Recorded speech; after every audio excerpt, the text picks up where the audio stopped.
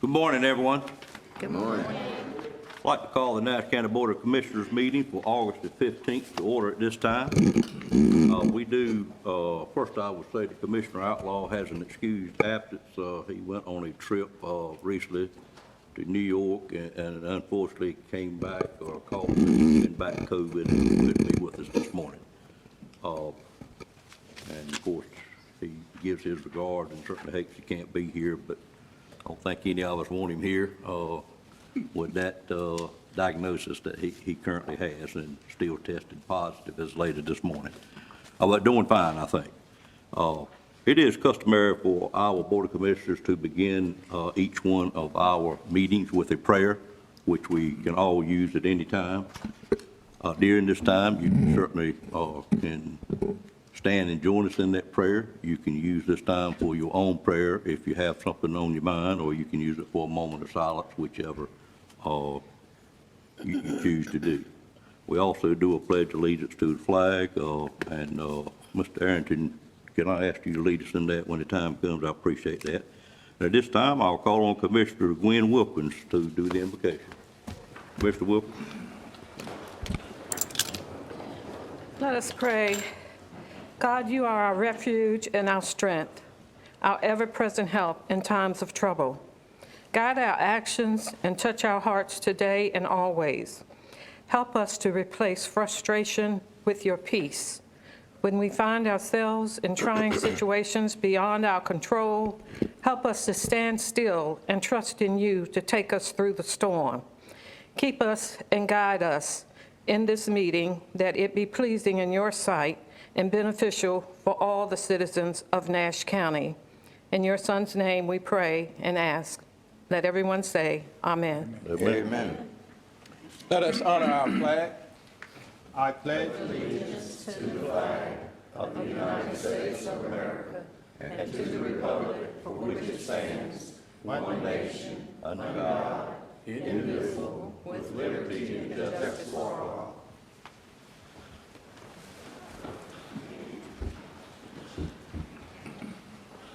Thank you, Commissioners. We are now on item number 4, which is approval of the minutes that we would have from the month of July. We had a regular meeting on July the 10th, and we had a special call meeting on July the 28th.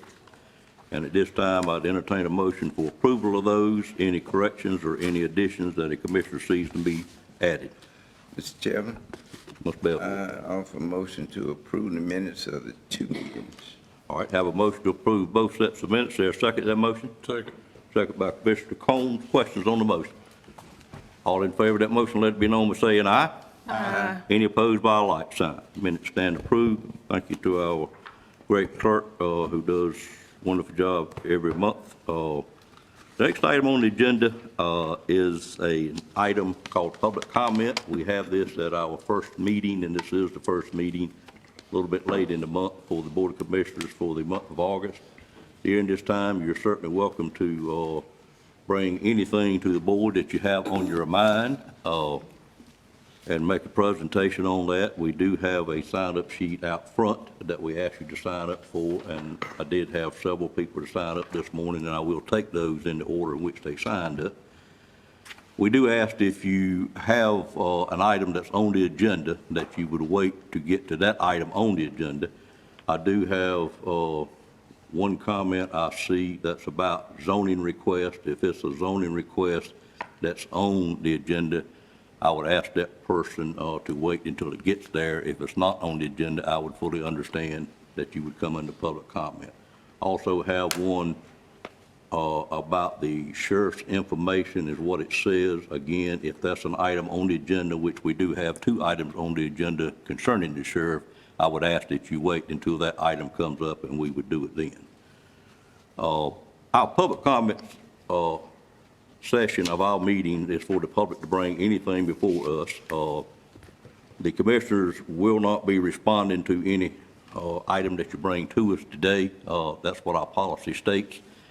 If there's any questions about it, I as chair would ask the questions I see that may need to be asked. We do ask you to address the whole board and not individuals. We asked you to do it in a decor that would be acceptable to all in the room, and I've never had any issue with that in our meetings, and hope that continues. And I'm sure it will, quite frankly. We asked you to hold your comments according to policy to 3 to 5 minutes and be cognizant of that. And of course, if you have repeated statements by different individuals, if you could have one spokesman to speak on those, or if you have other topics or points that you want to make on the same thing, certainly that would be acceptable as well.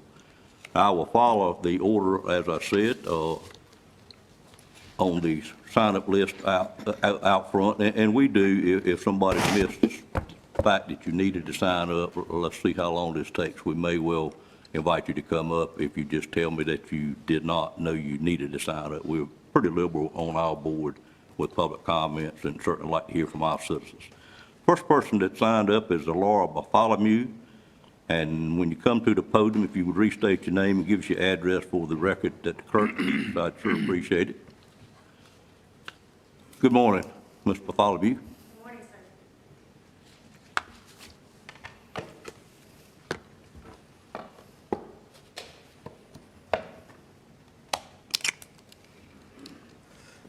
sir. Laura Bartholomew, 8618 Rich Road, Castelia, North Carolina, 27816. Good morning, Commissioners. Right. I stand before you like I did on April 3rd, asking for justice for Crystal Lane and accountability for the leadership of Nash County Department of Social Services. And the only thing that has changed since then is that I now add another picture of a precious baby, Chase Hilliard, who has also died while under the care and casework of Nash County DSS. Today is a public outcry. You have failed to do your jobs, so we, as the public, are crying out for justice for Crystal and justice for Chase. I also have in my hand a petition I created stating, this petition is for the removal of at least one of the Nash County Department of Social Services head leaders, specifically director, deputy director, and/or program manager. The reason is for failure to act on the safety and welfare of these children, Crystal Lane and Chase Hilliard, to be removed from their current homes because their life was in danger, and by not removing, these children resulted in their untimely death. As of today, no accountability or disciplinary action has been taken to these leaders. I have 133 signatures that agree with me. I wish the 3 leaders could be in the room today to hear this public outcry. For these children and for many more, Nash County DSS is the support, it's the provider, the protector, the love, and even the families. And for those under the watchful eye, you have failed. If the director lived up to her role, she should have at least addressed the public with empathy, accountability, compassion to the citizens and county that she serves. She didn't. So now, how can we even have faith in the director, deputy director, or program manager of Nash County DSS at all? We can't. The decision to not speak up has and will reflect future social workers and having faith in this organization. What has happened for these 3 positions is this. Positions close to retirement plus complacency has equaled death. Leaders cannot be so out of touch that you forget the reason you first went into this field, to help those that can't help themselves. You are the rescuer. You're the hero. So where's your humanity, your morals, your ethics, and again, accountability? We're not going to be silent. I will not be silent. The blood of Crystal and Chase, and God knows how many others, are crying out for justice. Thank you.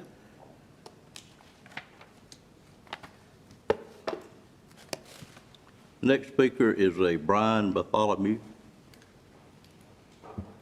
Good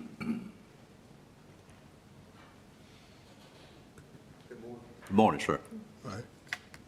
Brian Bartholomew, 8618 Rich Road, Castelia, North Carolina, 27816. With this occasion, I am taken to Genesis chapter 4, verse 9 and 10. Abel has just been killed, and God is asking, where is your brother? Cain's response is, who am I, my brother's keeper? God asks, what have you done? The voice of your brother's blood cries out from the ground. Today, the blood of Chase and Crystal are crying out to God. And God is asking DSS, what have you done? Their blood is calling out to me, and it seems that DSS is saying, am I my brother's keeper? I've been in business for over 20 years. I know the importance of monitoring data and key factors. Monitoring these factors inform the organization of health and deficiencies. Once deficiencies are established, management should have immediate corrective processes to respond. Corrective measures must be implemented immediately to ensure proper alignment with core values and the safety of those they serve. When organizations are mismanaged, as you see today, the past 6 months, and in 2020 with Chase, the consequences can be tragic. Genesis 4:11, although Cain was forgiven, God removed him from his position. This is about justice for all children. If these events do not warrant change, what must it come to? Thank you. Our next speaker is Maureen Peacock.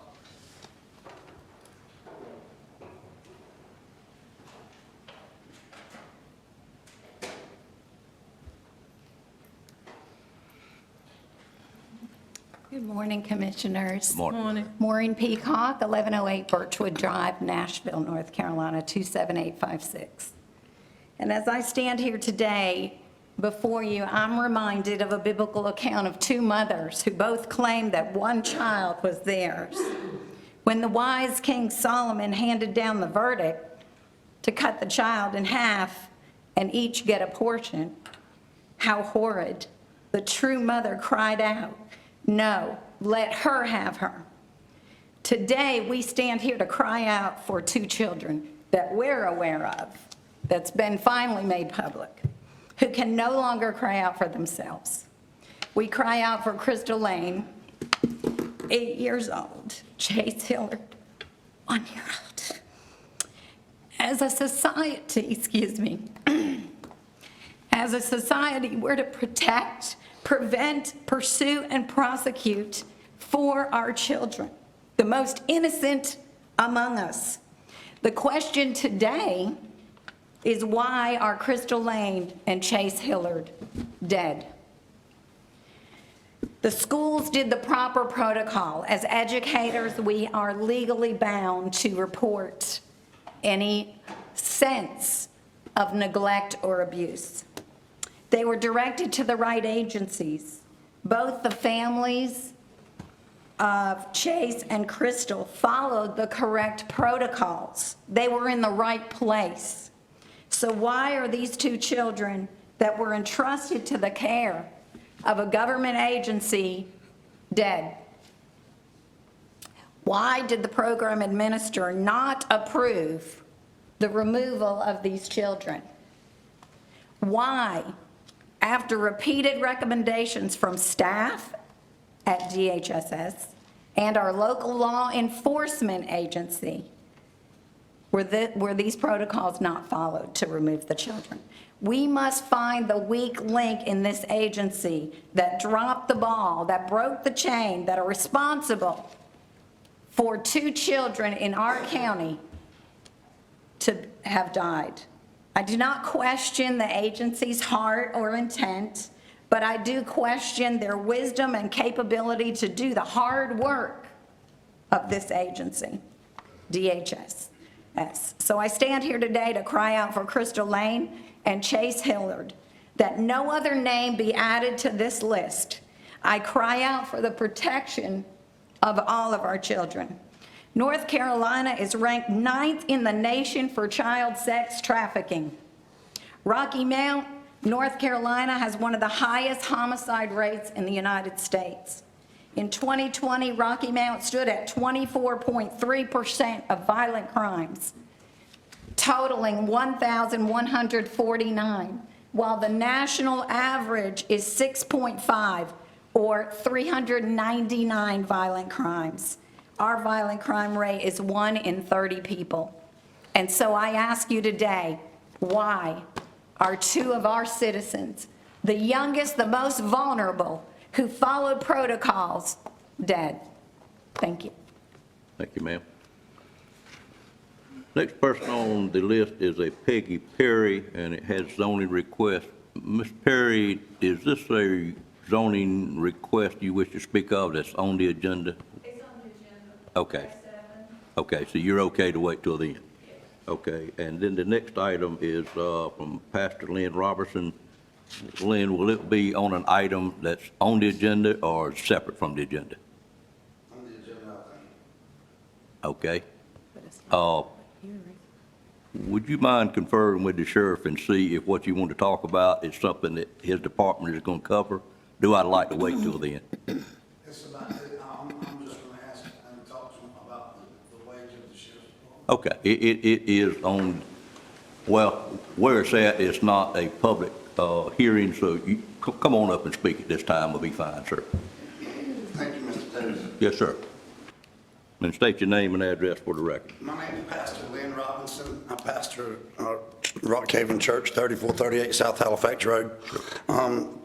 I was in the meeting the other day, and I've been pastoring for over 15 years. Mr. Davis, you did a great job the other night at the meeting, and got a lot of information off that, and thank you for the information. I hope that really isn't too late, and the deck hadn't been stacked against us too much to fix that. But the other night, it was stated that Nash County didn't have any issues with money, and it was kind of the statement that was made, and that's a great thing. I'm glad to have that and glad to know that we are doing good financially as a county. But let's see if we can help our sheriff's department and invest in them. We got great, amazing leadership. We got the best leadership in our sheriff's department than Nash County's probably ever had. And I'm just wanting to know if we can help them to get the ability to pay them a better wage, a decent wage. There's no way we can pay them what they're worth for going out there and risking their lives and getting on the line, and their mental health, the attack that's on our first responders' mental health. Could we, please, we're getting taken advantage of, and our department is by what Rocky Mountain's done with theirs. I know that sometimes we don't have the ability to do everything, but we can do something and try to step it up and let them know how much we appreciate them and care for them and just support them the best we can. Thank you. Thank you, sir.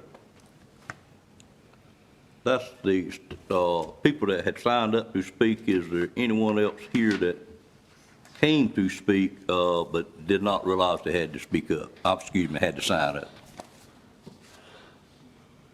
All right, thank you for all the speakers. Glad to have this time allowed each month for you to bring to us what you have on your mind. The next item, number 6, Madam Clerk, is it still removed from the agenda? Yes. Okay. For benefit of the board, and I think you all know it, that person wasn't able to be here today, so we'll move to item number 7. Item number 7 is a public hearing on conditional zoning request CZ 230501 Williams Grove, Shallow Creek Trail, and I'll call on our planning director, Adam Tyson, at this time to make the presentation. Good morning, sir. Good morning.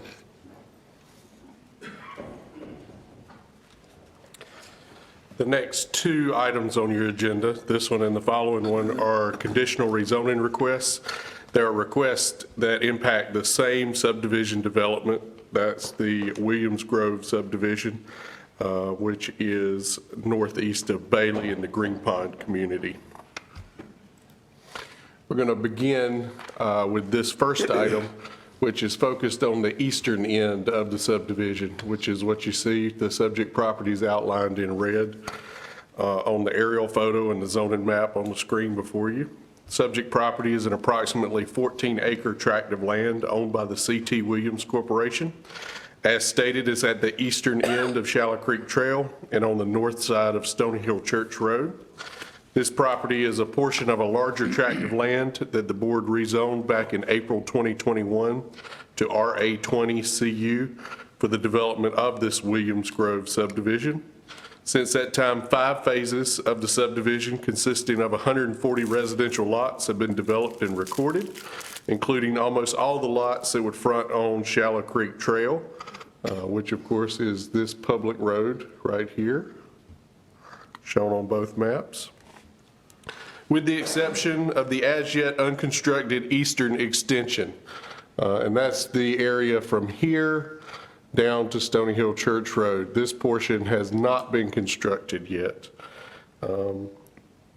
That was previously proposed by the developer and approved as shown here with the curve to connect the interior of the subdivision with Stony Hill Church Road. I'll advance. This is the originally approved sketch plan. These are the remaining lots that would be recorded, and of course the remaining portion of the road to be constructed that would provide another entrance and exit for the subdivision and all the lots to the west. What you'll notice is the red highlighted portion here. The construction of this road will require both temporary and permanent impacts to an area of existing jurisdictional wetlands located on the subject property.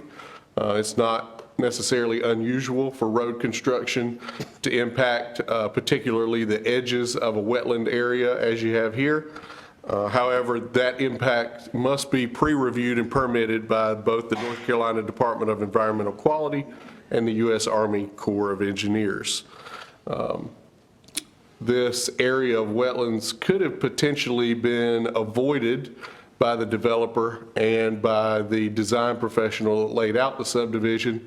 Unfortunately, the lots along the road have already been recorded and sold, and they left one gap for the interior road. And so in order to connect that road to the portion of the road they built this way, the only option they have left for that connection goes through that edge of that wetland, which is going to require the review and mitigation measures that are determined to be necessary by the state and federal government.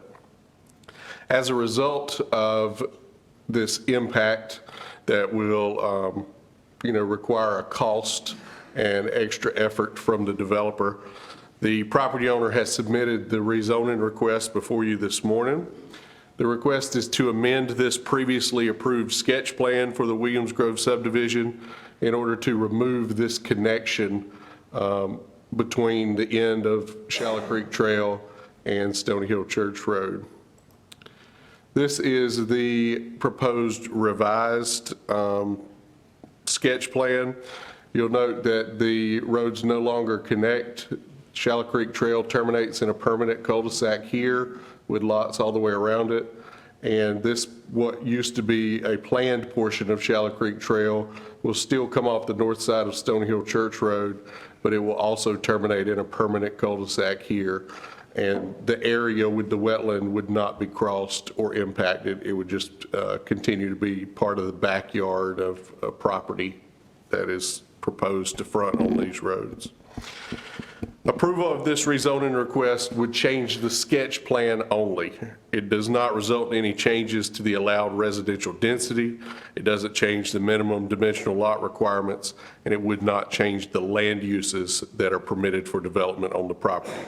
It is only the layout of the roads in the subdivision that is in question in terms of today's rezoning request. Likewise, there were development conditions that were placed on the property by the previous rezoning that will also remain in effect, although there is the opportunity to attach additional reasonable site-specific development conditions with the consent of the applicant following this morning's public hearing. The applicant, as I said, has submitted this revised sketch plan. And just to, again, highlight the changes, it removes the previously approved connection of Shallow Creek Trail to Stony Hill Church Road by breaking the previously proposed road into two different segments that would terminate in permanent cul-de-sacs. That will also allow the developer to avoid the permitting and mitigation costs required for crossing that wetland area. Also proposed, which we haven't discussed up to now, is there's a maximum cul-de-sac length between the intersection of Chapman Road, which would be back to the left on this map, and this cul-de-sac, that length is not per the ordinance to exceed 1,200 feet. And because we are adding this terminating cul-de-sac, it will be much longer than 1,200 feet. So to break up that block length, the applicant has proposed this new stub road that would come off the north side of Shallow Creek Trail and go to the adjacent property line of the property to the north. That creates a break in the block length so that neither side exceeds the 1,200-foot maximum allowance. This is an excerpt from the future land use map from our recently adopted comprehensive land use plan. The revised subdivision sketch plan is both consistent and inconsistent with the land use plan. Generally, the land use plan does discourage development impacting the designated water protection natural resource area. That's the blue area that you see right here. And that, of course, includes the jurisdictional wetland on the subject property.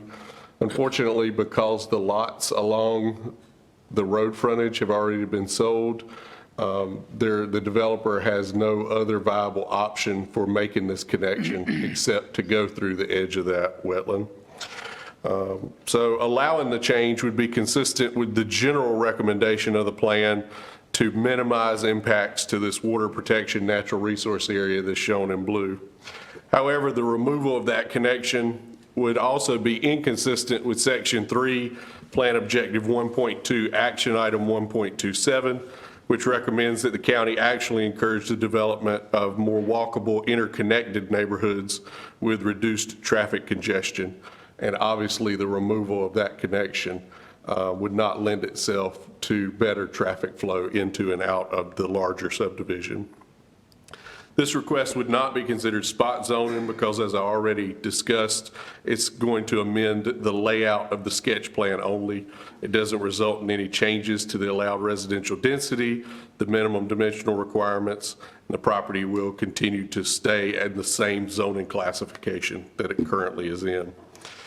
The Nash County Technical Review Committee considered this request back on May the 4th. And then a second revised version on June 29th. The Technical Review Committee recommended denial of the request, and it is based on the same determinations that are noted by the Planning Board in the following section of the report you have before you.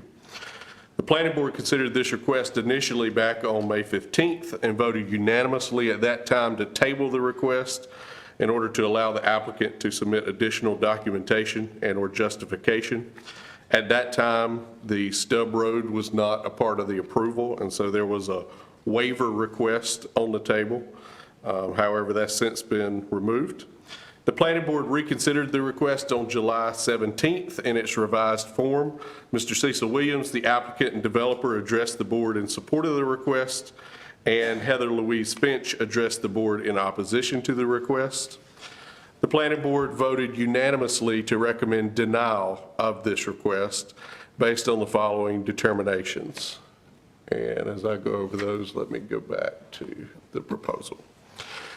Number one, the proposed removal of this previously approved connection between Shallow Creek Trail and Stony Hill Church Road would result in an inferior subdivision design because it eliminates an additional point of vehicular access and local road interconnectivity that would benefit not only the 93 already existing interior lots of the subdivision, which extend off to the west, but also the additional interior lots that are still proposed for development in the future to finish out the subdivision.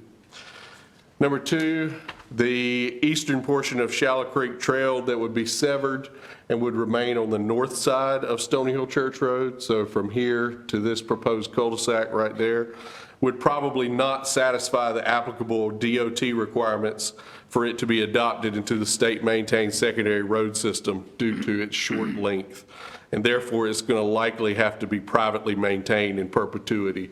Whereas if the road were connected as previously proposed, the entire road would be eligible for adoption into the DOT secondary road maintenance system. Number three, the proposed construction of the new stub road here is considered likely to run into some of the same problems as the wetland crossing of this road. As you'll note, the stub road, in order to reach the property line, would have to cross and impact not only a wetland area, which is the issue over here to the east, but it will also have to impact the 50-foot riparian buffer that is required by the state to protect the stream that defines that property line. So there are actually 2 layers of environmental concern here for this stub road, whereas there's only the wetland to deal with over here on the eastern side. And so we suspect that when the developer investigates this option, they're going to run into many of the same, if not worse, issues than what they had over here in order to get that stub road to the property line. It's also the opinion of the TRC and the planning board that the applicant has not yet sufficiently engaged with their environmental development consultant or the U.S. Army Corps of Engineers to assess the approximate cost and requirements for constructing the currently approved Shallow Creek Trail wetland crossing. The applicant has submitted this cost estimate for the original plan, which would be to connect the road to Stony Hill Church Road. And as you can see, the required mitigation payment remains undetermined. And so neither the county nor the developer knows the true cost of that road connection. But regardless of the cost, the TRC and the planning board still feels that the original plan design is superior to the proposed revised design that's before you this morning. You have motions in your package this morning for both approval and denial. In the event that the board recommends, in the event that the board approves the request, there are 6 development conditions. These 6 development conditions really are just an echo of the development conditions that already apply to the rezoning, so we're just carrying them forward. The only exception to that would be condition number 4, which involves one of the lots down here.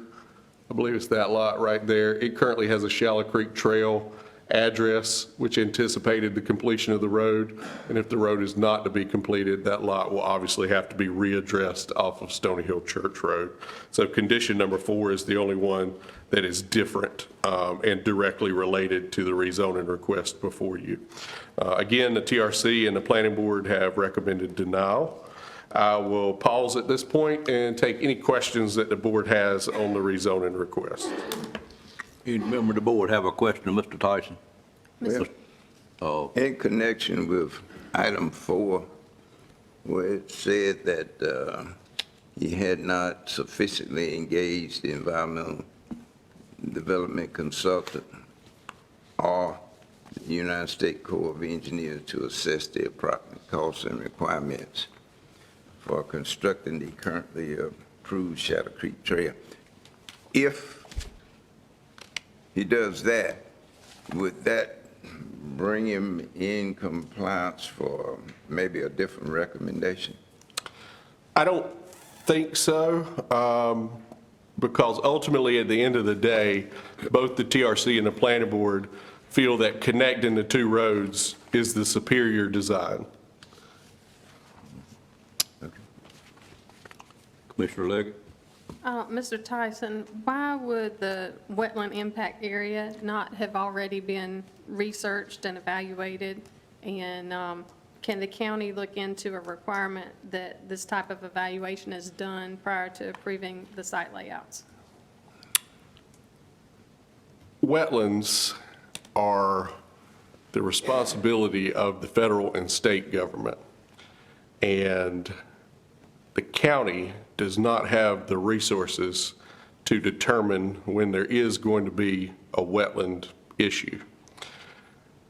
It is recommended that a developer assess an entire property before they begin subdividing, but there is not currently a requirement in the UDO where a developer would have to submit a comprehensive wetland assessment of the property before beginning to subdivide, as in this case, the lots that are directly along the road on Stony Hill Church Road.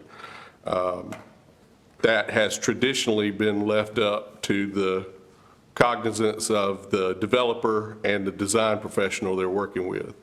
I believe hypothetically, there could be a requirement that the county would put in place that could require a full wetland assessment prior to a subdivision.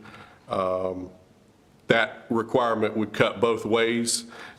In the case where there's not a wetland issue to be found, it will increase the developer's cost on the front end, but it would be a more foolproof method to prevent situations like this where a developer or design professional has potentially overlooked an issue.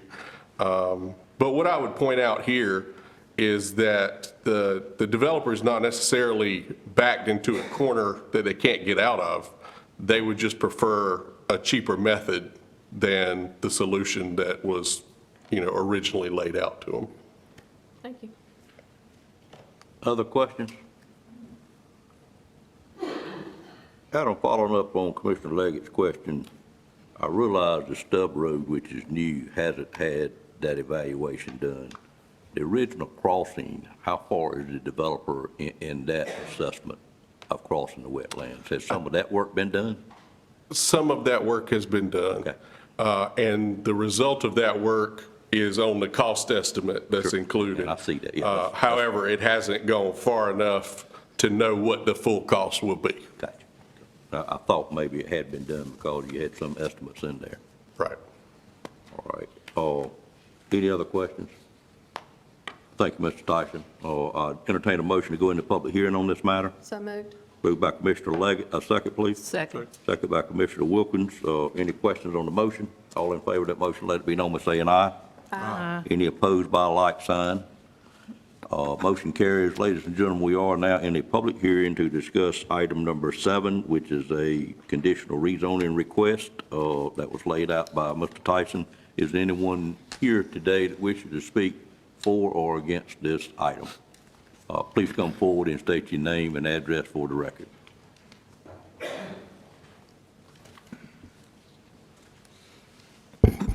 Good morning, ma'am. Good morning. I'm Peggy Perry. I live on 5693 Stony Hill Church Road and own property on Needham Road. It's a farmland which butts up to the development. I sent y'all a letter yesterday by email. I apologize for the tardiness of getting it to you. It came to you through Angie Perry London. I hope you got it. I won't read the letter to you since you have it unless you want me to. My request is a follow-up of what Heather Finch presented in the last meeting. I would like to have barriers built to protect my land from access from the development side. There has been an increase in trespassing on property in my area, day and night. People going onto private property, sometimes for no apparent reason, stealing produce, riding across farmland, destroying crops. My land is farmland, and I seek to protect it from future invasion by any form, using it as any form of access for traveling across my land. I want to preserve the farmland. And that, in essence, is my plea. Thank you, ma'am. Anyone else here today wish to speak for or against this item? Mr. Chairman, I would point out that Ms. Perry's property is actually adjacent to the property we're going to consider in the next public hearing on the western side. Okay. So if the board would just keep her comments in mind when we get to the next. I know I didn't get that email. If you would forward it to us sometime today, I'd appreciate it. Yeah, I've only received this printed copy, but I'll send it out. Okay. Other speakers for or against?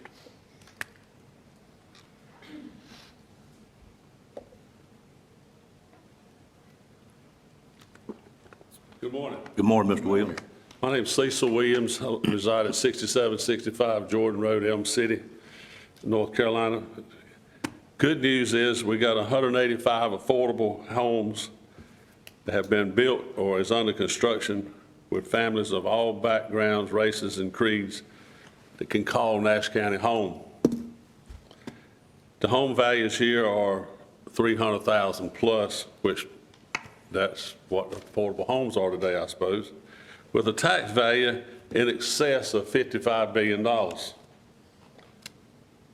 Have a good, diverse workforce. People I've met at the subdivision, we've got firefighters, mechanics, we got a police officer from a town outside of the county, and mechanics and business owners, a workforce for all kinds of jobs. The reason for my visit is I want to talk about my position with the wetlands issue that we have before us. We worked with a sketch plan when the rezoning was approved. This being said, knowledge of the sites was limited, so mistakes were apt to be made. Like going through the wetlands, the purpose was to loop the water line and to keep the water fresh. That was the main back and forth with the engineer that I'm finding out, is that they want to, it's not to force you to go through the wetland, but it's to force a loop in the water system so that the water don't sit in a dead end line and be stagnant. I understand that, and that's why it was done the way it was designed, the way it was done.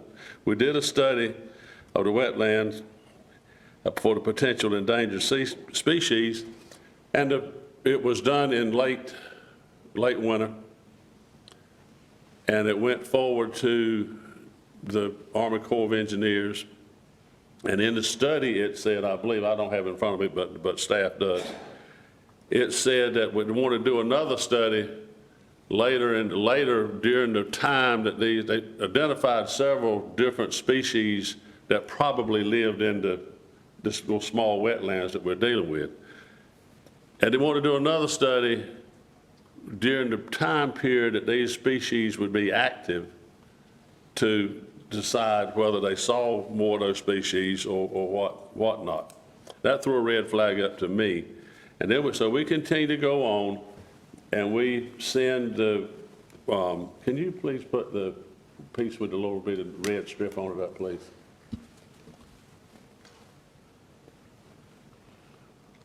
We continued on with the process, and after about $50,000 later, we were asking for the little red strip to be for crossing the wetland. Well, down to the left now, the Corps has said that they want us to include more property in the wetlands, and that takes us from what I understand, a minor infraction of the wetlands to now we're going into something that's going to require mediation and the payment of a lot of money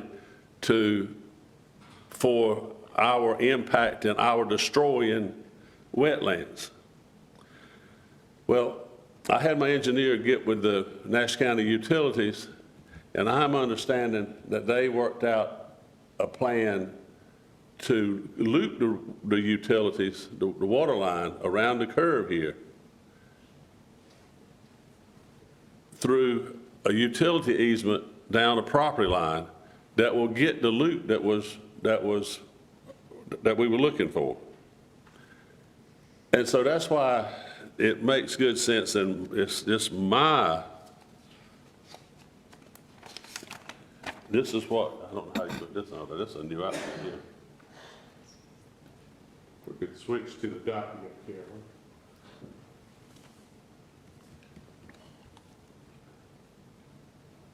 This was the proposal that we had, one of the proposals that we discussed several proposals with planning and with TRC. First time I went to a TRC meeting. putting the 2 cul-de-sacs in and still going down the water, down the property line, we can do it regular way, or if we push under shove, we may have to do a directional bore to get under the wetland. But that was one of our proposals. And now we're going to talk about the reason why we can't do it rests on block length in Nash County. Nash County, you have in the UDO the 1,200-foot block length. I've got here 2 subdivisions. One of them is under construction now that has been grandfathered in for several years. It's got a 3,500-foot block length that remains approved. A subdivision I built several years ago, Shamrock Grove off of Bendon River Road, has 2,100-foot block length that they have no problems and issues with. That's built and operating. And I'm gonna get into in the UDO.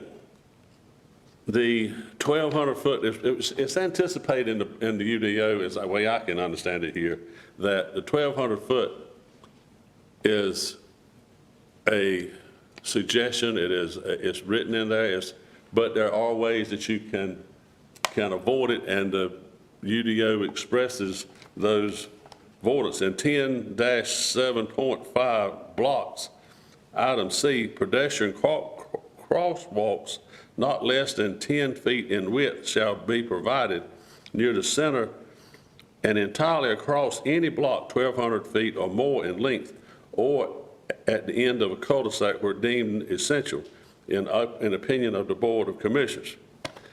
So that's another option that we can use rather than the Stubb Street that we had talked about. But the most important one that I think applies is the unintentional error. That's item C under this same number, where through unintentional error by the applicant, his agent, or the reviewing staff, there is a minor violation of the standards of the articles, which the violation is not prejudicial to the value of development, potential of the development, or the adjoining properties. It's my opinion. I hired an engineer. The engineer worked with the planning staff. We come up with sketch plan proposals. The planning staff review the proposals. They make changes that they like to see, and they send those changes back to the engineer. And this goes back and forth several times before it reaches the commissioners or the planning board. And then sometimes the planning board will send it back, and there are more revisions to the plan. But this connectivity of the water lines is more important than the connectivity of the road. I have one right here that the board has approved. It's not been very long ago. It doesn't have the block length issue, but it had the wetlands issue, and this was how that turned out. This is Seamster. That's on Old Smithfield Road, I believe. One of them's in dark and one of them's in light color. They were going to have to cross the Beaver Creek, and they wanted to put a road across Beaver Creek, and there was a lot of opposition here at the commissioners meeting, at the planning board meetings, and other places about crossing the wetlands. And so the developer came back and said, let's put a cul-de-sac on both sides. And then we're going to put a directional bore to satisfy the connectivity of the water that was required by the utilities department. And on the, I call it the south, because it's the bottom side of this, when this comes out, it still goes into a dead end because Bullhead Road at the current time doesn't have a water line going down it. But this is part of the, this is where we're at, is, I think is more important, is the water connectivity. But I think that the issue lies between staff and the engineers that we have as to why it wasn't moved up is for the connectivity. But in my opinion, if there's a way to stay out of the wet, we already shown how much, we've spent $50,000 in this process already. And we're showing that there's 90-something more thousand, or 90,000 total is what the engineer says now, without the mitigation.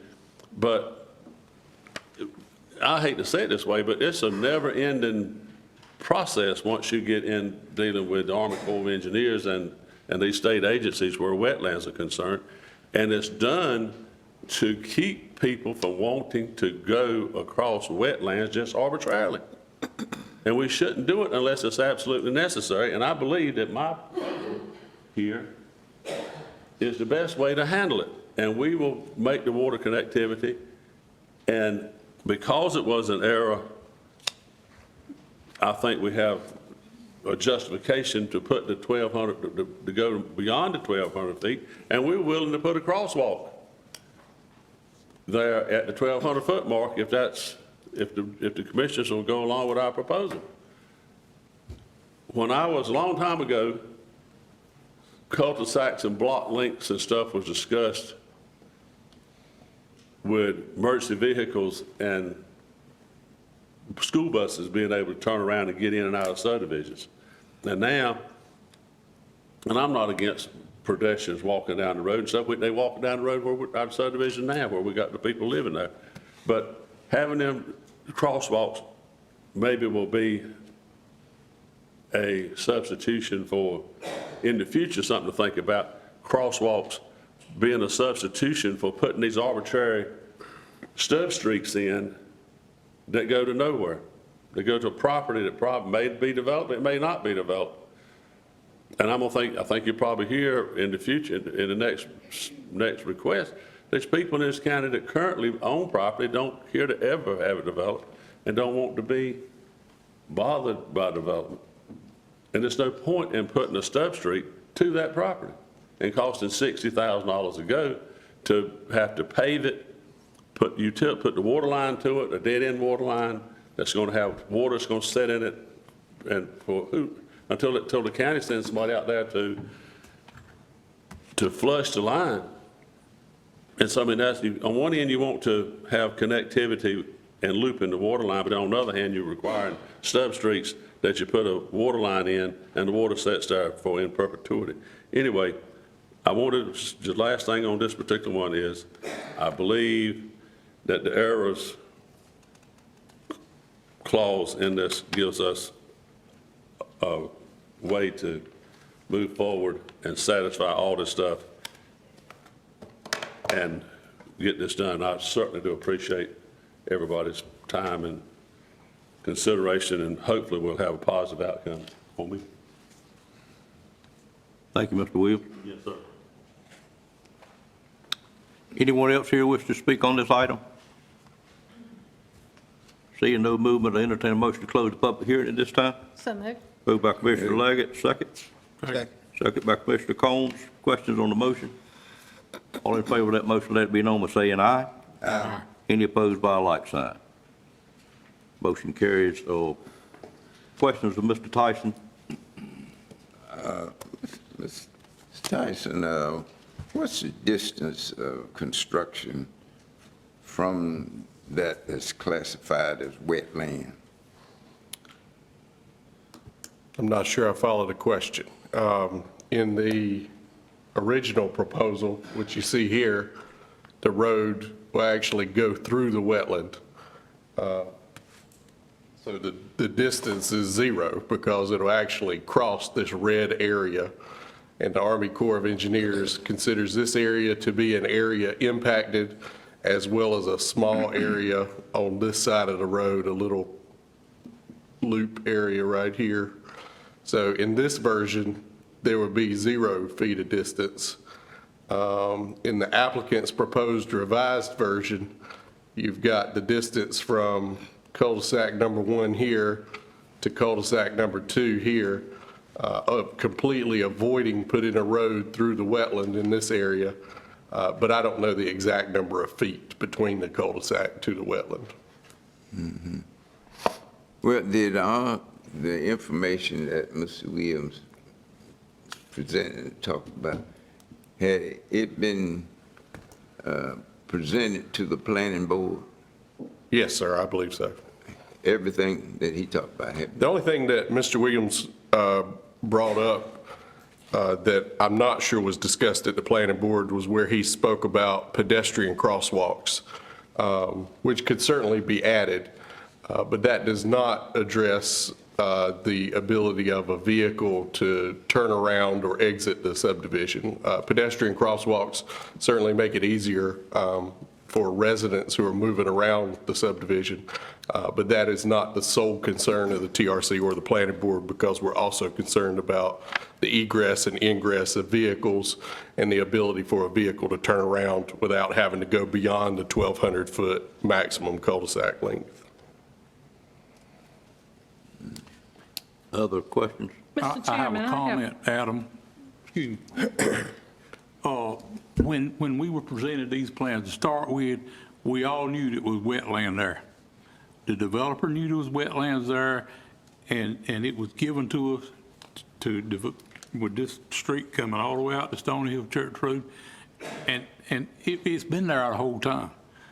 And maybe we should have it in our UDO that every subdivision have a approval and let us know what's going on from Department of Natural Resources, the Army Corps of Engineers, before we ever approve anything, no matter where the subdivision is. But that wetlands has not changed. It's been wet the whole time, and the developer knew it was there.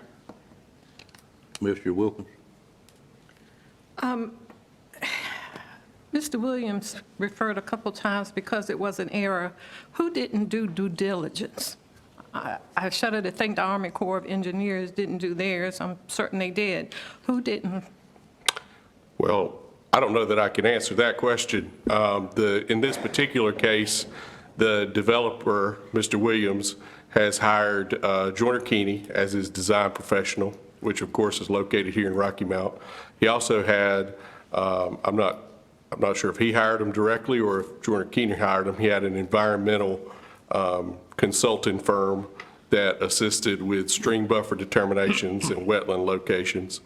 And the communications I've seen have been between that environmental consultant and the Army Corps of Engineers back and forth talking about this.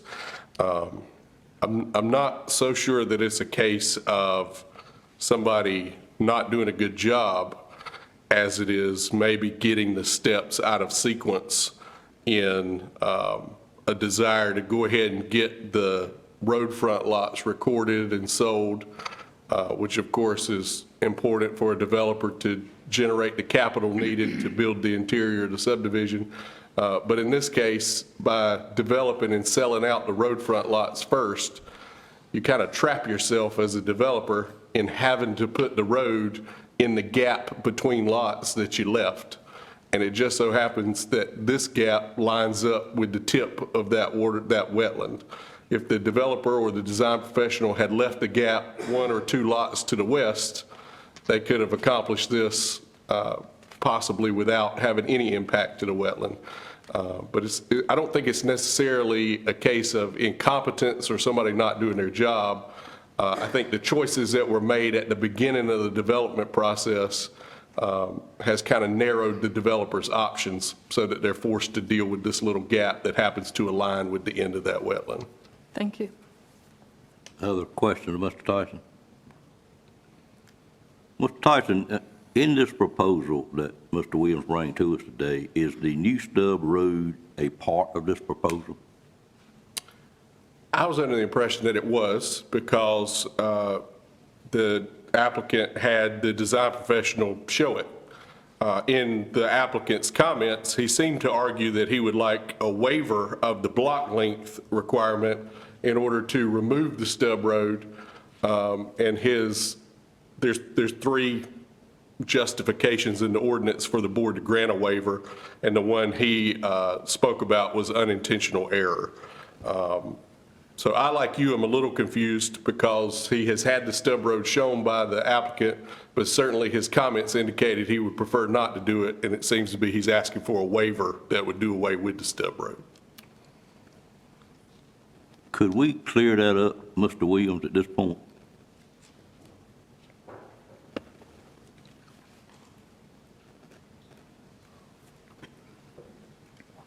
And the question is this proposal include the new stub road?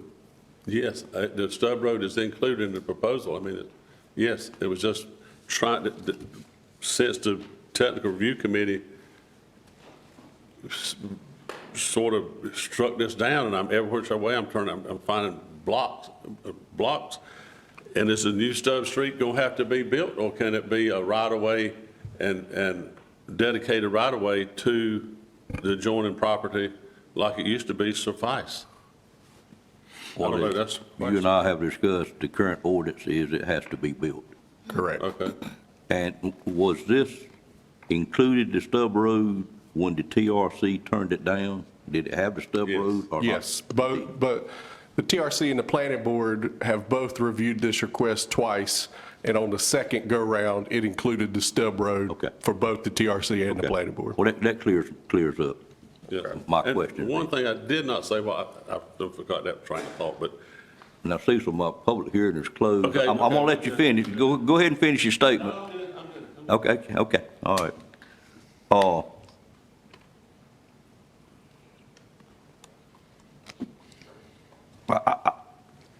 I have a lot of concern with this particular one, primarily because, Dan, what you said, I would hate to see us go that route, because it would be very difficult for any developer, and in full disclosure, everybody in the room knows I'm a developer. But it would be an awful burden to have to do wetland delineations on the front end of a project. But on the other side of that, when you submit a plan, a sketch plan, and get it approved, no matter what that delineation ends up being, you gotta live with it, and you gotta pay the cost of it. And I think that's the problem we got here today. I don't want us to over-regulate because, for instance, my situation at Birchwood here in Nashville, I've got a huge cost due to wetlands, and I'm not gonna say too much about my own, but that's the risk that we take when we get a site plan approved with just a sketch plan. The way to cure that for a developer is they gotta do that homework up front before they box themselves in. In this case, Cecil, I apologize, but I see this plan as bad as not worse, because the stub street is shown in a place that you could run into even more issues. And if we approve it like that, it's gotta be built, under our current regulations. So it's unfortunate. I can see certainly how it happened, but that's the risk that we take of moving ourselves this far along and not leaving this alternates until after you do the work on the wetland delineation.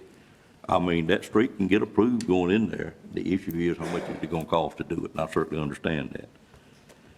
Adam, it is the only way to have handled this is through a rezoning. It seems a tad bit odd that we're calling it a rezoning, but I guess the sketch plan falls under the rezoning. So anytime you do a conditional rezoning, which is what this subdivision is subject to, it has to be tied to a site plan. And in this case, the site plan is the sketch plan.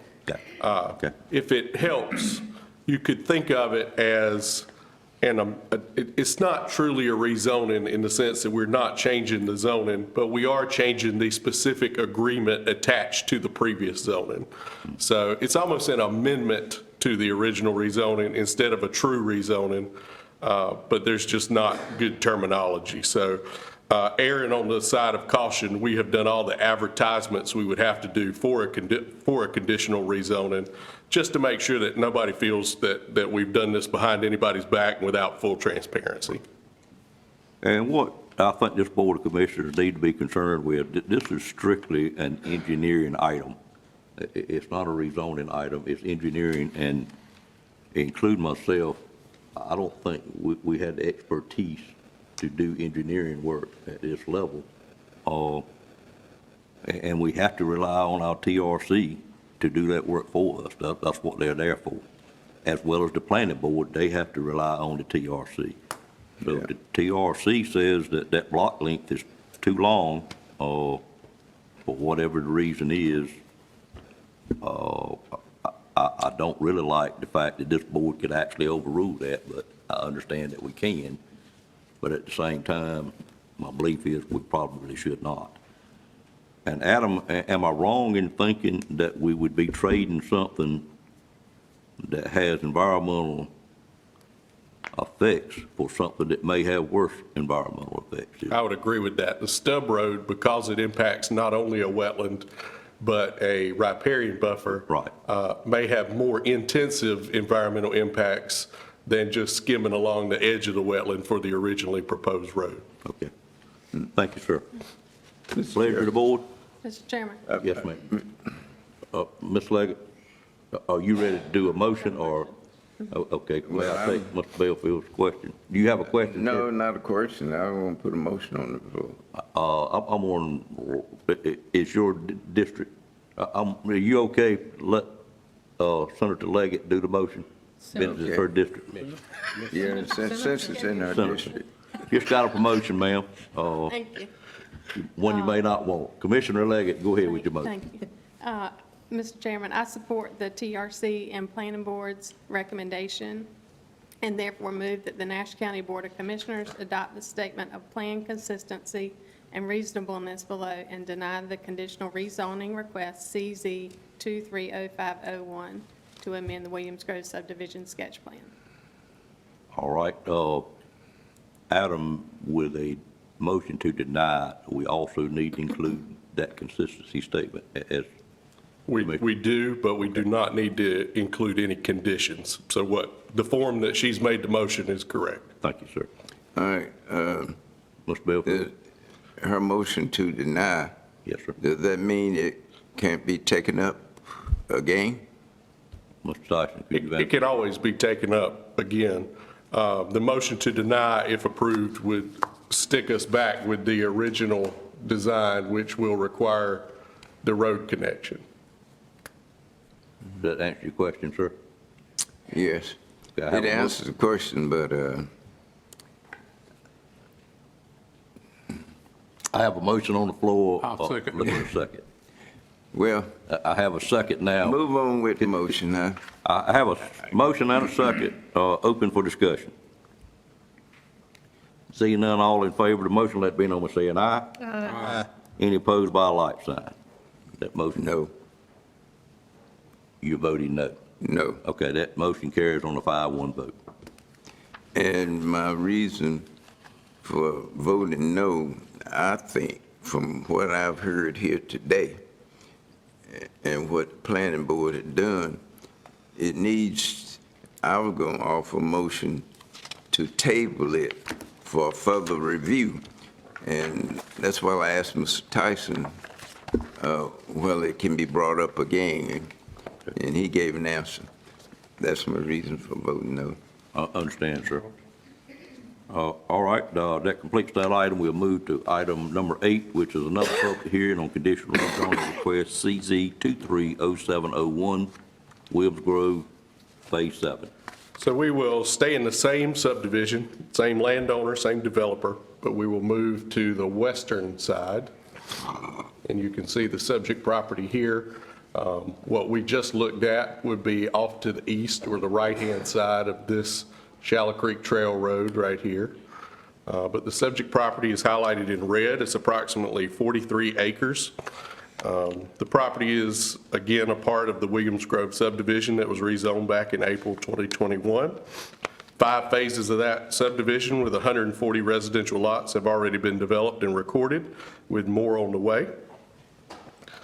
This is the original sketch plan that was approved by the board that shows an extension of Juniper Road that would cross the riparian stream buffer in the wetlands here and connect to a new road at a T intersection that would run the length of the property there. The applicant has submitted this rezoning to, again, just amend the sketch plan for the subdivision, Phase 7. The proposal, that developer has realized that possibly due to the soil conditions, there's less potential for residential lots in this area than was originally hoped for on the sketch plan. So what you'll notice is that there are fewer lots proposed on the revised version. Let's take a look at that now. So the revised version would remove that previously proposed connection across the riparian buffer in the wetland here in favor of terminating Juniper Road here. It would still have a road that runs east to west here on the north side of the stream. But it reconfigures those lots so that the lots themselves would adjoin the road, and then the road right-of-way would be immediately adjacent to the subject properties to the north. And one of these properties is the property that Ms. Perry spoke to you about. She owns the immediately adjacent property to the north that in this case would be immediately adjacent to the new public road. The public road would no longer be accessed by crossing the stream here. It would be accessed through what's called Whitley Crossing Phase 3, Ava Drive, which is an already constructed road that will connect to here. So this part of the subdivision would be accessible from the north up to Needham Road and Whitley Road through the adjacent subdivision, Whitley Crossing. Joyner Keeney, the design professional, has submitted this revised sketch plan to be the replacement site plan for this rezoning. Again, the only thing in question is the layout and design of the subdivision sketch plan itself. This change would not result in any changes to the allowed residential density, the minimum dimensional requirements, or the land uses that are permitted. Likewise, we would carry forward the same conditions that were attached to the previous rezoning along with this, and there's the opportunity to add additional conditions with the consent of the applicant. What you'll notice is that approval of this design again exceeds the 1,200-foot block length or cul-de-sac length. Not on the west, because you only go from this intersection to the cul-de-sac, but on the eastern side, this stretch of road would exceed the 1,200 feet by about 900 additional feet.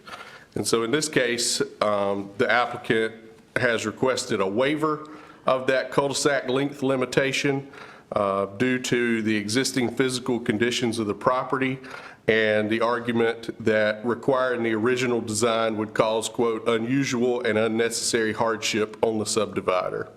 So along with the rezoning request, the property owner requested a waiver of the maximum cul-de-sac length limitation on the grounds that requiring the extension of Juniper Road across the wetland and the riparian stream buffer would be an unusual and unnecessary hardship. This is the excerpt from the land use plan, very similar to the last case. The proposed change would be consistent with the general recommendation of the plan to discourage development that impacts the water protection natural resource area, which is shown in blue here on the map. However, it would also be inconsistent with the specific recommendation of the plan that the county consider even shorter maximum block lengths in the future between 600 to 800 feet for medium density residential subdivisions like this in order to create more walkable interconnected neighborhoods with reduced traffic congestion. This would not be considered spot zoning, again, because it does not change the classification of the zoning district. It is only a change to the subdivision layout plan. The Technical Review Committee considered this request back on June 29th and recommended denial for a number of reasons that are listed at the top of page 21 in your package. Number one, the inconsistency of the waiver request with the recommendation of our recently adopted comprehensive land use plan for shorter block lengths.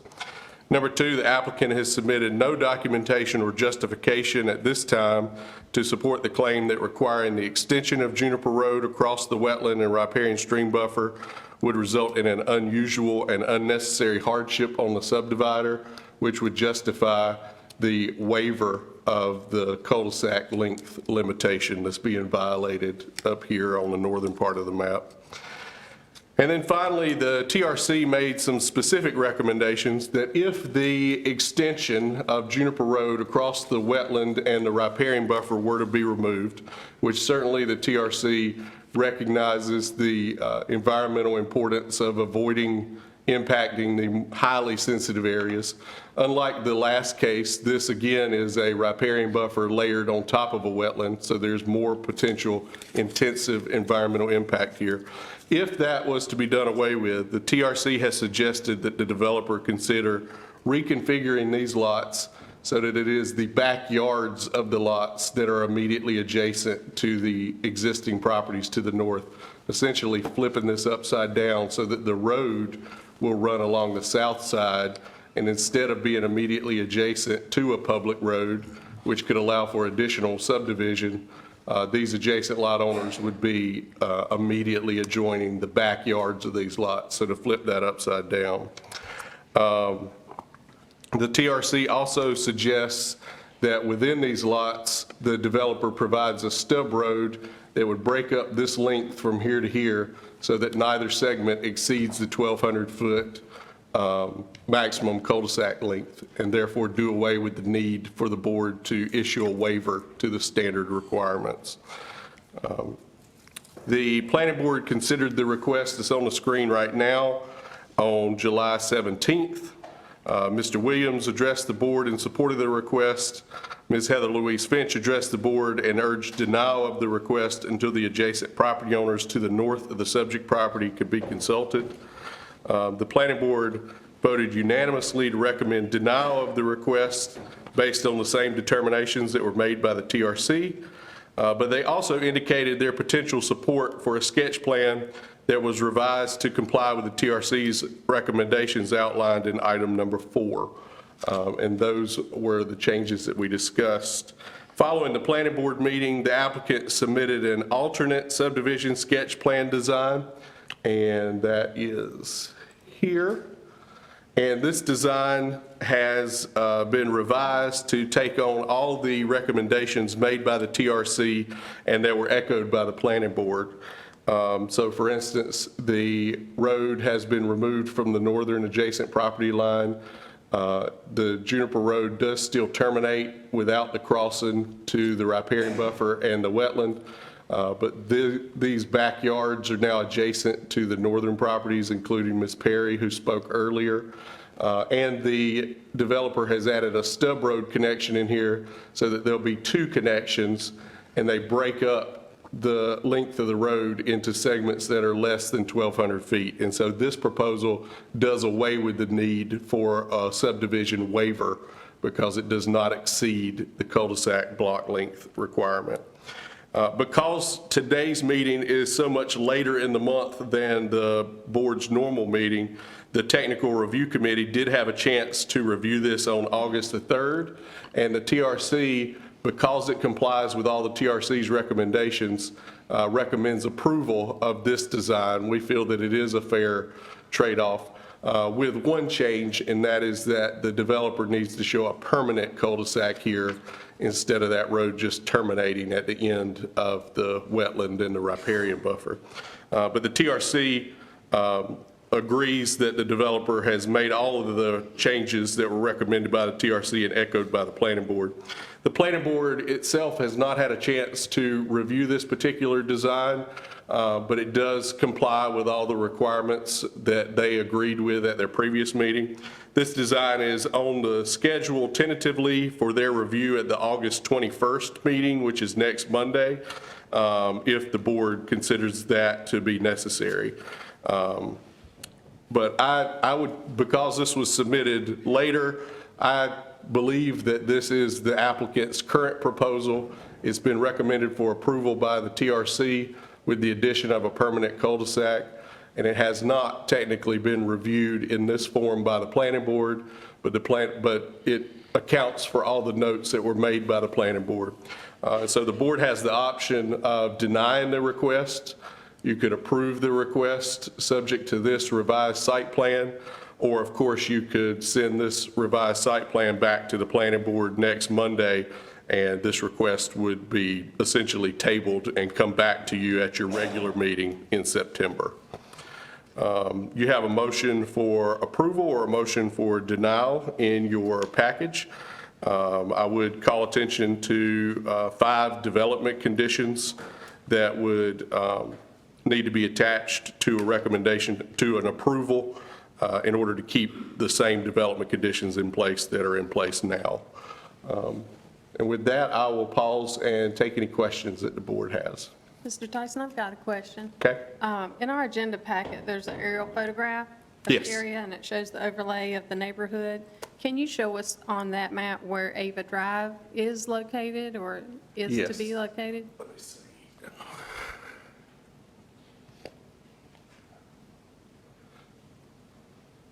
I believe Ava Drive is going to be right about here, where the tip of that mouse is, which disappeared, but It didn't. right there. And is that already constructed or not yet? I believe it is constructed but not complete. And of course, the road below it would not be allowed to be recorded until either it was constructed or bonded and the road coming out to Ava Drive was constructed or bonded. And of course, when it's bonded, that means that the developer has put the money under control of the county to do it if they fail to do it. So Ava Drive is a private street right now, that the developer is developing this property and building this street, is that right? Right, but the developer will be required to dedicate it to public use in order to be adopted by the DOT before they can record the lots off of it. But right now, it's a piece of privately owned property because the road is under construction. But the county will require them to publicly dedicate it before they create the lots off of it. Other questions of Mr. Tyson?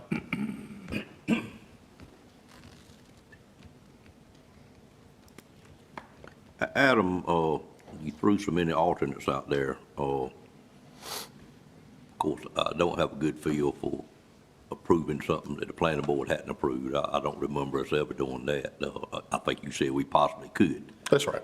Does staff have any thought on what the best way to handle this one is after the public hearing? Or do you want to, let's wait till the public hearing and then we can Okay. ask that question. I'm sorry. No other questions. Thank you, Mr. Tyson. Entertain a motion to go into public hearing on this matter now. Move to go into public hearing? Motion by Commissioner Leggett, is there a second? Second. Second by Commissioner Wilkins. Questions on the motion? All in favor of that motion, let it be known by saying aye. Aye. Any opposed by a like sign? Motion carries, and ladies and gentlemen, we are in a public hearing on item number 8, which is another conditional rezoning request, and if there's someone in the audience that wishes to speak for or against this item, you're welcome to come forward and do that at this time. Ms. Perry, your comment that you made earlier, if you want to add to, is certainly fine, but we understand that it was really more in tune with what we're dealing with now. Okay. So you're welcome to come back. You don't need to say it again, but if you have other thoughts, that's fine. And again, I hope you have an opportunity to read my letter, and I apologize for not getting it to you sooner. It states my stand and my concerns. Understood. I'd like to know what Ms. Perry thinks about the last proposal she saw.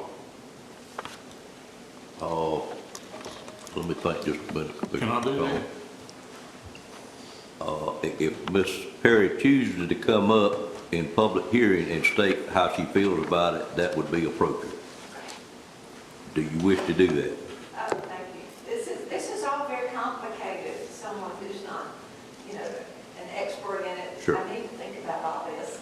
Okay, what Commissioner Combs asked, if you understood the second proposal, which you have an opportunity to do that because there will be another, I'm thinking there will be another public hearing for you to do that at that time. Right. If this is tabled or denied and brought back a different way.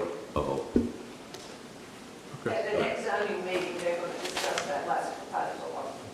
Depending on how we vote when we get through discussing this. Okay. Other people that wish to speak on this item?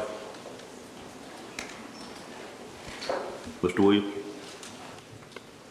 Mr. Chairman, Yes, ma'am. while he's coming forward, I just want to make note, I did receive that email, and I've since forwarded it to Okay, thank you. Yeah, I got it. It's probably in my spam mail. All right, I want to put the original proposal up there, please. You got it, I guess. Okay. The original proposal is in way back when, or the This one one- that this that is has this- the, I got you. And can you put both of them up there side by side? I can't do that. That's a little more sophisticated. If we could go back to the slides, please. You talking to somebody up there? I hope so. Hope I'm talking to somebody back there.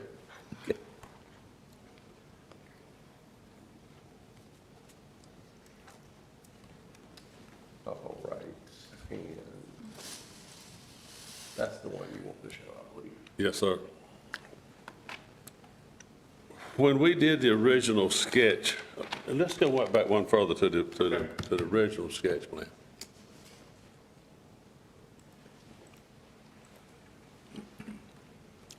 This is the original sketch, and as we can see, this tags a little bit back on the other rezoning request, that the stream runs all through these lots on the bottom, on the south side, I guess, of this map. And with conversations that I understand between the engineer and staff, it was to get all the lots you thought you might be able to get and put them on the sketch, and it would be easier to take away than it would be to add on to. That's how the concept was. Now we can go to the one with the road at the top. Yes, sir. So this was the logical answer to the question once this other subdivision was being put in to give us access from Needham Road, would be to go up, and if anybody has any question where that red arrow is at, that's where the new road is coming in from the other subdivision.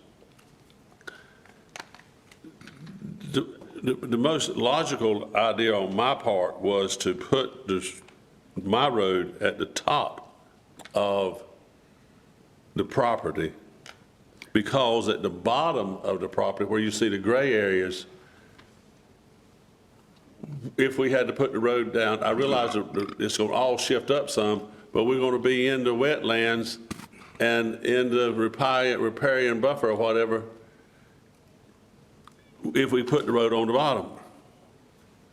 So the idea was to put the road at the top. And I know some of the neighbors don't want to develop the land now and don't want to sell the land. That's perfectly fine. That's perfectly fine. But I don't see the problem in putting the road in and giving somebody in the future the opportunity to have lots free, to come develop their land. Just because one don't want to do it, I'm sure there's other property owners, there's several property owners in here that would love to have a free road. I think most of us in here would love to have a free road put on property we own so we can sell lots, and it costs us nothing. I'm gonna bear the cost of all the construction and all of the development. If we put the road at the top, that's what and that is my proposal today, as we were turned down by technical review, we were turned down by the planning board, but this is what's before the board, is putting the road at the top. And giving people opportunity, which I thought was a good gesture, to be able to sell lots on a free road. And we come up again with the block length of being 1,200 foot, which you just heard staff say, They want to reduce it to 600 or 900 feet in the future, in development. And I realize maybe this, I'm not going to say, anyway, this is my proposal, is to put it at the top and have people be able to access this road with development. The ones that want to, the ones that don't want to, don't have to. And that's, I'm here to answer any questions. If you put the road at the bottom and go through the wetlands, dirt that's not good to move, not cut and fill and all this kind of stuff, it just makes the most sense in the world to me. But yet the block length is the only problem. Block length is the only problem. And the UDO plainly gives a way to get around it, but we can't do it. We get turned down. You could put the crosswalk here, just like the UDO says you can do, but we can't do it. And I'm completely frustrated, but that's not an unusual occurrence. So anyway, any questions of the staff, of the board commissioners? The only thing, Mr. Williams, we need to clear up, Adam, is what are we looking at today? Right.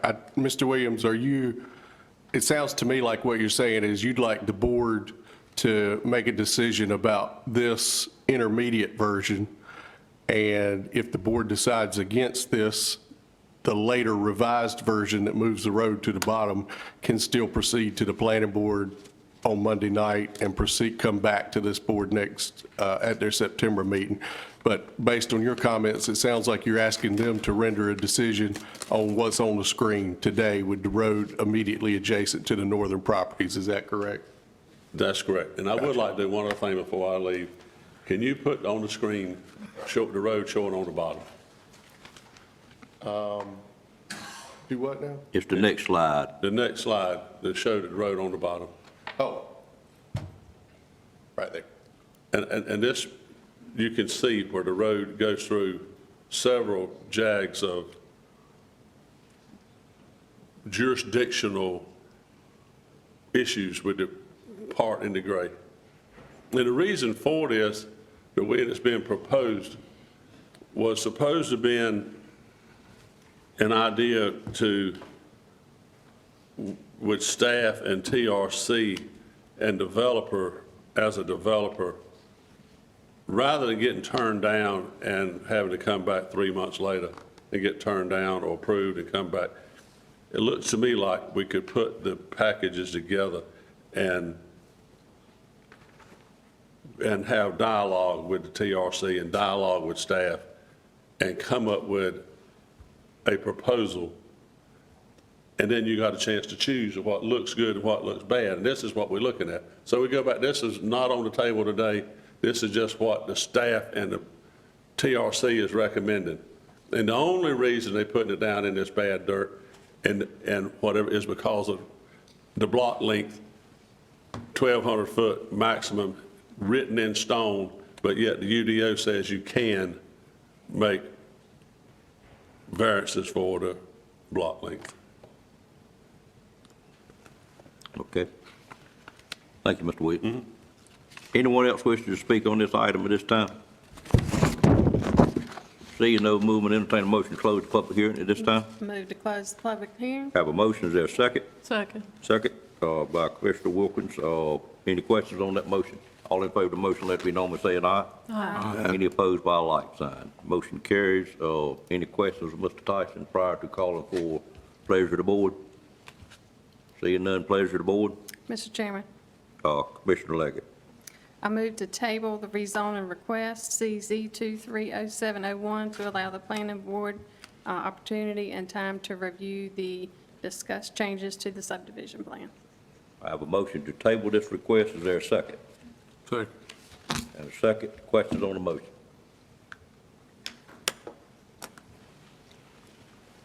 My only question is, we okay? Because the last thing Mr. Williams asked for was a up or down, I think, but we can do what we wish.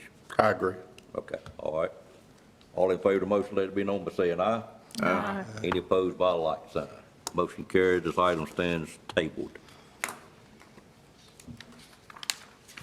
All right, that brings us to our final planning item and public hearing for the morning. You're not gonna let me read this? Go ahead, sir. I'm kidding with you. Go ahead.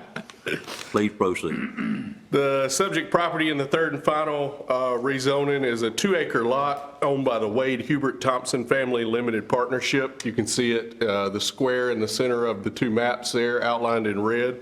It's located at 9942 Beaver Dam Road, Middlesex, south of the actual town of Middlesex, and it's in the R40 Single Family Residential Zoning District.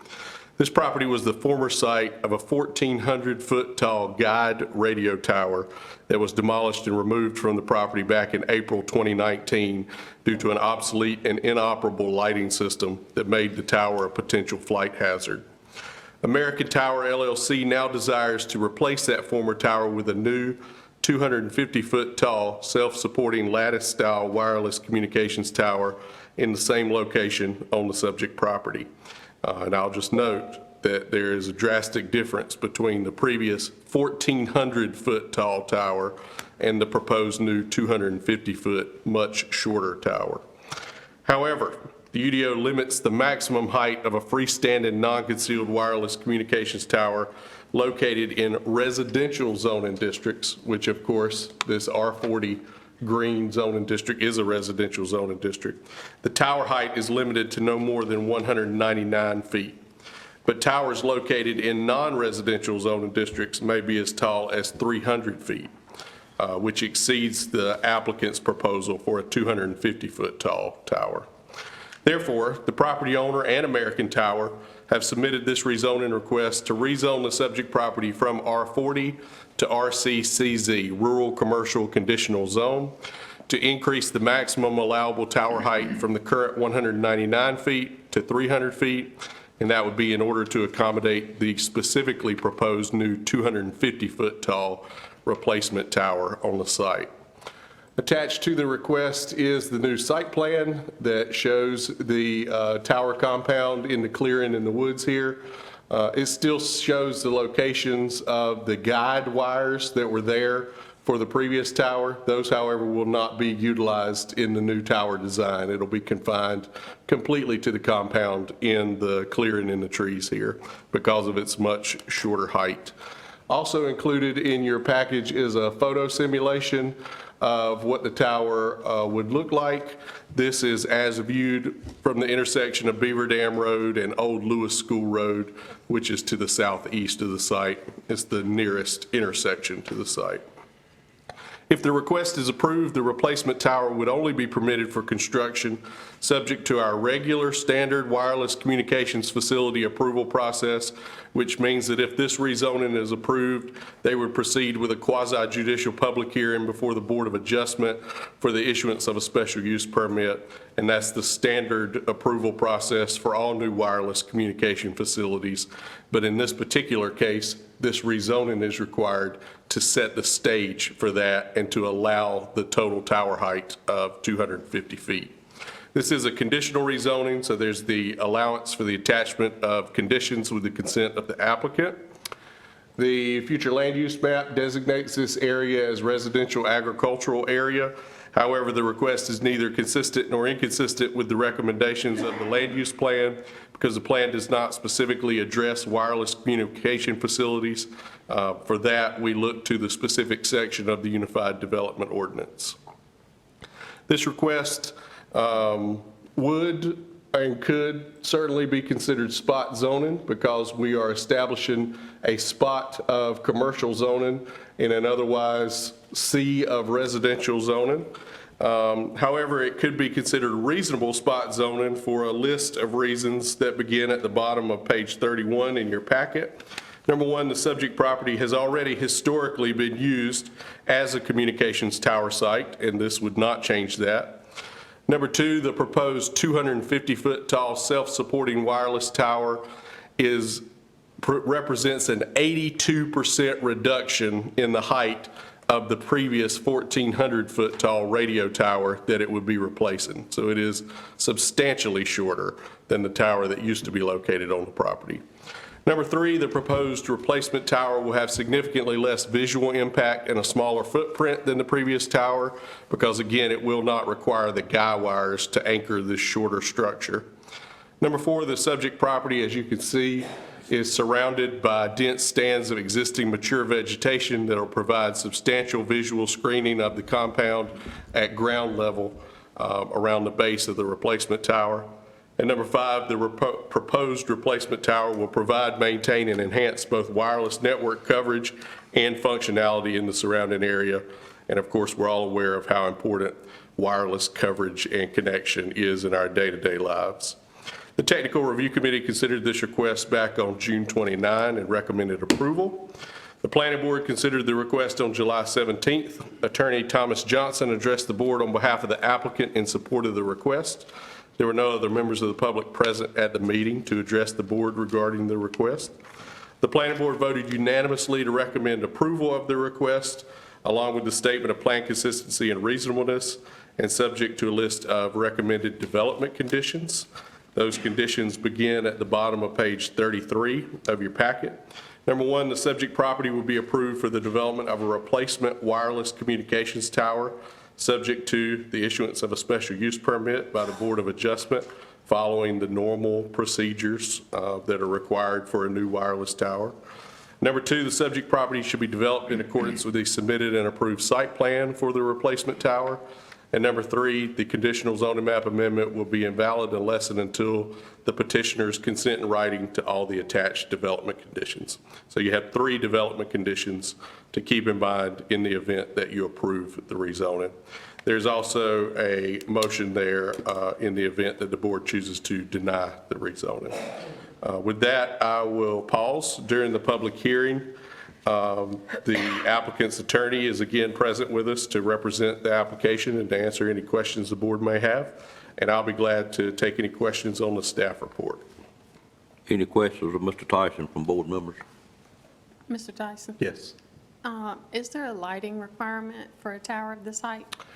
I believe there is a tower. I believe you trigger a tower lighting requirement when you hit 200 feet or taller.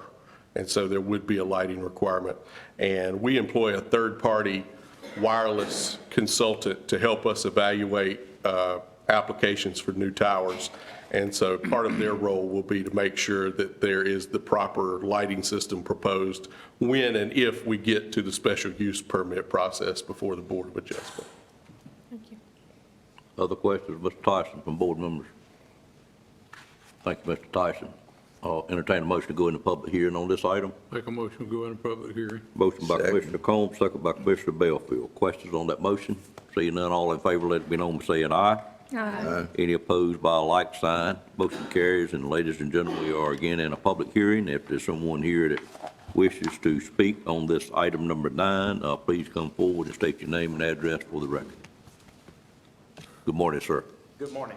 How are you doing? Great. I'm Tom Johnson. I'm an attorney with the law firm of Williams Mullen at 304 Fayetteville Street, Suite 1700 in Raleigh, here on behalf of the applicant.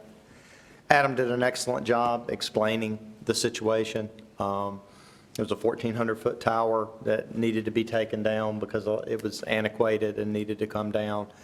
We explored reducing it to 250 feet, but we really couldn't do it with that existing structure, so we're just proposing to come back with a much shorter structure. It will need to be lighted, but the lighting systems are a lot better than they used to be and less obtrusive than they used to be. So it'll be much less than the 1,400-foot tower that was there. I'm happy to answer any other questions you may have, but again, Adam did an excellent job summarizing where we are and where we've been, and we appreciate the support of the TRC and the planning board. Thank you, sir. Any questions? Thank you for being here, sir. All right, thank you. Other speakers for or against this item? Seeing no movement, entertain a motion to close the public hearing at this time. Move to close the public hearing. Motion by Commissioner Belfield, a second. Second. Second by Commissioner Leggett. Questions on that motion? All in favor of the motion, let it be known by saying aye. Aye. Any opposed by a like sign? Motion carries. Pleasure of the board. Mr. Chair. First of all, do you have any questions for Mr. Tyson? Seeing none, pleasure of the board. I make a motion, we approve the conditional zoning request with, along with a statement of plan consistency and reasonableness. Have a motion by Commissioner Combs, there a second? Second. Second by Commissioner Leggett. And Mr. Chairman, just to clarify, that would also include the 3 proposed development conditions. Is that correct? That's correct. Thank you. Yes, sir. Any other questions on the motion? Must have something to do with rural internet as quick as Mr. Combs made that motion there. Maybe. Maybe. All in favor of the motion, let it be known by saying aye. Aye. Any opposed by a like sign. Motion carries. Thank you. Thank you, sir. I don't have any notion for a recess. We okay to keep going? Yeah. All right, we'll move to item number 10, State of Nash County Sheriff's Office, and I'll call on our, You missed one. I'm sorry, did I miss one? 10 is 10. transportation. Pam. Presentation to the board. Pam. Item 10.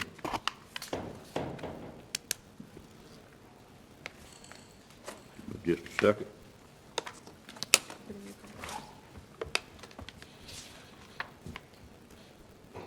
Sheriff's Office is. Okay, all right. I got a change in the agenda from the one I got earlier, but that's quite all right. We'll switch over to that. Presentation to the board about, item 10 is a presentation to the board about transportation needs of Pam Hospital of Rocky Mount. And I will call on Robin Perkinson to make this presentation, and it is for information only. Good morning, ladies, I'm sorry. Good morning, that's okay. We thought you were trying to wait us out and maybe we'd leave. No, So- not at all. It's just got added since I've got It did. mine at the end of the week, but It I'm did. good. I should have looked at it. I usually ask when I get here if it's any change. That's all right. So I am Robin Perkerson. I'm the CEO at Pam Health Specialty Hospital, previously Life Care, if anybody remembers that name. I've been there for 25 years. And I'll let Angie introduce herself. I'm Angie Baker. I'm the Patient Safety Officer at Pam Health. And so I would like to thank you guys for giving us an opportunity to come here and talk about some concerns we have. I've spoke previously with Mr. Cohn, who was very open and listening to me, and I appreciate that. And I know that, Mr. Davis, you spoke with one of our medical directors, Dr. Dave Seaman, about our situation, and I appreciate your time more than you know. And several of your other employees. Well, there you go. So I do want to start with, this has nothing to do with the services of Nash County EMS.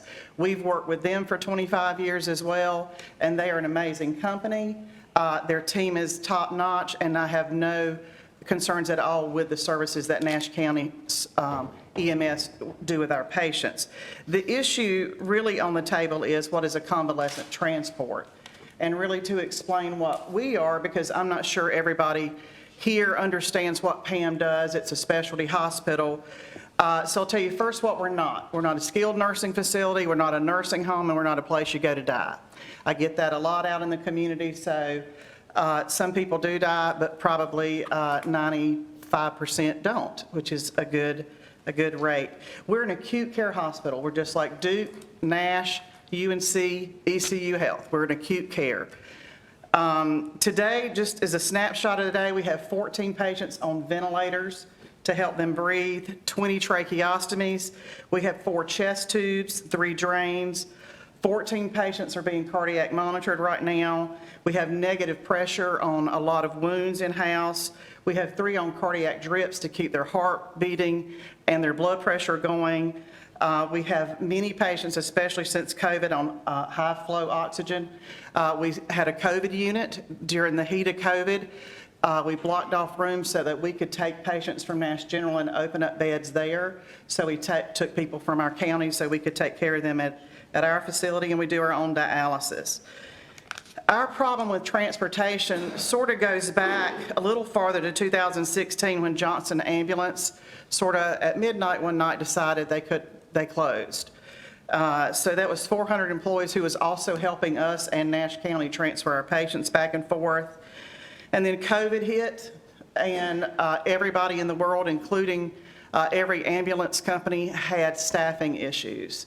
But hospitals did too, and a lot of paramedics went into the ER to work or other areas in a hospital, so it took paramedics out of I'm sure, the Nash County office as well, but other places too. So transport teams that we normally used didn't have paramedics anymore. As a matter of fact, there are 2 that are franchised with Nash County right now, which is MedX. They only have a paramedic after 6 PM. And that's not every day, because the paramedic doesn't work 7 days a week. So METS is an ALS transport, and sometimes they have a paramedic on duty, and sometimes they don't. So we're always having to work around our patients need a paramedic, and so trying to get transport. There was a time that North State was utilized within the county, and that was somewhat better. I'm not sure what happened with them, but they were gone for a while, and I understand they're going to be brought up at this meeting as a franchise. They do have paramedics, but they're limited. They come from out of Raleigh, and they service a huge area. They don't just come to Pam Health and transport patients. And then Eastern Medical is going to be voted on as well. They don't take vents, they don't take trachs, and they don't take any cardiac monitoring, so therefore they don't do critical care either. Just last night, we had a patient who at 12 o'clock by EMS, by Nash County, was sent emergently to Nash General, someone who could be your mother or your grandmother, had a pneumothorax, needed an urgent chest tube, and she got it. Within an hour of being at Nash General, she got the chest tube, 12 o'clock, noon. She got back to our hospital at 12:33, after midnight. The issue is, my understanding is, from speaking with different people, what the county commissioners deem as convalescent care. And that when our patient goes urgently to Nash, that's called, I guess, a critical care. But when they come back, it's considered convalescent. But I can assure you, she was no different, and possibly, I mean, some of the, she got to breathe a little better, but she had a brand-new chest tube. And now we're allowing a convalescent transport to bring her back. The only place that we could get was METS, and we had to wait till the paramedic came on duty. And I don't think if that were your mother or your family member, that would have been sufficient for you. What she had to do was lay on a stretcher the entire 12 hours, while an ER staff that did not know her like we do stood by her and tried to take care of her.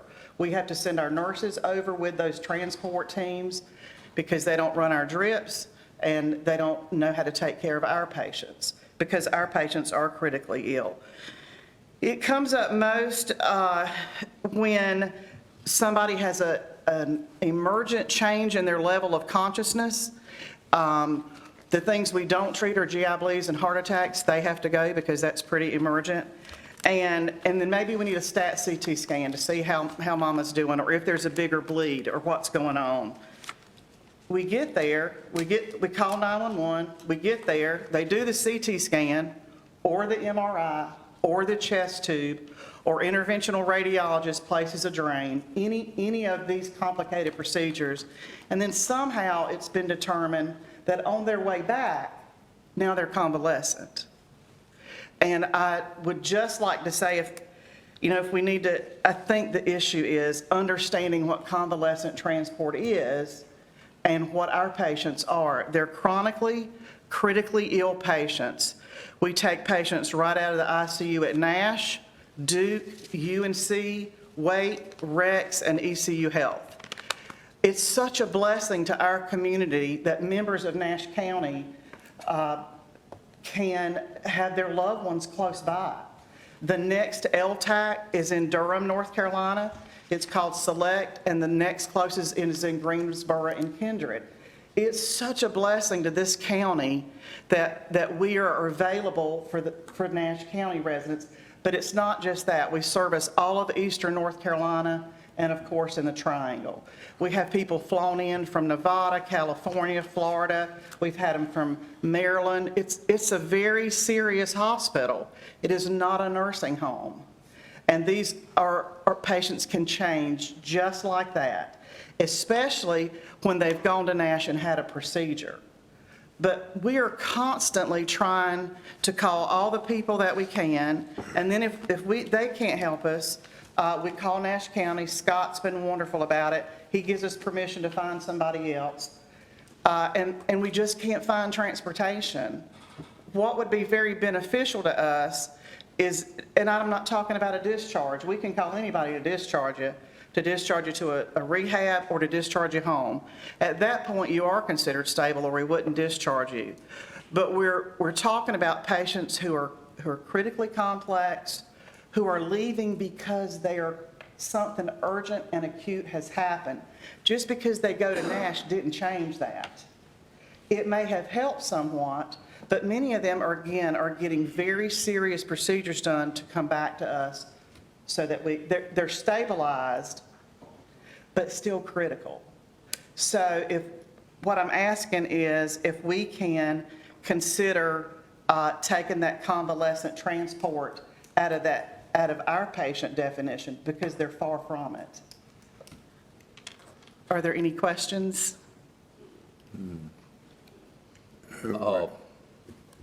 You want to ask something, Mr. Belfield? Were you given a reason why EMS discontinued transporting patients? On July the 1st of 2022, NASH stopped all convalescent or non-emergency transports. And I said then, as I'm saying today, but ours aren't convalescent. But I would say that maybe because, again, it confuses me. If I send you to NASH for a STAT CT scan or an MRI to see if you have a big bleed, it doesn't get read before they come back to us. It's going to be read. They're just as acute on the way back as they were on the way there. But again, because I understood that you guys consider it convalescent transport on the way back. That's what I understand. Mr. Belfield, if you recall, not this budget session, but the budget session before that, the board was presented a proposal to stop that kind of transport, which we voted to do. And it was tied in with numerous things, including the change in the shift and the shortage of personnel and how many we had to put on. So that decision was made and was approved by the board. I have heard a lot about this proposal or about this issue. It is indeed an issue, but unless the Board of Commissioners is willing to go back into transporting patients from private entities, which this hospital is indeed a private entity, it would take another change by this board to make that decision. So that's kind of where we are. If I could say something else, and I appreciate you bringing up that we're a private entity. That's very important. We have 220 employees at this hospital. We pay plenty of taxes. Sure. We took an old building that nobody wanted and sat empty for 10 years, and now we occupy it. Between Community Hospital and NextCare in '99, it stayed empty for 10 years. We use the people in Nash County to do our painting, our lawn care. They fix our parking lot, shovel our snow, clean our windows, and a host of other things. We bring people from out of town, from the Triangle, from other states. They stay in our hotels, they eat at our restaurants, and they shop here. We pay the county hospital over $1 million a year for rent and $2 million a year for other services. We pay transport cost over $500,000 a year. We pay on time. Our trip from our patient to Nash is $450, and it's $450 on the way back. What Nash County generally gets for a Medicare transport for somewhere else is about $75. But we pay above cost of Medicare. We pay our utilities to the county. We pay for every single transport. We do charity programs in Nash County. We sponsor elementary schools to buy backpacks and school supplies. We volunteer at homeless shelters and kitchens. We participate in Relay for Life, Tackle the Tarp, the Heart Walk, and local 5K races. And we sponsor the Middlesex Children's Home every Christmas and provide Christmas to all those children. We sponsor scholarships at Nash Community College as well as Edgecombe Community College. We provide clinical sites for Edgecombe Community College and Edgecombe when no other hospital was providing clinical sites. We have a relationship with the Nash County Health Department and donated over 300 vaccines at the onset of COVID to the health department. We serve on the LEPC with Nash County EMS. We were an Ebola training center and did a disaster event during that time, but most importantly, we provide phenomenal care to the citizens of Nash County, of which 70% of our patient population are residents of Nash County. So while we may be private, I can assure you, we offer plenty to Nash County. Understood, ma'am. I didn't mean to trigger that nerve, but. Just a small nerve, just a I'm glad- small little nerve. I'm glad I gave you the opportunity to tell what all you've done, and we certainly Thank you. appreciate that. I appreciate it, I think we too. don't. But it leaves us in a quandary, and what we're gonna do is have our manager study this item, and she will be reporting back to the board through her organization to tell us any changes that we need to make. That sounds great. And while I got a microphone, Sure. it don't happen often, but I love one. I I can think the tell Nash that. EMS team, everybody needs a raise. They're outstanding. I think every deputy sheriff in this county needs a raise. I work with them all every day, and they're amazing. And that's all. Did I say you had a 3-minute limit when you came up? No, you said that was the public piece. I'm kidding with you, ma'am. Okay. I do appreciate it. Thank y'all so much. Hold on 1 second. I may have a question, Bob. Yes, sir. Yes. Have you looked at a possible solution other than EMS? Well, we've looked at doing our own ambulance company, and we really have thought about that for And years. That was the next thing I was Yeah. about developing your own ambulance company. Yes, so we're a CON state. It has to be approved by the state as well as the county. I have talked to the county about that, and they were like, girl, we will support you in that. Then we're going to have the same problems everybody else has. There's staffing problems, they're getting a paramedic problems. There's, I have to then hire somebody full-time, 24 hours a day. That's not the amount of transports that we have. And I actually have the amount of transports that we're talking about here. In the last 12 months, we've done 39 transports to the ER, 34 for a CT scan, 22 for MRI, and 12 for interventional radiology. So that's the amount we're talking about, which is less than 100 for this particular case. So for me to have the cost of an ambulance for 100 transports a year is probably not feasible, but we have certainly thought about it. And I'll tell you, it take a lot of times when we're having something done, let's say at Nash, let's say it's just a routine CT scan that's going to follow up from a bleed. We'll be on the phone for 4 hours, working with Nash for a time, and then trying to find an ambulance company that'll match with the proper paramedic company that can take this patient. It is just unbelievable. And this isn't, transportation is not, issues are not just to Nash County. It's every county. Everybody I talk to in the hospital system, they've all had the same issues with staffing. It's just that the people aren't there. So if you could pay your paramedics more, then maybe they would come back to work with Nash County and stay out of the ER. Thank you, ma'am. Now you want me to sit down, don't you? You're in your agenda item. I will let you speak as long as you wish to speak. No, I'm good. Thank you, ma'am. Thank y'all so much. Appreciate it. Pleased to see you. Mr. Chairman,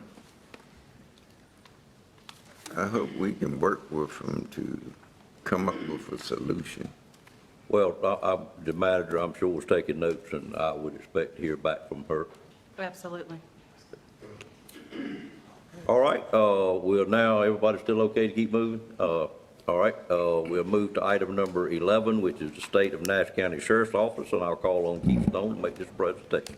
Mr. Chairman, Yes. while he's coming up, I just want to say, and I apologize on my behalf, realizing that he is number 11 and has had to sit here for 2 hours while others speak. And I just ask that in the future, the county manager, the chairman, and really all of us on this board, because at the beginning of any board meeting, an agenda should be approved by the board members.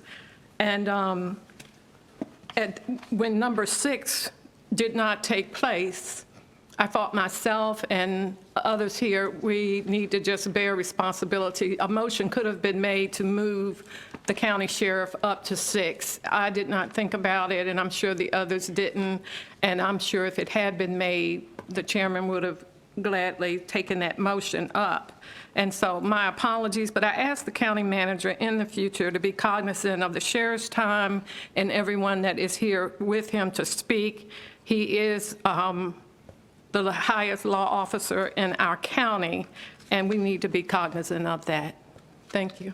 Mr. Wilkins, I will say I was asked to put the sheriff before public hearings.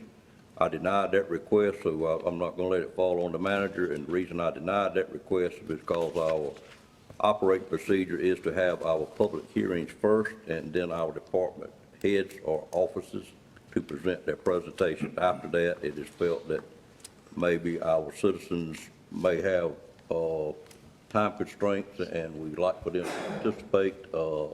If the board wishes to change our operating procedure, that would be a board matter. But personally, I feel like we should always have our citizens first, and we have 4 or 5 other department heads, plus the office of the sheriff on the agenda behind public hearings. And I understand that, what the bylaws say, but I know Robert's rules, 2/3 of this board could rule to move him up, and that's all I ask.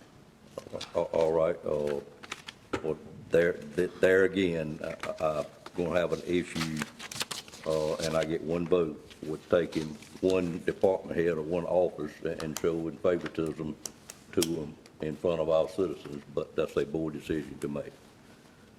Excuse me, Sheriff, please go ahead, sir. Good morning. Thank you, Chairman. Thank you, Commissioners. I want to take this opportunity, what we're asking for is comparable pay to surrounding areas. And where we're at is with our openings are at a critical time. And I'm going to ask each one of you, and I will go through it, ask Detective Hasty to pass out the pay scale and what we're asking for. There's a two-pronged way that we could do this. One is we could do it within our budget. And the other is asking the commissioners for the movement on a pay raise for the deputies. The reason this has come about, and Chairman, me and you have spoke about it, the county manager, we've spoke about it, is the city of Rocky Mountain. I want to commend the mayor, council members, and the city manager for recognizing that there was a need to increase pay in Rocky Mountain. As you heard from a person talking a while ago, it was a violent city, has a lot of homicides. Police presence matters, as we've heard from the housing increase in the southern part of the county, which two of the commissioners share that area down there. Housing has grown drastically. Our calls of service have grown drastically, and the volatility of the calls have grown. When I first brought this up about a pay raise, they said, well, you know, other departments within the county would deserve a pay raise too. I understand that, and I'm here on behalf of the sheriff's office. It's totally different as a sheriff's office and a police department than a regular 8-to-5 job. You know, there's a lot to be done. As you can see, the people here before me today, they do many great things, but law enforcement today is more critical than ever before. They're scrutinized more than they've ever been scrutinized before, and it's deadlier than ever before. They're out at nighttime. They're out during the storms, as we were just with this cut team that we put together here to serve our citizens. And we're in the most horrible conditions that come about. We've got to be there where other members aren't in other departments. When COVID come, we're on the front line. We're not working from home. So that shows that it's a little bit more difficult. It's probably one of the reasons that it's very difficult to get people to apply today.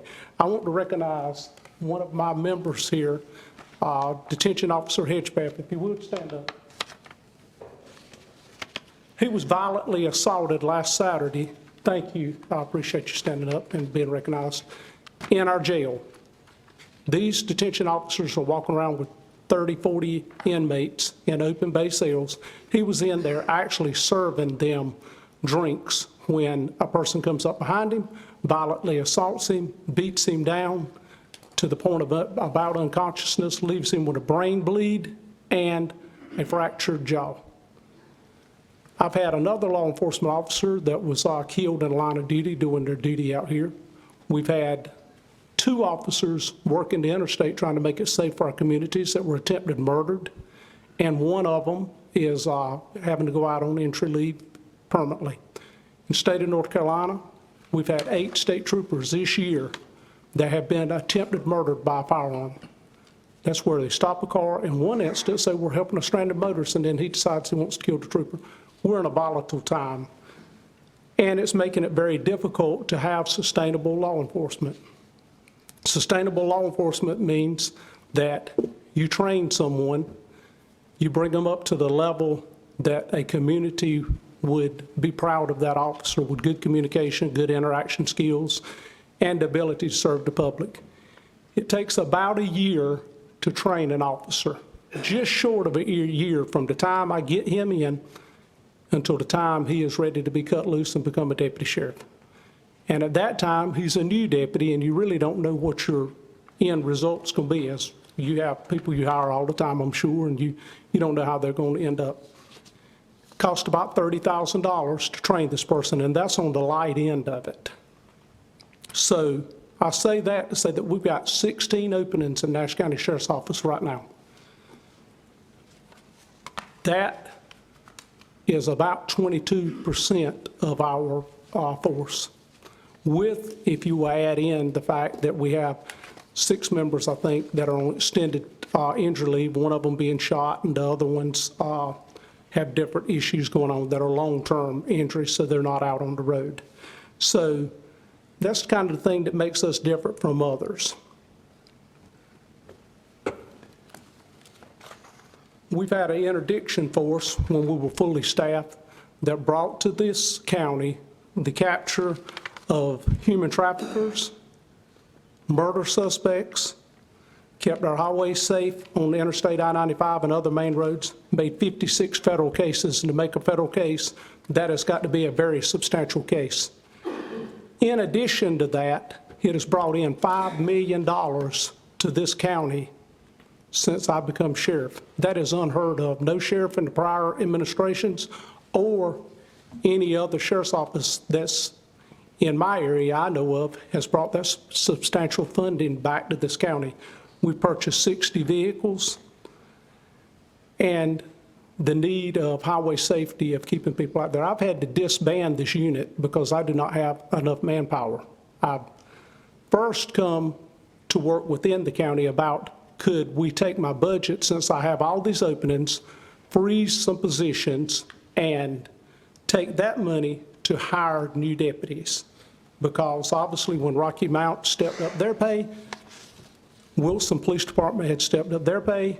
I looked around at other agencies, Johnston County, they did. And I've got a graph here, and you've got it right there, that I'll go through them and tell you where they're at.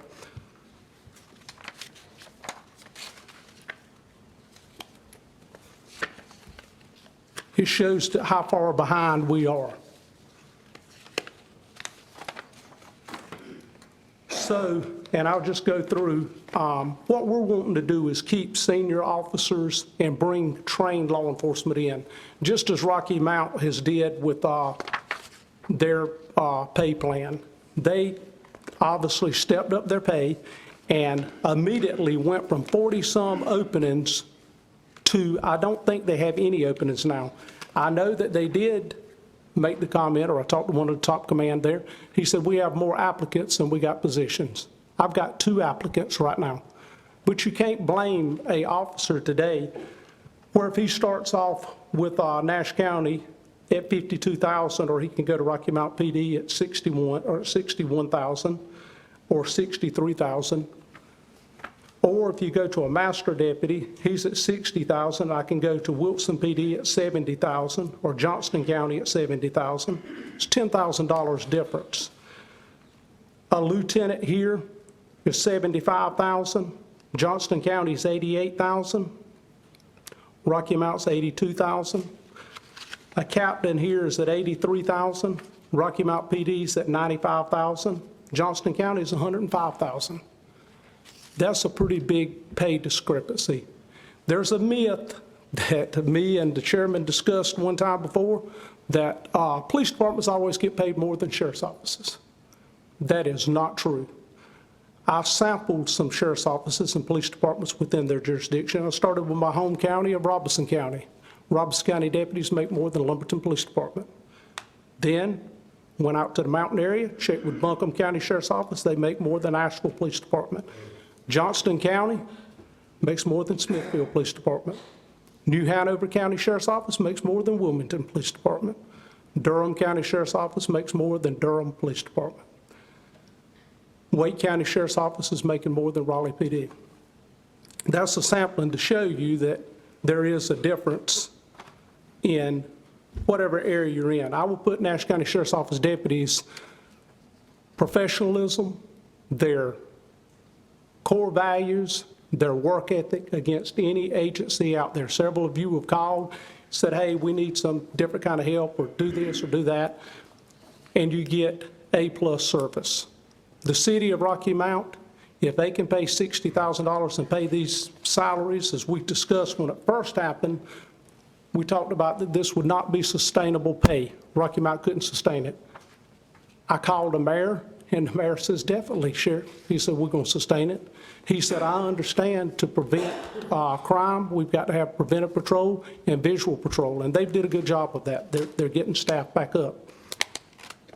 We also recognize that our law enforcement officers go into the city of Rocky Mount. We were there yesterday working narcotic violations, gun violations, and we get calls of service there quite often. And if somebody calls as the chief law enforcement officer of the county, which the sheriff is, then his deputies respond to the city and work these crimes. We've also now got Bailey that leans on us heavy, Whitaker's that leans on us because their police departments have dwindled, and we're doing more now with less. As I told you, we have 15 openings. That on one shift of our patrol shift, we have 8 deputies assigned to a patrol shift. And as I said earlier, southern Nash County is getting more and more calls for service, more and more violence because of all the housing that's popped up. With that, I've had 2 deputies on one shift, and I'm having to pull captains, majors. Myself made a transport last week to New Bern, carried a prisoner down there, a fugitive down there, because we're so short-staffed. We're in a critical time, and I'll say this, that I asked at first if we could take the budget that we were allotted and work within that budget, because we've got so many openings, we could freeze some positions, and we need to hire, not for good, because obviously we need these people, but I don't need more people leaving. It's every week we're having people leaving. You can't blame them when 2 of my well-trained guys that I've sent all over the state of North Carolina and across this nation to be trained, when they are making $43,000 a year, and they come to me and say that Rocky Mount just offered them $65,000 or $66,000.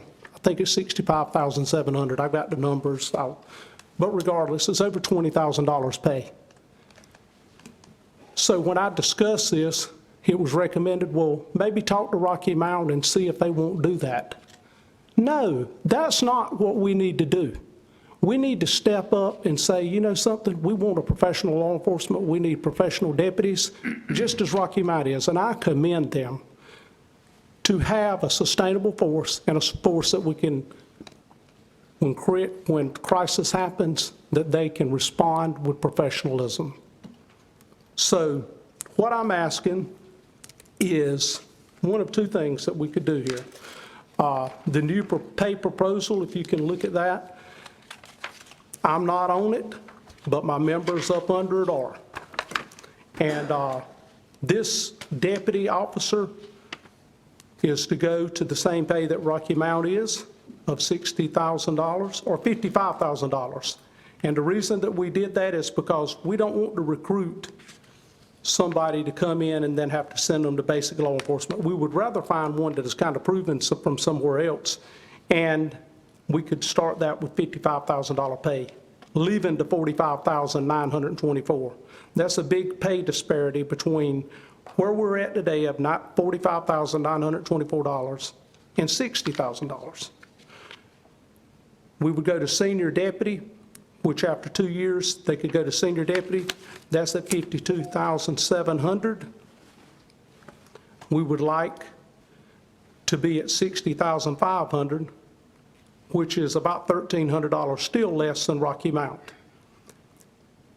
Master deputy goes from $60,659, which right now is going to take a person 6 years to get there. Rocky Mount is starting at that. And bring their pay up to $66,000. And the sergeant, as you can see there, goes through the ranks. And the reason that you go through the ranks is so that you don't have compression. You don't never want an office where the man that is of less, or woman at the lesser rank is making more than a person at a higher rank, because then obviously you won't have anybody wanting to fill those positions. But I ask you, commissioners, and y'all have worked very well with us, and we have been funded in the past, and I understand that I want to give credit to that. You know, so has the other different departments that we have. But we're in a critical time. Law enforcement right now is highly scrutinized. The pay has been raised by these other departments that I have here. And I just hope that we can work together either through my budget of freezing 5 positions and working in this year's budget, and then next year funding it fully and let me have my positions back, or as we go along and get hired. But I think that the funding will bring more employees and qualified people. You know, I've asked, well, what are you doing on the recruitment front? When a person can go to Rocky Mount and make $20,000 more starting, I'll ask you, would you stay here or would you go to Rocky Mount? If you're a new employee just walking in, I can go over here and make $20,000 more a year, or I can go over there and make $20,000 less. You might say, well, I want to be a deputy real bad and I'm gonna come over here. And I'd be proud of that and love to have you. But your wife or your significant other might say, hey, no, we need that other $20,000. But I ask you, if we can, to consider this and allow us to hire good qualified people so that we can continue to make Nash County proud. Thank you. Thank you, Sheriff.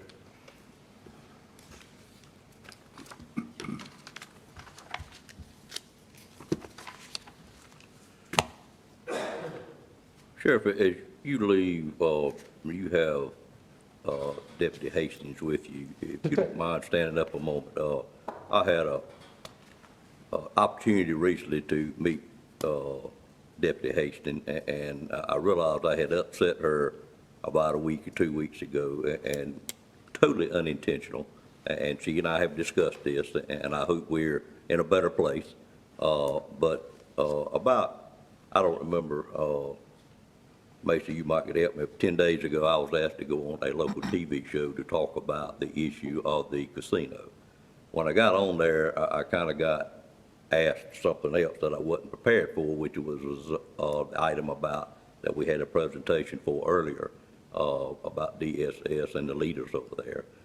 And one of the questions was something along the line of, how do I take the part that deputies are looked at from the public as may not doing a good job in helping get these kids in better places, or help them get them out of the homes that they have issues with. My statement verbatim was, when I got quizzed on that, and I stand by the statement today, it was when they asked me about the sheriff's department or sheriff's deputies in general, and Deputy Hastings, I hate you think, took this personally because it was a general answer that I gave. The answer was the sheriff's deputies, like our Board of Commissioners, may not always know the steps it takes to remove a child from a home. She took that personally. I understand that.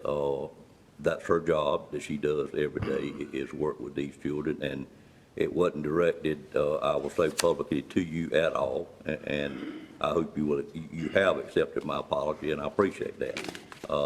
But it was a general statement that I know our Board of Commissioners do not realize all the steps it takes. If you do, and you have informed me you think you do, I will take that as how you really feel. and I appreciate that. But with that said, I hope you and I move forward in a good way, and I appreciate everything you do. Yes, sir, thank you, and I appreciate your apology. Yes, ma'am. Thank you. Thank you, sir. Mr. Chairman, Yes, ma'am. I'd like to ask just one question of the sheriff. How many deputies do you have on a shift at any given time? And I guess it's 2 or 3 parts. And if there were to be a crisis, do you have enough uniformed officers? You know, we've got supposed to have 8 officers on a shift. Southern end of this county right now, we need at least 2 or 3 officers dedicated in that area. We do not have that. As I said, we've got 2 officers on one shift right now. We're pulling detectives, we broke the interdiction team down. We have our governor's highway safety team that Governor Cooper was so generous to give us, put them back on shifts, because we're in critical times. And this is no surprise. I've been speaking of this for months. You know, soon as Rocky Mount did their pay, and they had to, when they had 40-some openings, but immediately they filled up, and they got good qualified officers over there now. We're talking about this casino that's possibly coming here right now.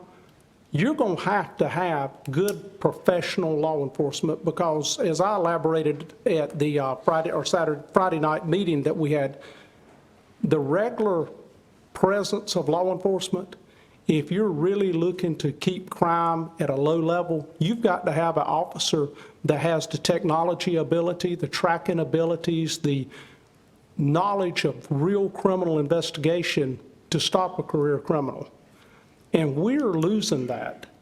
And no, we don't have enough people when we're out here. We're making transports across the state of North Carolina for mental health. Mental health is a serious problem right now that we have. You just saw the article on WRAL that they aired on the fentanyl issues. We're out here on the front lines every day, and not only are we in the county doing this, we're in the city, staying there, working these drugs, gun violations, and gang activity, and it's not only Rocky Mount, it's across the whole county. So to say, are we prepared? Not when the sheriff is having to make a transport himself, because we're low on manpower. It's not a popular thing. I don't want to have to stand up here and say this, but we've got to pay our deputies, and we've got to pay for professionalism. And I think as business people and as a farmer, you wouldn't put anybody in one of those $200,000 tractors, and he has never operated a tractor before. You'd have a catastrophic mess. And that's what I want to keep from happening. We've got a proud sheriff's office that does great things. As we said, 58 cases on the interstate that made federal cases, murderers, child traffickers, and we've had to disband this unit just for cause for service. And we're at a critical time. And if a husband or a wife would come to one of my deputies and say, hey, you know, Rocky Mount's got a few more openings, or Johnston County's got openings, or Wilson Police Department's got openings, then they've got to go. And the comment was made, well, go over and talk to Rocky Mount and ask them not to hire our deputies. That's not the right thing to do. Thank you, Sheriff, and thank you for your service. Thank you. Yes. Sheriff, Yes, sir. how many seasoned officers, I would say at least 5 years, at least 5 years of experience that you have, how many have you lost to the city of Rocky Mount? We've lost 4 to Rocky Mount recently. They've offered 2 more of these substantial pay raises that possibly could be going. We've lost 1 to the Highway Patrol. So obviously, you know, it's a concerning thing when we're losing. That seasoned officer with at least 5 years experience? I'm not sure what, he's a well-trained officer, I'm sure, because we invest a lot of money in training in these officers. I would have to get the exact amount of time, but even if you hire a person off the street today, send them to basic law enforcement, it takes a year to train them before they're out on the road. Right. And also, we got to understand that applicants that go to basic law enforcement training, everybody is after them, because it's a small pool of people. Police departments are after them, sheriff's offices are after them, and obviously that young man's going to want to go where the money is. I guess my other question is, once you hire a new deputy officer, do they sign, and they have to go through training, we pay for the training, or do they sign a contract or agreement that say that they will stay on the force for a period of time? We're not doing, and I'm totally against that, because simple fact is, I think in businesses, you wouldn't want to have to keep an employee at your office that really does not want to be there.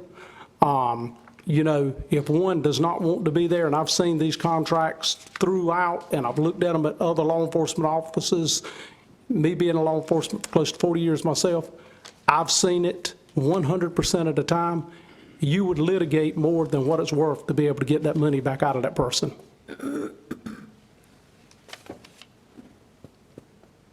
All right.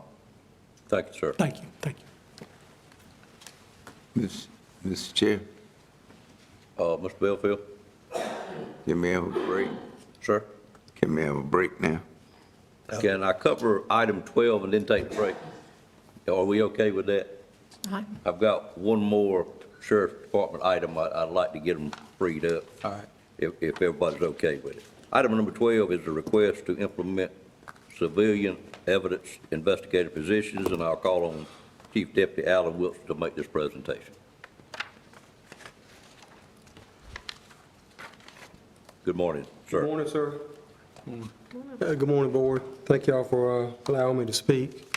On behalf of the Sheriff's Office, Detective Hasty is going to pass you out a memorandum or a letter detailing what I'm going to talk about, and I'll wait until you get that before I go any further.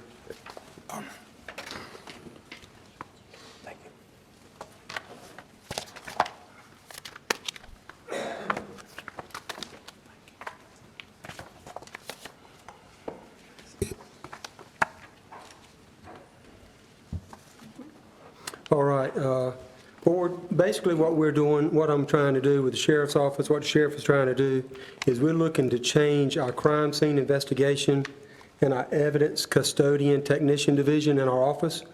What we're trying to do is find people that are already highly educated, have a lot of experience in forensic technology. Everybody watches CSI on TV, and you think you know something about it, but some of that stuff is real, and it takes a lot of training. Basically, what we're looking at doing is changing it from sworn personnel working to hiring what you would classify as a scientist to work a crime scene and to analyze and process evidence. So in order to do that, to move to a highly trained science-based evidence division, we're seeking to change the crime scene investigators from a sworn status to a civilian status. Now, I've already spoken with the county manager, and we've requested to take 2 deputy positions and convert them from sworn to civilian. That immediately changes some benefits to the county economically, as I'll talk about here shortly, because of retirement and so forth. So these positions were granted. So it was granted that 2 deputy positions were converted over to civilian evidence crime scene investigator positions, and that 1 current civilian evidence technician be upgraded to supervisor. And I'll talk about her here in just a second. But the reason I'm standing before you today is that the pay that was allowed for those positions, we feel was not competitive. And so we're going to be asking the board, if you will, after listening to me, consider raising their pay so we can be competitive and be able to recruit some highly qualified applicants with it. So we currently have a couple of people that have extensive experience and are highly trained that want to take these positions. So we're not looking just to hire anybody off the street. They've got to come with some qualifications. So let me just tell you a few benefits of a crime scene investigator, civilian versus a sworn, because I think it's very important that you understand the difference in what this is going to bring to the sheriff's office and why Sheriff Stone's vision of moving this office to this sworn, taking the sworn and putting them somewhere else in the civilian is why this is so important, right? A lot of people are moving in this manner. 1, the ability to bring in a highly trained, experienced, and educated forensics, science-based employee. I'm going to give you an example. Megan, who works in our office, she's a civilian. She has a master's degree in forensics, right? A lot of us have degrees in criminal justice, but we're talking about forensics. She has worked with the state lab and she's also been working with us. Over 11 years of experience. Where that experience has come to play is when she gets on the stand and she testifies in court about evidence. It is phenomenal the way she can present that. She presents it as a scientist based upon the knowledge and training that she's received. And that's really what we're looking for, somebody that can take a case from a bloody crime scene and convict them in court. They can take evidence from a crime scene and take it and tie people to that, and we all know how important that is. The second thing why it's important that you get a civilian is, I can tell you civilians tend to want to stay, because I have talked to many a person at a college and tried to recruit them, and here's what they say: well, I'm interested in working crime scenes, but I don't want to go on the street, right? So if you get a civilian, they come to work for you in the crime scene unit, in the evidence unit, they don't want to leave. We've had 3 ranking supervisors with us who have worked their way through our evidence division. And here's what they have told me. They said that they served their time there, they were trained, highly trained, but they did not sign on to go into the evidence room. They did not sign on to work crime scenes. What they signed on to do, and they were waiting to get a chance to go back out. And that is typically not just what we've done. I've talked around at some of these other agencies, and I'm going to bring them up in just a minute, and it's the same thing. So a civilian's going to give you a longer term, because that's what they're there for. They're not there for anything else. Economically, civilian crime scene investigators make less per year than sworn employees, and immediate savings in the retirement system. You don't have to put in a 401k and for a retiree supplement, so you don't have to pay for that because of sworn. And last but not least, this would allow, if we're allowed to do this, because we can't do it with the salary that we've got right now. If we're allowed to do this, we can immediately hire some qualified people to put there that has the training, and we can take those sworn positions and put them straight back onto the road. Now, that's really a force multiplier, because what is going on is we're able to take what is a limited sworn employee that is hard to find, as you just heard the sheriff say, and put them straight on the road, because we've already identified 2 people that are extremely highly qualified for the positions. We already know that this position requires specialization, requires years to accomplish. It's an art to it, and civilians are more likely to stay in the positions. Let me tell you about what we currently have. Currently, our division has 2 investigators, right? These are sworn investigators, and you'll see down in the memo, they make $68,000 a year. And we have 1 civilian assigned, and her current salary is $49,000. Now, what these individuals have to do is they have to respond to crime scenes, all right, all times of day and night, process these crime scenes, collect, analyze evidence, submit evidence to the state laboratory, as well as maintain custody and responsibility of approximately 70,000 or more items of evidence that is currently stored in our evidence room. Not only do they have to maintain that, sign it in and out, and be accountable for it, they have to, when its case is disposed of in court, they have to get the proper documentation and destroy it. And I would say that because they are doing all of this, and in a minute you're going to see these other departments, police departments, they don't have to do that. They are specialized, they have people doing separate things. All right. So the county has approved, so keep in mind that the current operations salary with fringe benefits, the way we are operating right now, is $261,000. All right. The county has approved, based on the information that was submitted, that a civilian crime scene supervisor and 2 civilian crime scene investigator positions at a pay rate of $55,000 for a crime scene supervisor. Now keep in mind, it's not just crime scene, it's everything I just talked about, from the time you collect it to the time you destroy it, and testifying in court, the whole 9 yards. And $41,800 for the crime scene investigator. So you got a supervisor at 55 and a crime scene investigator at 41. So the total cost of that with fringe benefits we'll get into in just a minute. So when we looked around, I think the salaries that you'll see in just a second that's proposed is below what the what you're going to see in these other offices that have implemented this. So I looked around at Wake County, I looked at the Wilson Police Department, Greenville Police Department, and the Rocky Mount Police Department. They currently utilize civilians as crime scene investigators, and they also have separate positions as evidence custodians. So they don't require them to do everything. One goes out and gets it, and the other maintains it. There's really two different jobs.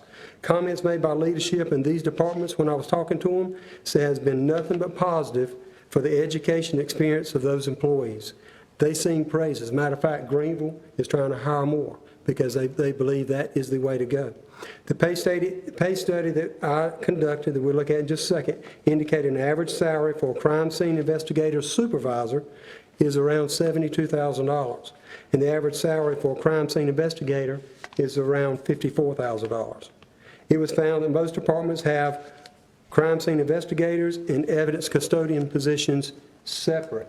And we are looking at them, the three that we put there, of doing it all, taking care of all of it.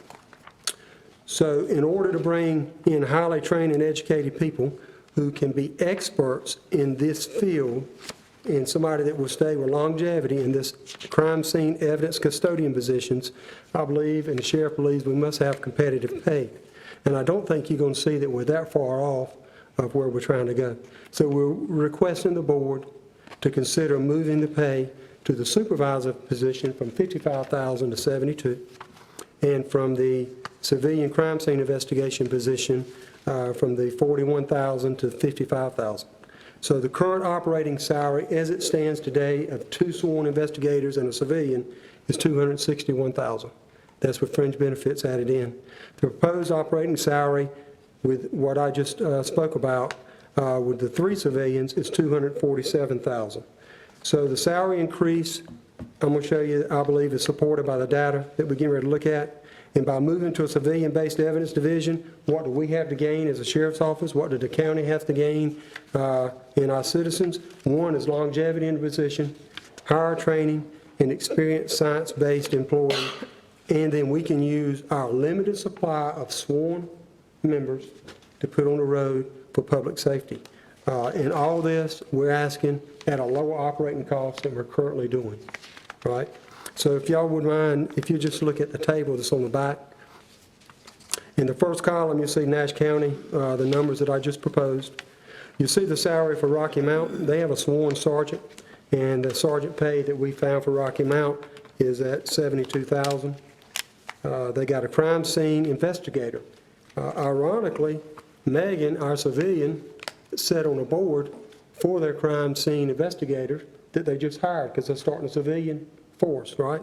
And she sat on that board, and the members were hired to work as a crime scene investigator and with no experience, but they did come with them a college education, which is fabulous. But they're making $54,000, and we're looking at bringing in people with experience, and you'll see on the job description, that's what we're proposing.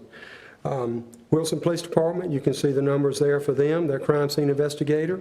They've got 4 of them, and they've got 2 people responsible for just evidence custodian, and I talked to him yesterday and this morning, and he sent the actual numbers. I got the average, and the average pay is $55,000. Greenville Police Department, I spoke to them. They've got 1 civilian crime scene investigator. They recently hired at 45, but they've got 2 people maintaining all their evidence, and I'm sure they've got a ton of evidence. And you can see the supervisor that manages just evidence makes 65, and the one helping her makes 61. And Wake County CCBI, if y'all not familiar with what they are, they work and cover all crimes inside of Wake County, and they have a 24-hour operation with I think they have like 26 crime scene investigators with a mixture of sworn and civilian. And talking with them, you can see the salaries of what they are paying there, and that's pretty much a beginning salary when you look at crime scene investigator. So, board members of the board, what the sheriff is asking is for your help to increase the salary as proposed, so we can move our office in a more modern approach to law enforcement investigations. And you will see that the operating cost that we're asking for is less than what we actually are working on right now. And Mr. Chairman, I'll be glad to take any questions if the board has any. Anyone have any questions of Chief Deputy Alan Wilson this time? Thank you, sir. Yes, sir. You're welcome. Thank y'all.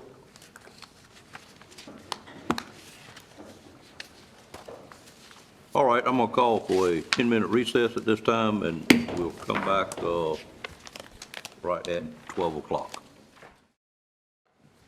We'll be moving to item number 12, which is a public hearing for purchase of property for purpose of economic development.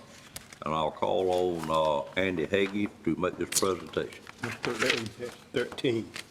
Yeah, it's 13. Good morning.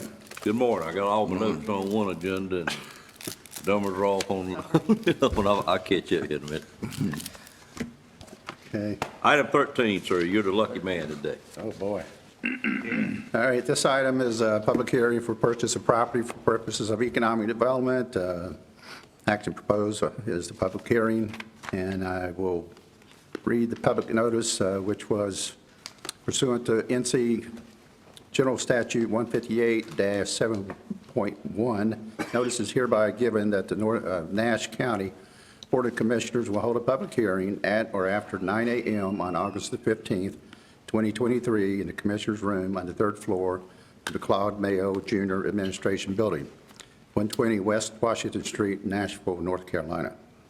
Purpose of the hearing will be to receive public input on the proposed appropriations of economic development funds for the purchase of approximately 0.147 acres, parcel 029097, on the south side of Highway 97, as described in Book 2898, page 67 of the Nash County Registry. It is the Nash County Board of Commissioners' intent to authorize the purchase of said property for purposes of encouraging economic development in accordance with terms of the North Carolina General Statute 158-7.1. The board intends to authorize the purchase of real property in accordance with the terms of the purchase contract for a sum of $20,000, which is the amount to be paid with the Nash County Economic Development Funds. And the recommendation is, of course, to hold a public hearing and approve the resolution, which is in front of you. Will you tell us how many acres that is again? 0.147. 0.147. Yeah.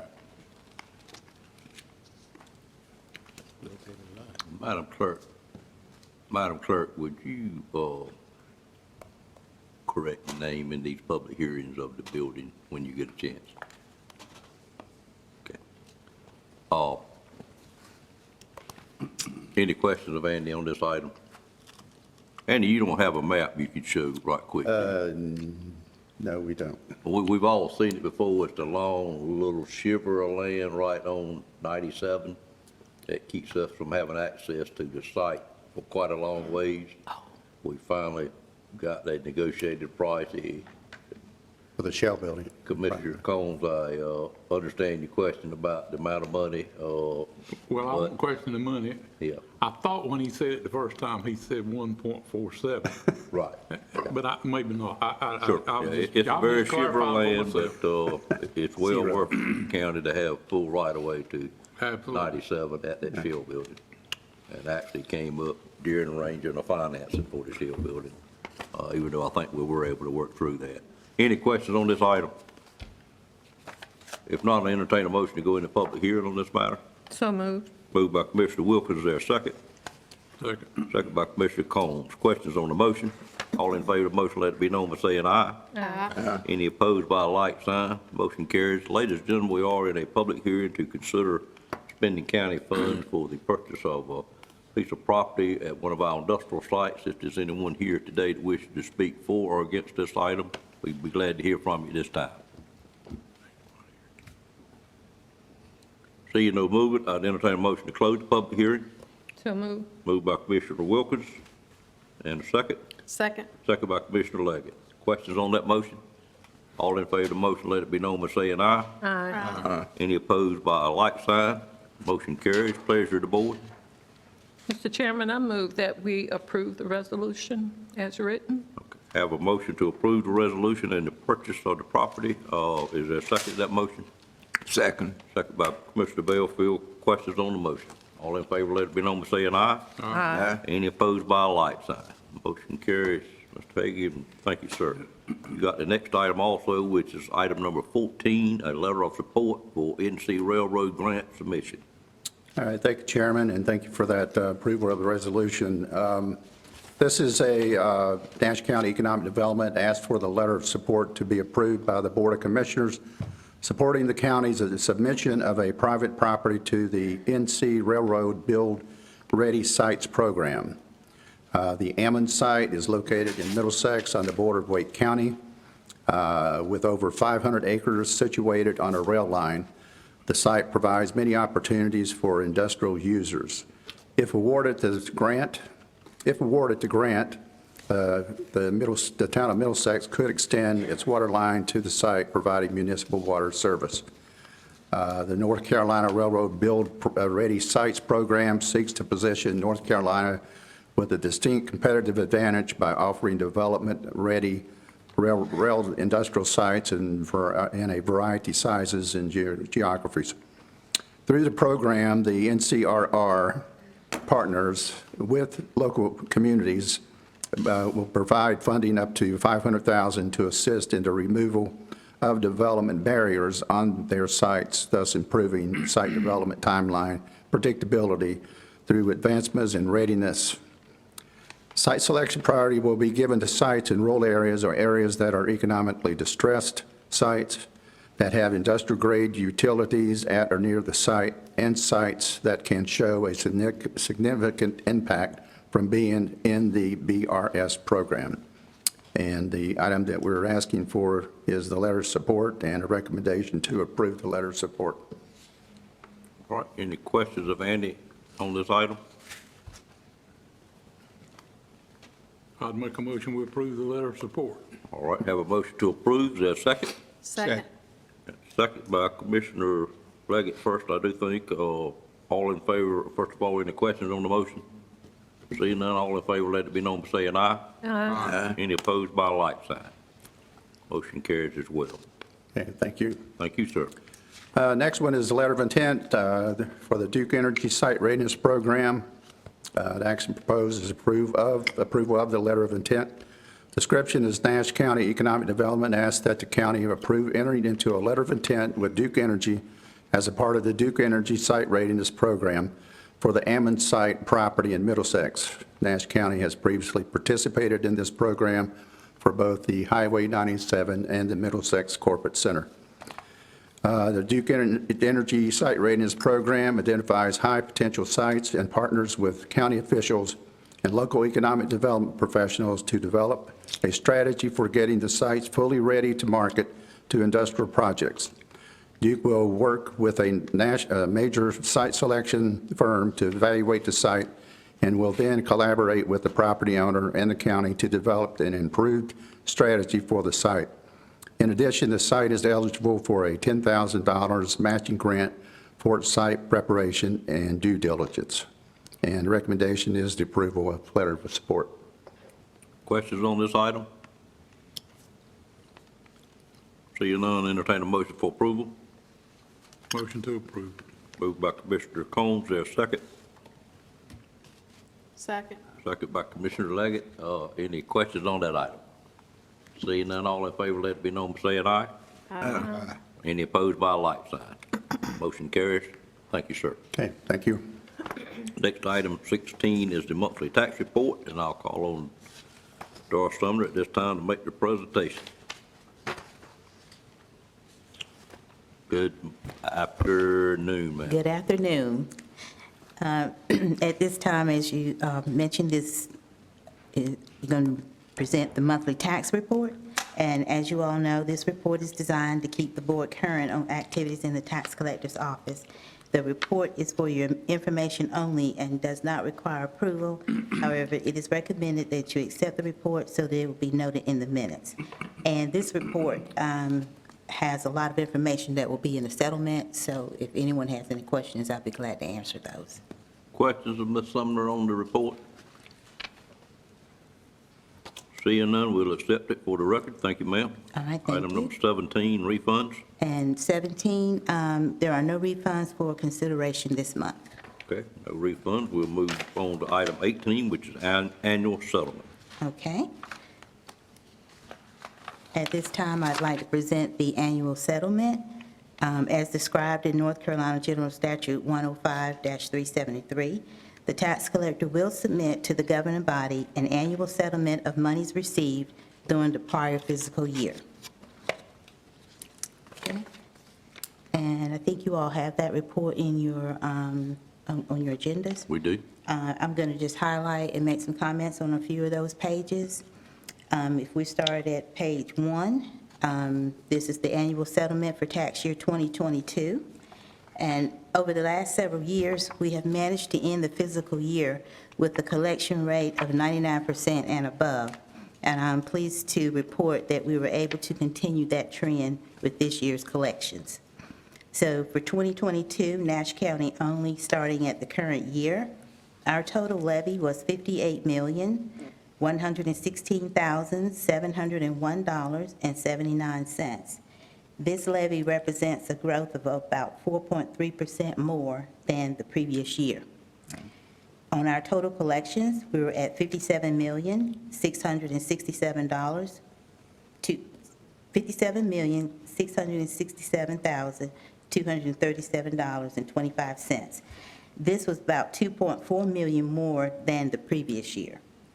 And with our collections and our levy, our outstanding receivables were at $449,464.54, which is less than $500,000, and we're really proud of that number.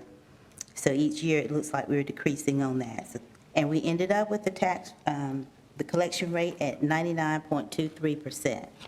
So that was really, really good. Can you pause right there a moment and let the board give you and your staff a hand, please? Thank you. I will definitely pass that on because it takes a lot of teamwork in order to achieve this rate. Yeah. Going to a lot of houses picking up checks, aren't you? We make some phone calls, yes, sir. Great job, though, all kidding aside. All right. And then on that second page, for Nash County only, all years, our total levy was at $60,474,273.71, which was an increase over the prior year. Our collections, $58,274,488.41, which was also up. And our year-to-date receivables, $2,199,785.30, and that has gone down from the previous year. So that's a great trend that we would like to see and continue. On page 3 for our prior years, Nash County only, our levy was $2,357,571.92, and our collections were $607,251.16, and we managed to achieve more than was budgeted on that, so we were very pleased with that. And that came in at $182,866.09 more over last year. And our year-to-date receivable, we ended at $1,750,320.76. So as you can see, the outstanding receivables amount continues to decrease each year. And despite, this is a difficult form of a portion of the levy to collect because you're dealing with older tax years and they become kind of harder to collect. Right. And on page 4, this deals with Nash County real estate only. Our total levy on the real estate was $45,044,371.10. And our collections was $44,708,901.61. And the receivables on the real estate, we ended at $335,469.49. And I also just like to mention that the real estate on this levy represents about 77.51% of the total levy. And next page would be our personal property. And our levy on that was $4,758,913.23. Our collections, $4,644,918.18. And we have an outstanding receivable of $113,995.05. And this outstanding balance is increased over last year, and we find that it's due in part to the increase in amount of motor vehicle gap bills that we are starting to bill each year. And the gap bills are motor vehicles that people did not renew their tags when they expired, and so when they go back to renew, they are billed for that time period. So, and the next page is our motor vehicles, and our levy on that was $8,313,417.46, and of course, the collection was 100%. The motor vehicles represented about 14.30% of the total levy, and we had an increase this year of $592,616.67 over last year. So I forgot to mention that the personal property represented 8.19% of the levy.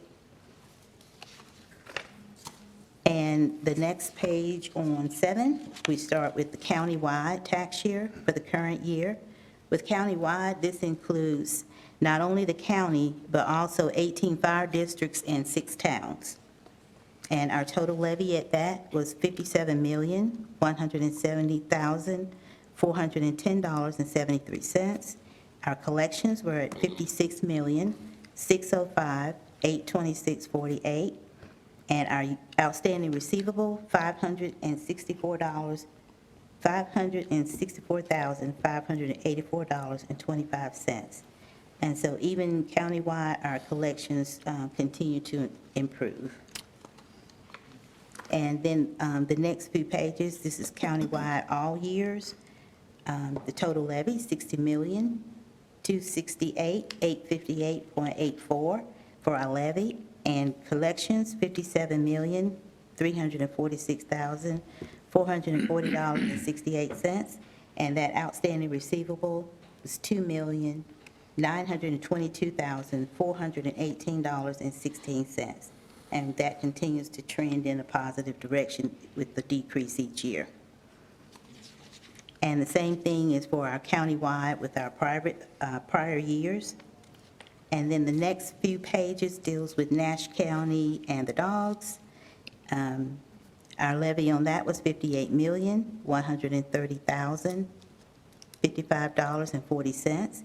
And our collections were at $57,680,351.41 with a receivable of $449,703.99. And those were the dogs for all years, which came out good, and for our prior years. And that ends the report, and if there are any questions, I would be glad to answer those. Any questions of Ms. Sumner at this time?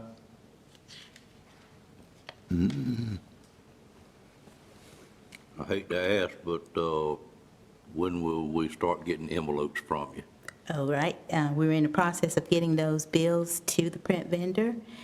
They are online right now if anybody wants to look at their bill, but it'll probably be about the last week of August. Last week of August? Mm-hmm. Okay. Yes, sir. I know I've received Dare, Halifax, and New Hanover so far. Yes, sir. Mm-hmm. All right, but you can look at them online now? Yes, sir. I didn't realize that was available. Yes, sir, they're available online. Okay, great. Any questions? Thank you, ma'am, and thank you again for a great report. Okay, and before I finish, I would just like to say, I also would like to thank the tax office staff for all of their hard work and dedication this past year. It really takes all of us working together to achieve what we have done this year. I also want to thank our county attorney, Mr. Durham's office, and as well as our manager and our other administrative team. It takes a team. And we also appreciate the support of the board, each year. We are very appreciative of your support that you give. And of course, the taxpayers for their support and efforts to pay their taxes in a timely manner. This would not be possible if it were not for the citizens paying their taxes in their response.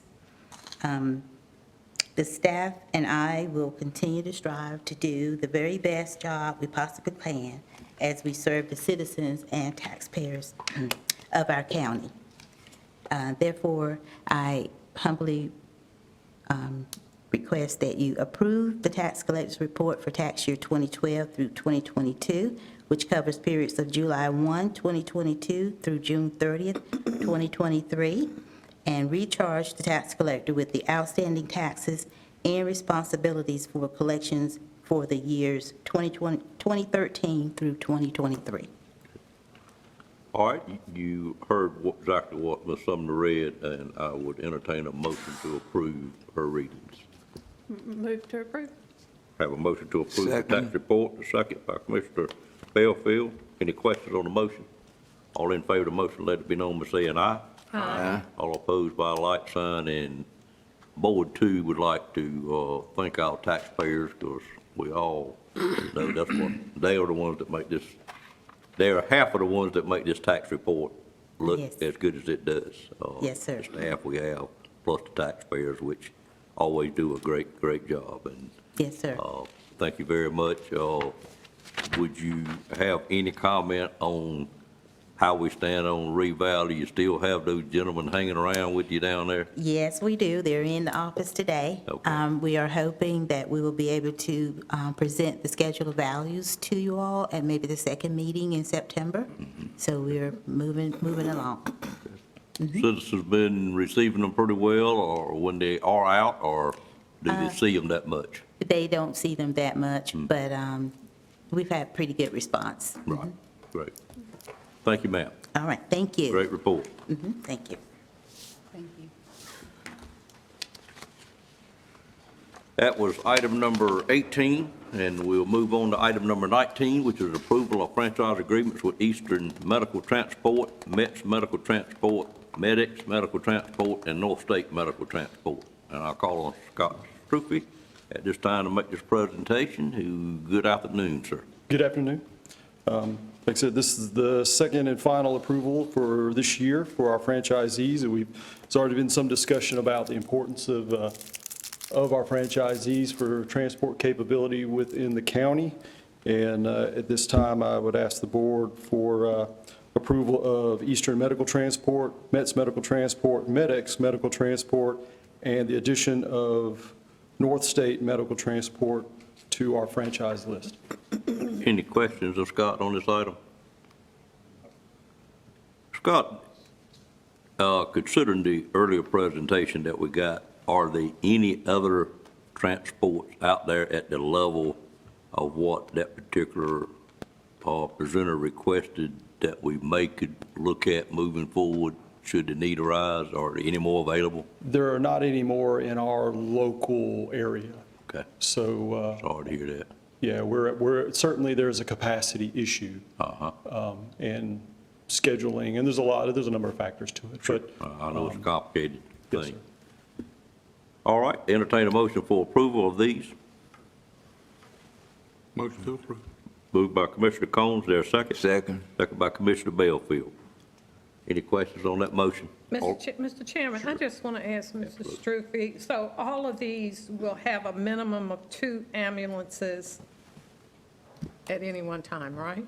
Yes, for their total operations, that is correct. That does not necessarily mean there'll be 2 ambulances designated to Nash County at any one time, because all of them rely on, they're all private companies, private business, and all the hospitals honestly could stand up and make a very similar argument that the staff from PAM did today as well. So there's, like I said, there is a capacity issue.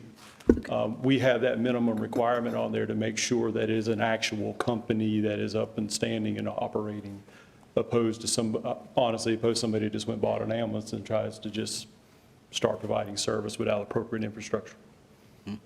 I had a similar question. I guess, why would it take 4 separate companies to provide the service that we need? Yeah, here again, I'll go back to say it's a capacity issue.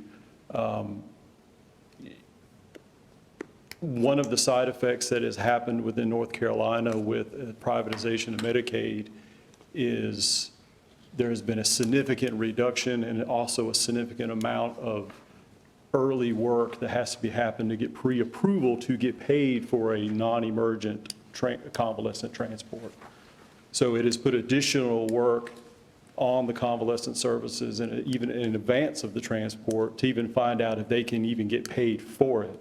And when they do get paid, they're honestly not getting paid enough to even cover their costs.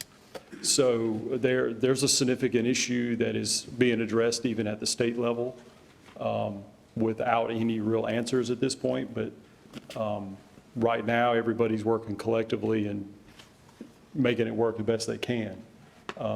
So it's a complicated issue. It goes all the way into payment and billing, certainly staffing, and everybody's processes right now are based on timing and the importance of that, including the discharges of patients out of the hospitals, people trying to get to appointments.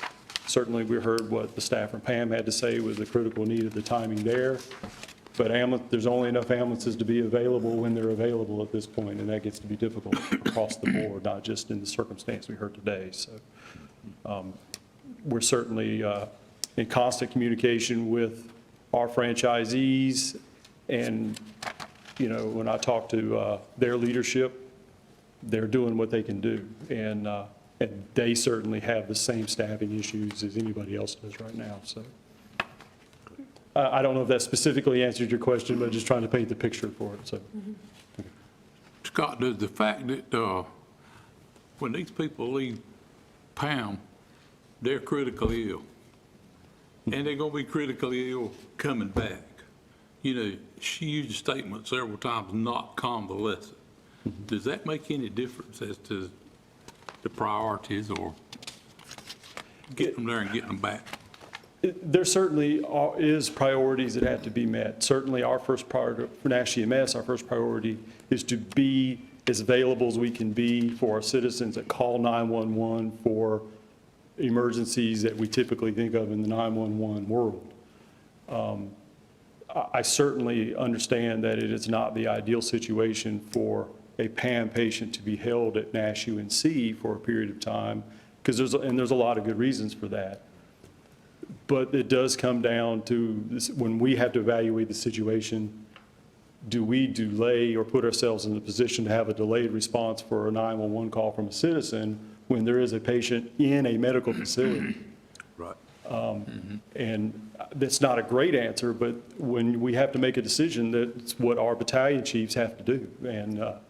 And the timing is not ideal, but we eventually get the need met. And we're doing the best we can with that. And hopefully with the addition of North State, which is a paramedic-capable provider, we will have additional resources into. I don't think it'll be the magic bullet to fix it all, but we hopefully will see some improvement. So. Madam Clerk, I think I have a motion and a second, no vote. Is that where I'm at? That's where you're at. Okay. Any other questions? All in favor of the motion, let it be known by saying aye. Aye. Any opposed by a like sign. Motion carries. Thank you, sir. Thank you. Next item, item number 20, is an EMS update on our recent change at the beginning of this budget year, or a little bit earlier than that, 2472 shift change. I think Commissioner Leggett, maybe you asked for this, if I remember, is that correct? Okay. So Tony Cameron will make this presentation. Good afternoon again, sir. Good afternoon. As the board knows, this took effect on April the 10th, 2023. This was a shift rotation, adding an entire shift, which was a challenge. It went from a 24-hour on duty to a 72-hour off duty. This really required adding an entire shift, which was 21 folks, or 21 staff members, and it immediately converted Station 800 and 700 to a 12-hour shift. And what you see on the screen before you now is basically an outline of the shift. If you follow A would be, the highlight blue would be what they would work that week. Typically, on the first week, you see 24 hours. The second week, you see 48 hours with an overtime of 8 hours and so forth following on through. So that's what we converted to. What we're doing right now is we're actually working 800, a 12-hour shift, and 700 was reverted back to a 24-hour shift. And later in my presentation, I'll give you an explanation as to why. Staffing, since October 2022, we've processed over 45 applicants. Right now, today, we have, give or take, 1 or 2 positions or 3 vacancies. And on average, on daily average, we have anywhere from 10 to 15 newly hired employees that's in training. So what that does for our staff is we have FTOs beside our EMTs, training our EMTs in the field. And that's important because just like the sheriff mentioned earlier, we can't just let an EMT go by himself. We got to make sure that EMT can facilitate as an emergency medical technician or a paramedic. So when we have 10 to 15 staff members in training, that takes one of our FTOs to be right beside that EMT. So that takes another staff member out of the equation. So it really puts a tax on us. Field training officer. I'm sorry? Field training officer. Field training officer. Sorry, what did I say? Well, you said FTO, but no. Oh, I'm sorry. She's helping I'm us. sorry, I'm using acronyms. She's helping us I've been with around our Brent acronyms. too long. Field training officers. We appreciate her doing that. Yeah, thank you, I'm sorry. So our field training officers, which are our paramedics, and they're highly trained medics, and they're beside our EMTs, and they're making sure that they get what they need as they go through our training program. I think Scott's program's FTEPS. Okay, all right, which is very similar. Same business. So the critical element that we're looking at now and what we were faced with, we had 21 folks that we took on EMS. That was our D shift. We had to convert stations from 24 hours to 12 hours, which that's a lot of movement and a lot of moving parts for our logistics section. We have special events and response and events that happen that are ongoing that don't stop, such as the tornado and so forth. And we have training, not only for our people, but for our supervisors. We have 5 new district chiefs, which are our first-line supervisors that are looking over these EMTs and paramedics daily. So they also have to be trained. They're in a brand-new role. So it's a lot of moving parts. And take in mind, this was April 10th, and here we are, 4 or 5 months in the process. So we're moving along rather fast. But the critical thing is retaining our paramedics. Our paramedics is a critical piece that we're losing. I'm not going to say daily, but we've lost quite a few paramedics, and that's the piece that we need to hold on. We need to maintain our effective training program, which is extremely important with our FTOs or field training officers. And we got to keep in mind that with our supervisors need the same level of training as these EMTs or paramedics as they move forward. You put a first-line supervisor supervising, they have to learn just as much as these EMTs do. So that's important as well.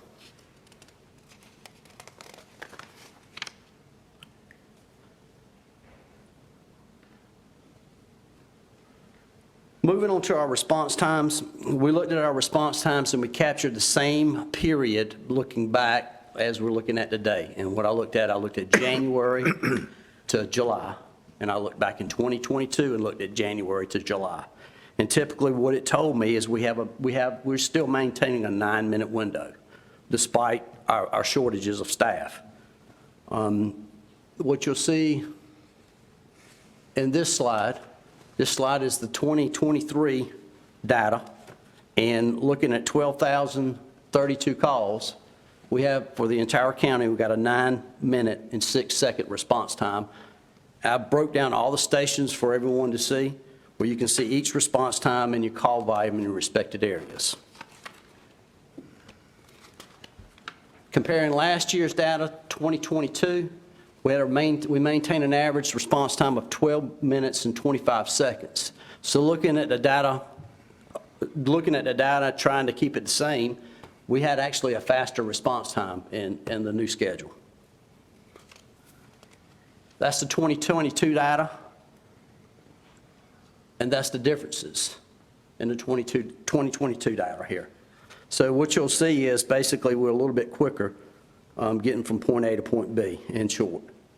I've highlighted where we have some room to improve, and you can see 22 seconds, 10 seconds, 28 seconds, 19 seconds, and 13 seconds.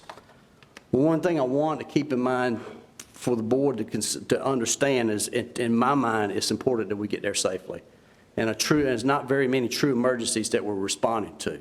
The process that we have in place is we have an emergency dispatch where our telecommunicators, they vet the calls coming in, and this process is vetted by our medical advisory, our medical doctor, to let us know, what is an emergency call, what is something that we should be running up and down the streets for expeditiously versus something that's a routine call. And so that's very important, and we keep the safety of our team first and foremost. But all in all, looking at our response times, we're actually quicker on this new system, getting from point A to point B. All right. And that's just the breakdown of our stations. Moving on to our shutdowns, we did see our shutdowns increase in the months of May and June. And as a result, we reverted back from the 24-hour shift, or from the 12-hour shift to the 24-hour shift for Station 700. And as you can see in the data, we significantly improved in July to 8 shutdowns from EMS 400. What I want the board to consider is these shutdowns are determined by our district chiefs and our battalion chiefs, and they have the authority to call back for overtime with limitations imposed. And those limitations are set to make sure that our medics and our EMTs are not tired while they're at work. We don't want them overworking. So these battalion chiefs and district chiefs, they pretty much determine based on where we have trucks in service and what stations can be shut down. And they make that determination, and they've done it very, very well this year so far. I do want to bring to the board's attention QRVs in response. A QRV is a quick response vehicle and is staffed with our most skilled paramedics. And most of the equipment carried by our ambulances is in that QRV. So a lot of agencies or departments are going to this approach to help combat staffing problems, and this puts a medic on scene quicker and relatively with the same amount of equipment. We do have an ambulance at every station. We hadn't taken any ambulances away from stations. They're there. It's simply personnel that we're having to rotate. Some of the biggest issues, well, let me move on to focus. What we're going to focus on now, and what we think is probably our wisest approach, is we're going to focus on hiring basic EMTs, because we're getting EMTs and we're getting good people. And our focus is to hire good people and turn them into great paramedics, and we can do that. So we're going to focus on the applicants that we're getting now. We're going to train these people to the best of our abilities, and we're going to look at our team internally is what we're going to do. So that's our focus moving forward. As far as issues for my staff, the biggest issue that I'm facing with my staff is salaries. Some of the staff feel that the salaries didn't meet their expectations when they rotated into the new shift piece, and I went into detail in my memorandum that you can read. But working with our finance department, the finance department has assured me that these are equal. We looked at the battalion chief all the way down to our EMTs. We evaluated each salary, individual salaries, and with the help of finance, we determined that those salaries are equitable based on what they're working today. I am faced with challenges, just as the sheriff's faced with challenges with other departments paying more. We are focused on internally, and we're focused on what we have now. And our biggest protected asset that I believe we should protect is our paramedic. If we consider any money towards any salaries, that is the critical link that we must maintain in our shop. And as this last slide says, that's our most valued resources right there, is our medics. And at this time, I'll take any questions. Any questions of Mr. Cameron on this item? Yeah, I'm going to Mr. Arrington. go back to the response time, and one of the reasons, all the long response times are pretty much in my district, which is out at, Whitaker's, Taylorton Road. Well, tell me how y'all improved that response time that you did. How we do it better? Yeah, how did you get at least where you were Battalion at? chiefs and district chiefs. I mean, really, those guys and girls, and I brought the operations chief here today to give a little bit more information. But basically, they make a determination based on their staffing needs and where their trucks are. And basically, what they do is they make the determination what trucks can be shut down based on where trucks are. And we go a little bit further, and we actually track our trucks, their locations with Geotab. So we're able to tell where our ambulances are at any given time throughout the day. So for the best and the quickest response. So we use technology, and we use the wisdom of our district chiefs and our battalion chiefs. Okay, well, like I said, we recognize that that's a rural area that we're talking about, and it takes a little bit more response time, and, well, just keep on doing what you're doing to try to eat those seconds away, because you know that emergency response time depends on minutes, Yes, sir. seconds. And the one thing I really want to reiterate is a lot of times, and what skews these numbers is our response that are routine. We do not want our ambulances to be going out there when they don't need to be going out there really fast. We want to keep our people safe and all our people in Nash County safe. So when you're looking at these times, you're looking at the blended times of an emergency response and a routine response. So if that gives a better explanation to the board. All right, thank you. Other questions? Tony, I didn't quite understand the part where you were talking about either you or your employees felt like they weren't getting paid what they should be paid, but then you worked with finance and determined that they were. I know when we made this change, if I recall right, they were about 31% less hours in a year or month, or however you want to look at it. I don't think we changed any rates of pay, did we? We did. We Based on the salary study, possibly. Yes, sir, that was it. And what happened, what we did is we looked at what they're getting paid on a fluctuating work week and what would be equal to at this existing rate for 40-hour work weeks to include the overtime piece. So when we looked at what they had in their regular schedule and the number at the bottom line based on what they're expected to work came out a tad bit greater than it would have with fluctuating work week. Does that make sense? Yes, sir. Okay, so they're whole, and I wanted to bring that to the board because they brought it to me. Right. And I wanted you guys to know that I work with finance about this issue and our team, and at the end of the day, they are whole. The only piece that's the missing link is our 12-hour shift. Our 12-hour shift, they're not. And that's based on overtime and what's expected of the current shift, and they were lacking the funds. And that's probably the biggest opposition for our members wanting to work the 24 versus the 12. But at the end of the day, that's the best we could do with what we had. When you spoke about the board, which would have to come from our administrative staff looking at overtime. Yes, sir. You know, you recall my biggest concern with this thing was hitting that middle day in another agency. Yes, sir. So would that be the day that you would hit, if you called them back overtime, you would utilize them in that day halfway in Yes, sir. between the 72 shifts? Yes, sir. The priorities, what the battalion chiefs and the district chiefs have been instructed to do is first look at part-time and then move to the week. If you look back on, well, I'm gonna mess you up a little bit. If you look back on the work week, what we want our folks to do is first look at the individuals that are working one day that week in a 24-hour period. Right.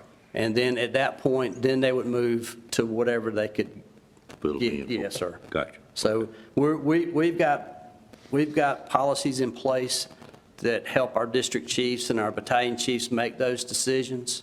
But unfortunately, sometimes we just don't have the availability of medics. And what we've seen is we've seen medics that want to work overtime, and they work excessive amounts, and we're having them hold them back to keep them safe, if that makes sense. So, Well, that was the whole thought process to start with. yes, changing sir, shifts. Absolutely. But occasionally, it's not like all the time. Correct. If you have to utilize them there, I fully understand that. And we're building our part-time staff up now. We're continuing to build these EMTs. Some of them are rotating back to part-time. You know, we are losing some staff that want to remain part-time with us. So we're using every crumb we can. But it's been a challenge. 21 folks, 45 applicants, the rotation, training those folks, and you know, the overtime piece that you see is our FTOs, our medics that are training these new EMTs, and we need them. And I'm thankful to have them. Well, you've actually did a lot better job than what I was afraid you'd be able to do filling those positions, so. I'm proud of our staff.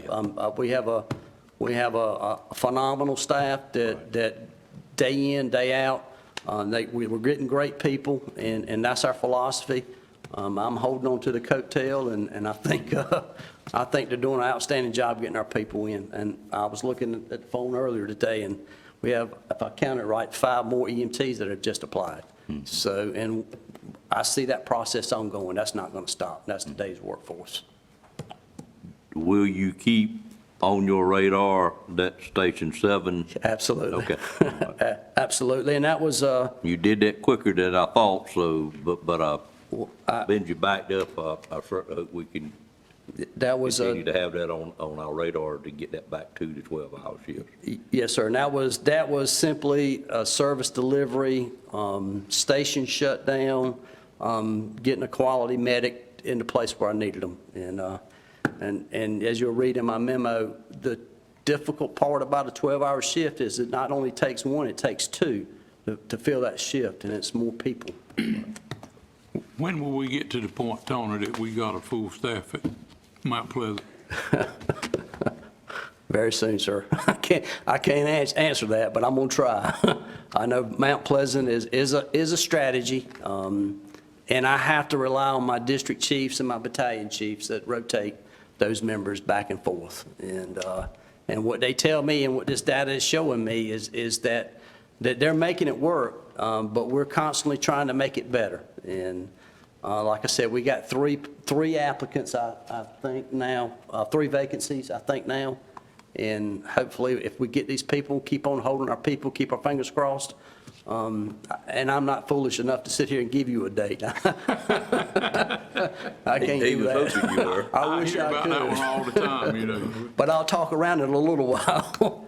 We're I doing go our over there best and with what we see got. One vehicle sitting outside, and I knew it's just a paramedic, and we don't Yes, have sir. to. But the point I'm trying to make is that QRV, you have the most skilled, the best medic up there. And with the skill set and the equipment that an ambulance will have. And we're using the technology to route those ambulances to the places they need to be.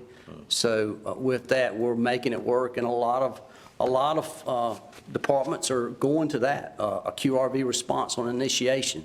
So we're having to do what we got. So. I understand. When you get, just a question for administration, I guess I should direct it to, but when you get those 3 positions filled, and every position you got a lot of this filled, are you able to overhire with your lap salary money, knowing you're gonna be slipping back and forth all the time? Could you add 2 more than you don't have? Do you have that leisure? I think the manager has given us the flexibility in part-time positions, but as far as overhiring, I do not believe. No, sir. Right, so that deals with position control and the amount of positions that the board have approved Sure. for the department. So, I mean, that is definitely something that we can consider as a strategy to Sure. just try to stay up and not fall behind. But that would be a decision of the board to allow them to have more full-time positions to be able to fill. Oh, I've just had that thought. I think it would be, in some I cases. mean, I think it's a good strategy. It would be a strategy, knowing that there's going to always be a certain amount of movement. Sure. And it will. I think, honestly, it's going to be a task that we're going to constantly do in our office. It's hiring people. We're seeing that in telecommunicators. We're seeing it in the EMS world. And it's just going to be a function that our office is going to see from now on. And I don't think we're going to get away from it. I think what I've seen so far is the grass is greener on the other side, and our staff are going to explore that. Right. And that's the workforce. So we have to adapt to that workforce, I believe. It seems as though it would be more important possibly when you have an opportunity to hire a seasoned person. Oh, yes, But sir. don't have a slot for it, though. Yes, sir. Just something Yes, for sir. the manager to think about. Yes, sir. All right, there are other questions? Mr. Chairman, Mr. Cameron, I want a clarification. On another slide further back, it said EMS 700, or you said sometimes the battalion chiefs shut it down, but I'm looking at response times for areas and the total number of calls from January 1 to July 27th of this year, and South Rocky Mount and Rocky Mount have the highest number of total calls, so why would the battalion chief shut down 700? Basically, proximity of 800 and 700 being so close, and utilizing QRVs out of 800, and staffing. So, and that's totally with our district chiefs and our battalion chiefs. So the proximity of an 800 truck being available at 700 and 700 not. I know I'm not answering you completely on that, but it's staffing would be the answer to it. It's just not having the staff to do it. That's the reason we reverted from 700 to a 24-hour shift. And we were able to fill that 700 with one person as opposed to two for a shift. Does that make any more sense? I feel like what she's asking a little bit is why would that be prioritized over another station like Nashville or Coopers? Why that? Proximity, mileage, how far they're away from a call, 800. Can you add more, Scott? So within that area, and you're exactly right, and on the surface, I think what you're thinking is exactly correct. But when you watch the flow of call volume through the day, there's not, it's not always consistently busy all day long. We have periods of times that get very busy, and then we run a bunch of calls in that period of time, and then it kind of eases off. So it's like the tides, it kind of comes and goes. And what we find through just experience, and, you know, in our battalion, most of our battalion chiefs are over 30-year veterans been working in this area, you know, in the county, is you've got 800 that's staffed in Rocky Mount, you've got 500 in Westmount, just outside of town, that's staffed in Rocky Mount, 600 in Red Oak, 900 in Brattleboro. Well, when the call volume gets busy in Rocky Mount, everybody's just in Rocky Mount. They're not always leaving the stations. So everybody's just in the mix running calls together collectively. So the districting and the station positioning during those busy period of times almost becomes irrelevant. You just have a bunch of ambulances that are going to and from the hospital, call, you know, wherever the. They'd never go back to the station anyway. Correct. That's right. It is very common for the crews to go hours and hours and hours and never be at the station. So it's a little bit of a dynamic dance going on amongst all those trucks. So when you know, the numbers show it, and I certainly understand, and certainly we want those trucks in service all the time, so don't get me wrong there. But I'll pick on Lee Davenport, who's a 35 or 6 year medic who has been running calls in this area his entire life. You know, he just has that inherent ability to understand what call volume rise impact is going to have when he starts hearing addresses coming out. And he works with the district chiefs, and when they're making determinations on staffing, just like to Mr. Harrington's point, in the rural areas, it's not call volume is not the only thing that dictates our response times. It's geography and distance. It's the inverse issue when you're in the city, because the distance between where they are when they get dispatched to where they're going for the call is much shorter. It may only be 2 miles, where it could be 12 miles in a more rural area. So it's a very dynamic process. And to make the point of why the district chiefs and battalion chiefs are so important they're the ones that have the experience that are keeping all those things plugged together and making sure that we are seeing improvements and things like they've done. And they've done a great job, even with having some newly promoted staff. So. And one other thing that may skew this data just a bit, we had a truck we named 87, which was an extra truck that we put in the Rocky Mount area, which is not shown in this data. So that's going to skew it too and shut down 700 a little more here. Well, it would be a priority because 87 would revert back to a Rocky Mountain truck. So that skewed it and made it look this way. 87 is like a part-time truck. It's not a truck that's necessarily staffed for a whole 24-hour period.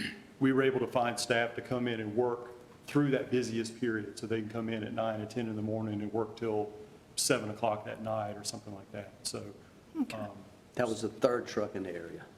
So obviously that's their volume. We recognize our volume. And we are certainly not pulling away our team from that area and leaving it bare. Yeah, it didn't look like, it looked like the response time had even been improved on. Yes, But ma'am. the numbers just made me curious. Thank you. Yes, ma'am. Thank you, gentlemen. I want to ask, Mr. Cameron, this is unrelated, but did you attend a migrating energy conference in Roanoke Rapids? I did. about a week Yes, ago? sir. Could you share a little bit about what that was about? Sure. Okay. Sure. That was an opportunity for emergency service leaders to gather and learn more about energy and what the needs are and how important it is for the loss of power. As we all well know from the tornado event and the storms that blew through on Monday, when power goes down, that's a significant deal. And it's significant because we have people in place, we have people that need power for life itself. So they shared what their capabilities were with the power grid there and how they can redirect energy to a needed area, which was very, very impressive. And also with mobile pieces that they could deploy when needed. So it was an opportunity to meet leaders in the area, meet the energy opportunity for energy as far as what they have available for us, portable-wise. So, and that was a while back. Yeah. That was a while back. Okay, well. Were you there? Good, you got something good out of it. I did. Okay. I certainly did. All right. Thank you, sir. Item number 21 is Community Development Block Grant Neighborhood Revitalization Grant application, and I'll call on Ms. Patsy McGee at this time to make this presentation. Good afternoon. Good afternoon. The Rural Economic Development Division of the North Carolina Department of Commerce announced the availability of Community Development Block Grant Neighborhood Revitalization Funds for activities within North Carolina local governments. And we have had a similar program several times before. The program must be centered around housing.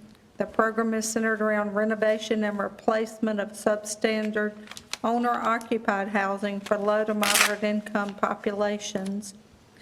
It can be used to address housing and other public utility, street, drainage issues within a neighborhood. It can be used on a scattered site basis or for emergency housing repairs. The program can be used for construction or reconstruction, rehabilitation, or installation of public facilities in support of housing. It can be used for senior and community neighborhood recreational and park and playgrounds in qualifying areas. It can be used for shelters for persons with special needs, such as the homeless.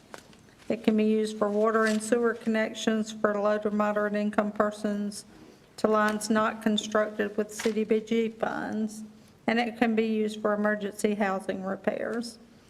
The maximum grant request is yet to be determined, but I've been told it may be $950,000 like it was last time. The program does not require a local match. However, some level of local funding may help prioritize your application by giving you some extra scoring points. And the Board of Commissioners must conduct 2 public hearings prior to submission of an application. And this is the first public hearing, and the purpose of this public hearing is just to receive public comment about possible application activities.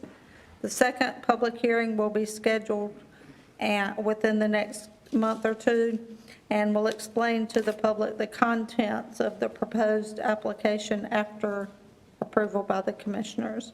So the requested action is to hold a public hearing to receive public comment. All right, any questions of Ms. McGee at this time?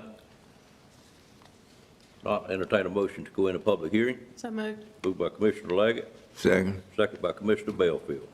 Questions on the motion? All in favor say aye. Aye. Any opposed by a like sign? Ladies and gentlemen, we are in a public hearing, and if you are here to speak on this item or have questions on this item, we, as the board, would like to hear from you this time. Seeing no movement, I would entertain a motion to close the public hearing at this time. Move to close the public hearing. I have a motion by Commissioner Combs, second by Commissioner Belfield. Questions on that motion? All in favor, let it be known by saying aye. Aye. Any opposed by a like sign? Public hearing is now closed. I entertain a motion, I don't need a motion, do I? No, just don't- you close don't the need- public hearing. You've had the public hearing, you've got to do another one of those. Correct. Okay, all right. Well, that said, we'll move on to item number 22, Housing Urgent Repair Loan Program. Let me start out by saying this is not the program we came to you with a similar item a month or two ago. This is a different program. The North Carolina Housing Finance Agency has awarded Nash County $132,000 under the 2023 cycle of the Urgent Repair Program. It is funded through the Housing Trust Fund. Nash County included a $5,000 match to strengthen its grant application, bringing the total project budget to $137,000.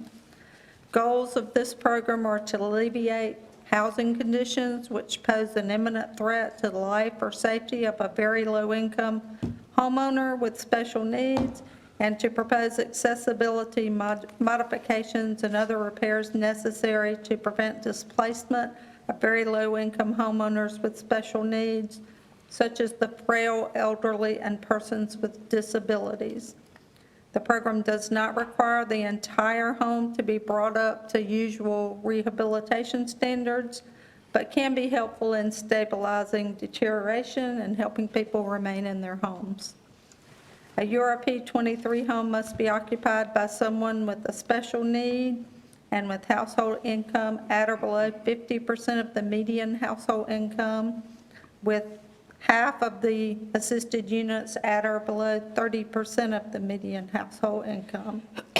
Special needs households include those with an individual who is elderly, handicapped, disabled, a military veteran, a single parent, or who has a large family, or who has a child with elevated blood lead levels. Household income for URP 23 in Nash County cannot exceed $41,950 for a family of 4. And half of our households must not exceed $25,200 for a family of 4, using the NC HUD median income limits. The maximum lifetime funding for this program for a particular home is $12,000.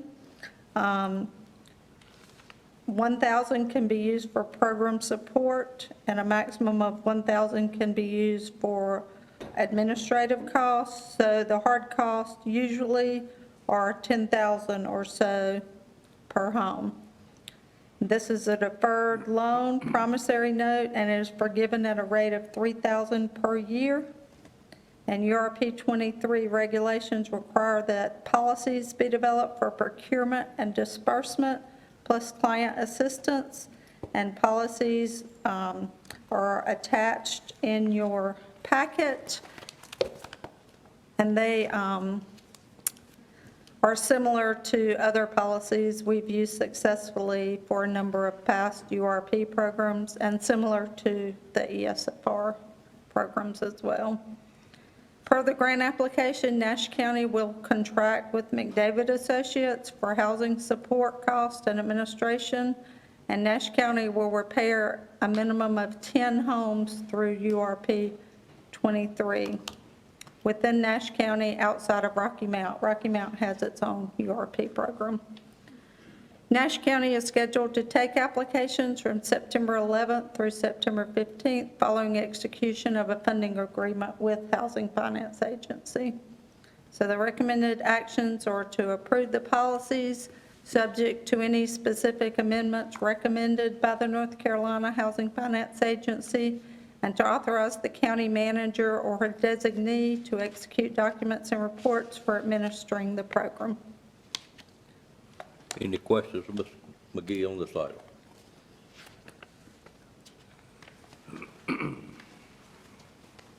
If not, entertain a motion for approval of the program. Move So moved, we approval. approve program. Had a motion and I had a second. Can you decipher that? Okay, you got it, okay. All right, any questions on the motion? All in favor of the motion, let it be known by saying aye. Aye. Any opposed by a like sign? Motion carries, ma'am. Only question I would have about it, since we have approved it, is 10% of the total amount is not a lot of money. Are we gonna be able to get that consultant to handle this program in that dollar range? I guess you've already got that taken care of. We have strong-armed our consultants for years into administering this program if they're going to work with us on other programs. Thank you, ma'am. Didn't mean to put you on the spot, but you had a great answer ready. Item number 23, Middlesex Corporate Center Phase 2 infrastructure improvements. Nash County and the town of Middlesex are in the process of developing Phase 2 of Middlesex Corporate Center, as you know. And Phase 1 infrastructure improvements included water, sewer, and road improvements. This Phase 2 includes sewer, electric, and road improvements, and specifics are listed in your agenda. To help fund Phase 2, we have been awarded 3 grants. Golden Leaf Open Grant Program, $500,000 for sewer infrastructure.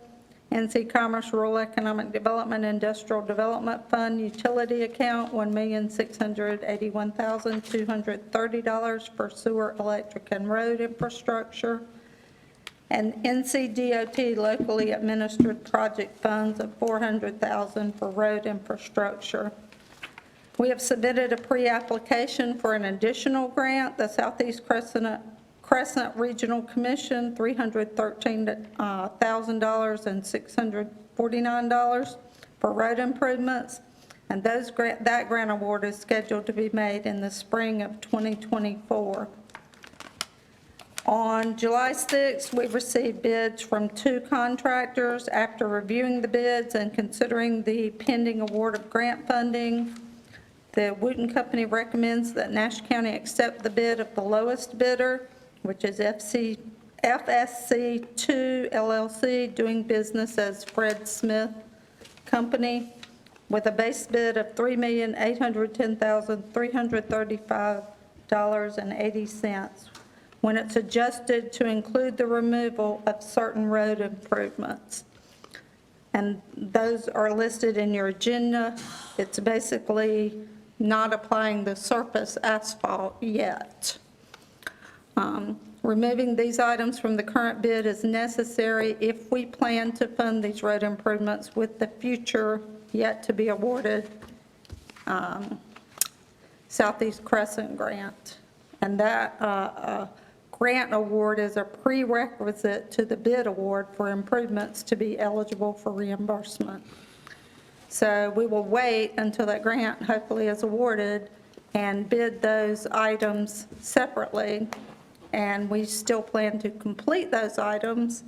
We're just needing to follow a particular process. And the contractor and DOT are agreeable to these changes. As mentioned above, the project includes a DOT locally administered project grant. And as a result, DOT requires that Nash County approve a resolution, which is in your packet, and submit a letter to DOT, which we've already done. The letter includes detailed information related to the bid process, the certification that we followed federal and state guidelines and policies were followed in the bid process. It identifies the responsible Nash County staff contact during the construction phase. It requests that DOT review the bid package, accept the low bid, and concur in award of this construction contract to the lowest responsible bidder, Fred Smith Company. So our recommendation is to award the construction contract for Middlesex Corporate Center Phase 2 infrastructure improvements, including approving the DOT required resolution subject to any review of the contract by the county manager and the county attorney. All right, any questions for Ms. McGee on this item?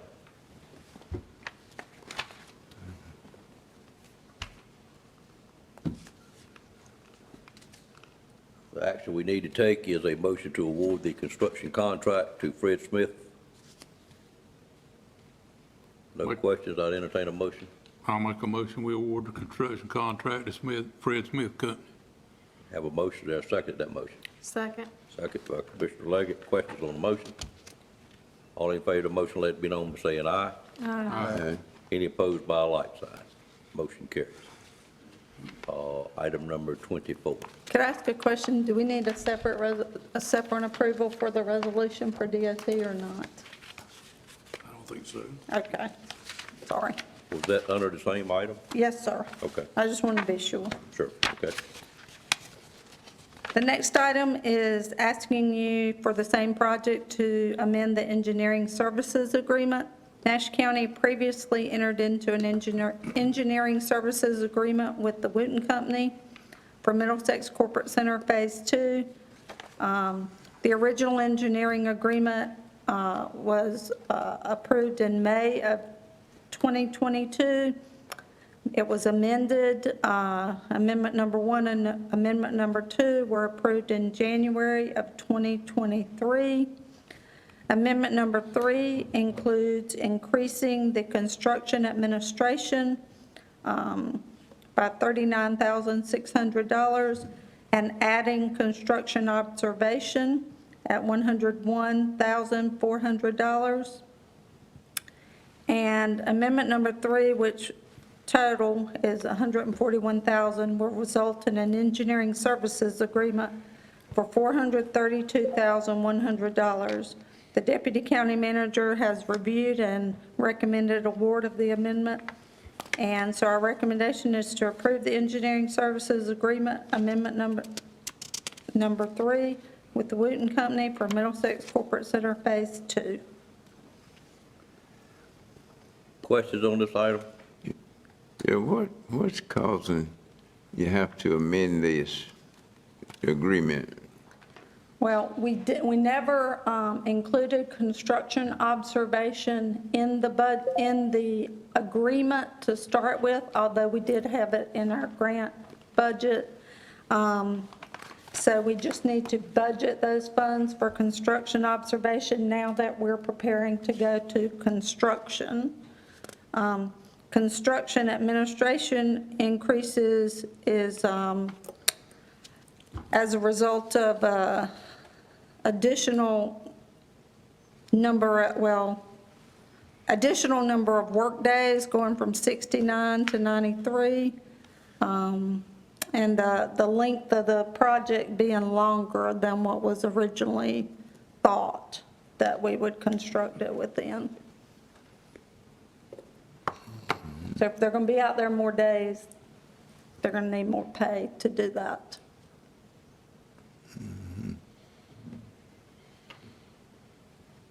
It bothers me as well, because if you do the math, it looks like we started with an engineering contract that matched a reasonable range of around 10% for the projected budget. But now that it came in considerably higher, it's odd that the new amount gets it back to the 10% of the actual bid on the project. construction administration, I don't know why it would go up. I do understand it, the construction administration, I don't really understand why it would go up because the project hadn't changed any.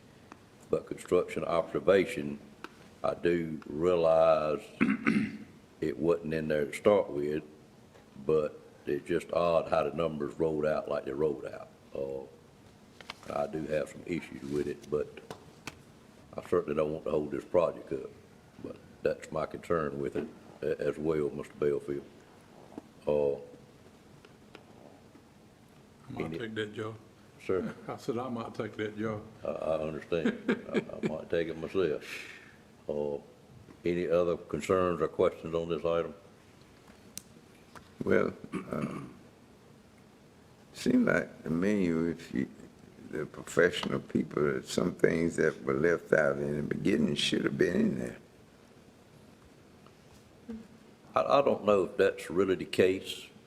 The thing that bothers me the most is the construction administration, because it's really nothing changed there in my mind. But, I failed to mention there are some additional sanitary sewer improvements that have been added over time. So there is some additional sewer work that's required to be done as a result of economic development needs. And you say Jonathan Boone's looked at it and he's, Yes. all right, pleasure of the board. I'll make a motion we approve the engineering services agreement. I have a motion to approve. Is there a second? Second. And a second. Questions on the motion? All in favor of the motion, let it be known by saying aye. Aye. Any opposed by a like sign? Nay. Motion carries on a 5-1 vote. Thank you. Yes, ma'am. I've been asked by a commissioner, and understand, Mr. Belfield, you may be in the same shape. Certain medicines have to have food with them. They want to take a lunch break at this time for about 20, 25 minutes. Does the board have any issue with that? No issue. I would take the lunch break at this time. We'll come back in about 20, 25 minutes and continue with the agenda, and then go into our closed sessions item after that. Tony, did you have something else on the agenda?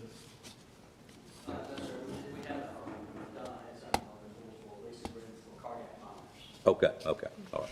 But no other presentation that okay, all right, thank you. Stand recess for lunch at this time. I call our session back to order at this time, and we are on item number 25, resolution authorizing the county manager to sign a lease agreement with Steiker Sales LLC. I'll call on Ms. Wood at this time. Good afternoon. Good afternoon, ma'am. Attached for your consideration is a resolution authorizing the county manager to sign a lease agreement with Flex Financial, a division of Stryker Sales LLC, to replace cardiac defibrillators for Nash County EMS. Nash County's current cardiac monitor defibrillators, Philips MRX, reached the end of their expected service life at the end of 2021. The proposed contract with Stryker Sales LLC in the amount of $914,461 is for 20 LifePak 15 PM cardiac defibrillators.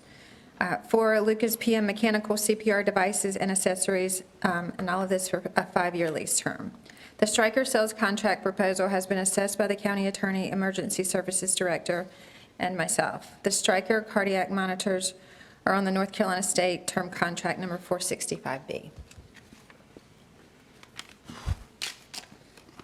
Any questions from board members? I've got a question. At the end of the 5th year, is that a buyout at the end? Is that why it's such a larger sum at the end of year 5, or why is that different? It could, at the end of year 5, it's just I think it's the way that the amortization was calculated.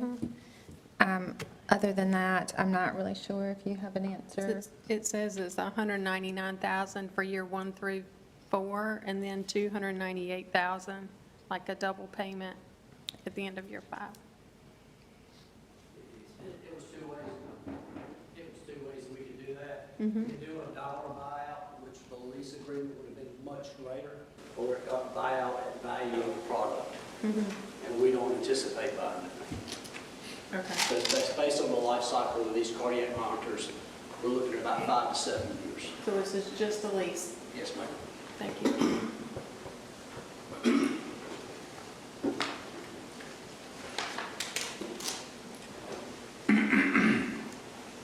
So Sue, you said first 4 years. Is it 4 years or 3 years? It's the first, yeah. Or something, maybe Donna said that, I'm not sure who said it.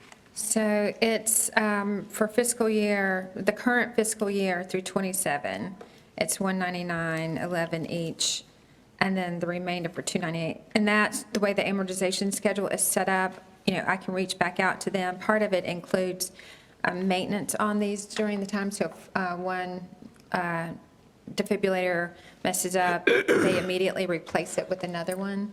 But I can look back into the amortization schedule on the lease just to ensure that's accurate. It's 5 years about the life of them anyway. You need to, you're gonna have to upgrade every 5 years, or I just wondered if that was a buyout figure or what. No, sir, that's to take care of them throughout the time that we have them, and that's the maintenance agreement also that's included in that cost, and that's one package. And at the end of that 5 years, we simply turn them back in or buy them, 1 or 2. And we're buying them and I provided that cost at the end of the 5 years, which we wouldn't want them. You wouldn't want them in No, the sir. 5 years.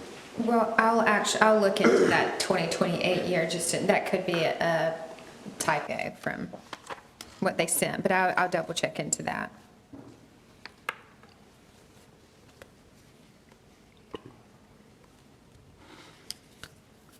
So is the total amount we're paying the 914, or is it 914 plus some maintenance contract? That includes the maintenance contract, that includes everything. Well, that's got to be a typo then. Okay, I'll double check on it. I thought it was. So I need to I think the 2 should be a 1, but let me just, I'll have to get back to you on that one. So if I could,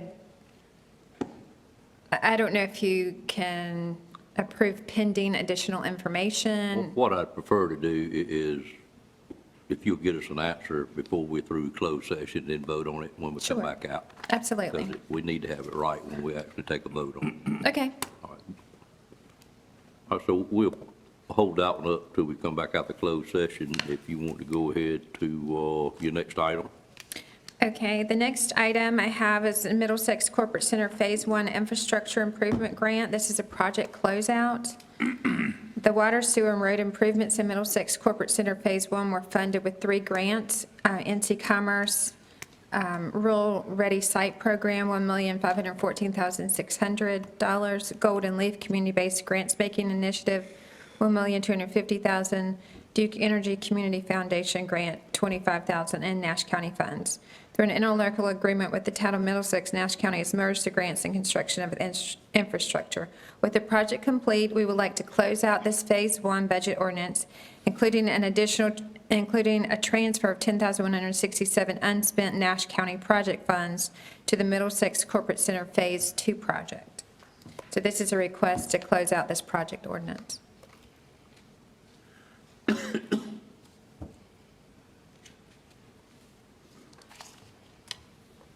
All right, any questions of Ms. Wood on this? Entertain a motion for approval. So moved. Have a motion to close out the project ordinance. Is there a second? Second. Second. Commissioner Combs, questions on the motion? All in favor of the motion, let it be known by saying aye. Aye. Any opposed by a like sign? Motion carries. Item number 27. Okay, this is the Middlesex Corporate Center Phase 2 Infrastructure Improvement Grant. It's a project ordinance amendment. After receiving bids for Middlesex Corporate Center Phase 2 infrastructure improvements, which includes sewer, road, and electric improvements, the projected cost is $5,063,348. Nash County worked with the Wooten Companies to secure 3 grants for sewer, electric, and road improvements in Middlesex Corporate Center. Grants totaling $2,581,230 have been committed to the project. Golden Leaf has committed $500,000 for sewer improvements. NC Department of Commerce has committed $1,681,230 for sewer, electric, and road improvements for the Industrial Development Fund. And NCDOT has committed $400,000 in Economic Development Program funds for road improvements. With the closeout of Middlesex Corporate Center Phase 1, we would like to amend the Phase 2 project budget ordinance to include the unspent project funds of $10,167 and transfer from capital reserve for $275,000. We would also like to amend the budget ordinance to adjust the IDF grant accounts to match the project budget submitted to NC Department of Commerce, which will increase the amount of the grant funding allocated towards engineering. The remainder of the project cost, we are requesting to be funded from the general fund for the purpose of economic development. This includes additional infrastructure improvements and associated engineering costs that are beyond the scope of grants, but are necessary to meet the needs of prospective commercial and industrial interest. Questions of Ms. Wood on this item? Entertain a motion. Excuse me. Go ahead, Mr. Harris. The $275 million, that the capital that was transferred from the American Rescue Fund. Right, that was originally to be used for the masonry on the courthouse project as approved by the ARPA committee through transfer to the general fund, and the ARPA committee approved for that to be used towards this project. So the board understand where it came Sure, from. okay. You're just making that point. You're absolutely correct. All right, any other questions? Entertain a motion for approval. Make a motion, we approve the project amendment. Second. Second. Questions on the motion? All in favor of the motion, let it be known by saying aye. Aye. Any opposed by a like sign? Mr. Chairman, Yes, sir. I was just thinking here, I guess it is appropriate to ask this question. I'm thinking about Middlesex and Bailey there in industrial development. Yes, sir. And water supply. Any thinking that maybe part of this could come from the Wilson Reservoir?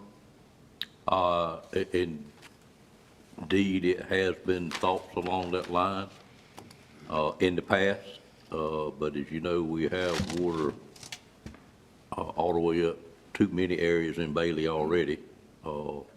It's the Yeah, sewer. because it's close to Bailey. It is, and that's one, well, to answer your question, we are no longer looking at Wilson being a water supplier to those. Mm-hmm. So they think in the future that we can have adequate water supply without, especially if it appears that eventually you're going to have quite a bit of industry in that area. For the present time, Middlesex and Bailey have their own water distribution system and supplies, and it is adequate thus far. Now, Bailey does have many areas around it that is currently on Nash County system. So we've got lines up there where we can provide water to either of the towns pretty close by when that time comes. Isn't both of those municipalities using wells? They are. Just a comment. I just think- We don't ever get to the point that we have to buy water from Wilson. Well, he didn't really say that. I did say that. If it's available. I was thinking about just like the fire in Hawaii, on the island of Mallory, the fire hydrants, all of them ran out of water. They didn't have no water supply, so you need to prepare for the future. Yes, sir. And climate situation like you never know what you need. If you don't have preparation. Actually, if I think about it, you recall the Nash Central Water District is where the water comes from that goes up to Bailey, and we already have an interconnect to Wilson. Should we have water issues on our end, we can always revert and have an agreement in place that we could turn a couple of valves and get water from Wilson. Okay, just thought I'd bring it up. Mr. Gold, but we can't do that presently.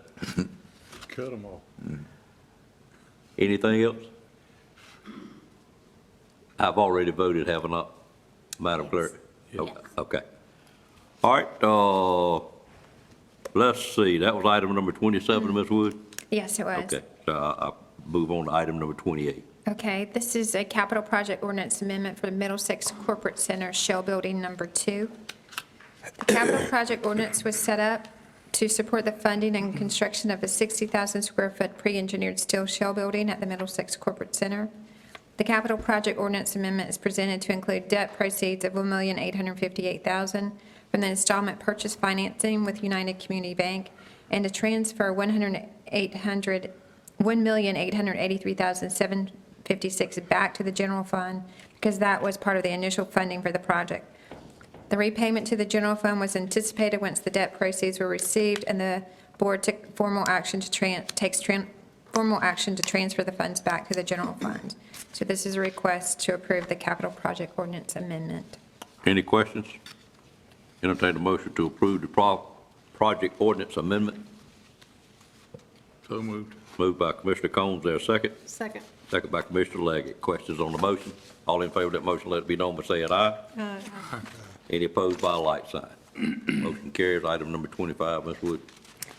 Number 29, the capital project ordinance amendment for the North Carolina NC Industrial Park Shell Building, number 1. This capital project ordinance was set up to support the funding and construction of 100,000 square foot pre-engineered steel shell building and potential roadway improvements associated with the shell building located at NC 97 Industrial Park.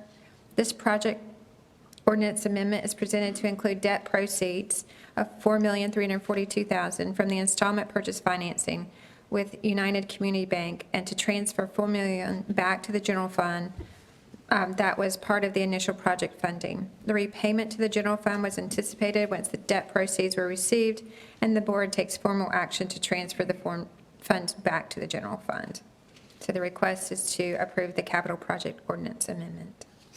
All right, item number 29, is there a motion to approve this capital project ordinance amendment? So moved. Moved by Commissioner Wilkins, there a second? Second. Second by Commissioner Leggett. Questions on this motion? All in favor, let it be known by saying aye. Aye. Any opposed by a like sign. Motion carries as well. Next item is budget amendment. You have a total of 15. Okay. Proceed, ma'am. The following budget amendments are presented for the board's consideration for fiscal year 23-24. First item is with Nash County Public Schools Repair and Renovation Fund in order to assist county governments in meeting their public school building repair and renovation needs. The North Carolina General Assembly passed legislation in 2021 as part of LS 2021-180 that established a new source of revenue to be used specifically for repair and renovation projects. The source of funding is from the North Carolina Education Lottery. The fund is administered by the Department of Public Instruction. The funding is to be used to provide funds to counties for repair and renovation projects for local school administrative units within a county. The repair and renovation projects must be pre-approved by DPI, and the funding draws for the projects require approval from the Chair of the Board of Education and the Chair of the County Board of Commissioners. 5 repair and renovation projects were submitted to DPI totaling $298,858. The projects have been approved and funds are available to draw down and submit to Nash County Public Schools. No additional county funds are required. The next, number 2, fund balance appropriation. This amendment is presented to appropriate fund balance to provide additional funding to Middlesex Corporate Center Phase 2 infrastructure improvements project due to the increased costs identified after receiving the bids of $772,501. The next item is emergency management. This budget amendment makes funds available from the Emergency Management Performance Grant fiscal year 2020 to fund projects related to Homeland Security planning, operations, equipment purchases, training, and other emergency management-related programs. It's $18,407, and no Nash County funds are required. Department of Social Services, this budget amendments to budget funds to support the implementation of Medicaid expansion and meet the significant demands associated with removing the continuous Medicaid coverage requirements from the COVID-19 public health emergency. It's $86,572. No county funds required. Next item is disaster recovery. This budget amendments to budget funds to support the debris removal associated with a tornado event in Nash County on July 19th, 2023. Nash County has a contract with Crowder Gulf for debris removal and has included the town of Dorchester with an interlocal agreement to simplify the administration. The debris removal process will be monitored to keep track of removal from the town of Dorchester from other areas of Nash County. The town of Dorchester is eligible for state assistance, and it's for $623,000. The next item is with EMS. This budget amendment is to record the cardiac defibrillator lease at the beginning of the implementation period. County funds for the annual lease payment were included in the FY24 budget ordinance. It's $914,462. We can hold off on this one until we approve the resolution, if you would like to leave that one out. Yes, ma'am. At this moment. The next item is, the next few items are reappropriations from 23 fund balance, totaling $410,268. The first item is to reappropriate county capital. That still remains encumbered. It's vehicles with $15,415 and building improvements, $230,763. The next item is within the Sheriff's Office to reappropriate unspent fiscal year 23 local program donations.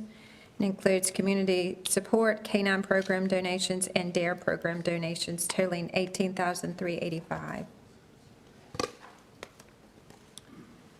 Next reappropriation is unspent fiscal year 23 aging services, outside funding, including senior center program receipts, senior center donations, Project Lifesaver donations, home delivered meals, cost share, senior center operations cost share, health insurance information program, and Medicare improvements, Patient and Provider Act funds. It's a total of $61,416. The next item is a Parks and Recreation reappropriation of sponsorship funds collected for fall sports, $3,828. The next item is reappropriation of unspent 23 special children adoption funds received from outside sources of $41,348. And the final reappropriation is with emergency management to reappropriate emergency management performance grant and hazard mitigation grant funds received from outside sources. It's for $39,112. The next item I have is with federal asset forfeiture funds. This amendments to budget asset forfeiture fund balance for the purchase and outfitting of specialty vehicles and PenLink equipment replacement. That's a request for $425,000. No county funds required. The next item is with the Capital Reserve Fund. This amendment is presented to transfer funds from the County Capital Reserve to support the Middlesex Corporate Center Phase 2 Infrastructure Improvements Project due to increased cost after receiving bids. These funds were originally designated by the board available from ARPA funds for general services to use towards the courthouse masonry project and moved to the County Capital Reserve Fund. Due to the need for additional funds for the Middlesex Corporate Center Phase 2 project, these funds are being redesignated to the Middlesex Corporate Center Project Fund. And the final item I have is with water and sewer funds. This amendment is presented to budget the AIA, the Asset Inventory and Assessment Grants, and the related professional services for Central Nash Water and Northern Nash Sewer. This grant was originally budgeted in May of 2023. However, considering no funds were expended or received in 2023, the grant funding is being rebudgeted in fiscal year 24. There are no county matching requirements. Any questions on those 15 items? Donna, no need for any of these to be voted on separately? The only one is number 6, I know. 6. That's the only one? That's the only one. All the rest of them are okay. All right, I'd entertain a motion to approve the 15 budget items, last item number 6. So moved. Moved by Commissioner Combs. Is there a second? Second. Second by Commissioner Wilkins. Questions on that motion? All in favor of the motion, let it be known by saying aye. Aye. Any opposed by a like sign. 14 budget director stand approved at this time. Okay. Anything else, ma'am? No, that will be all. I'll, after the closed session, I can come back and present. Okay, sounds good. Thank you. All right, item number 31 is commissioner comments. Any comments from commissioners at this time? Mr. Chairman, Ms. Wilkins, Commissioner Wilkins, excuse me, ma'am. just to let you all know, yesterday at 9:30, I sat in on the Zoom call for North Carolina Association of Counties District 7 meeting they had, and the only order of business was they elected a district director for a 2-year term, and that person would be Rob Boyette out of Wilson. So just wanted to let you know that. Okay. Any other comments from commissioners, existing commissioners? Ms. Belfield?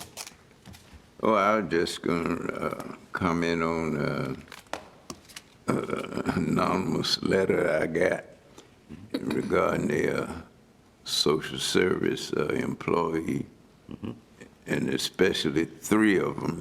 They didn't identify the 3 that's critical of me, saying that they need training. I didn't put it in the exact words.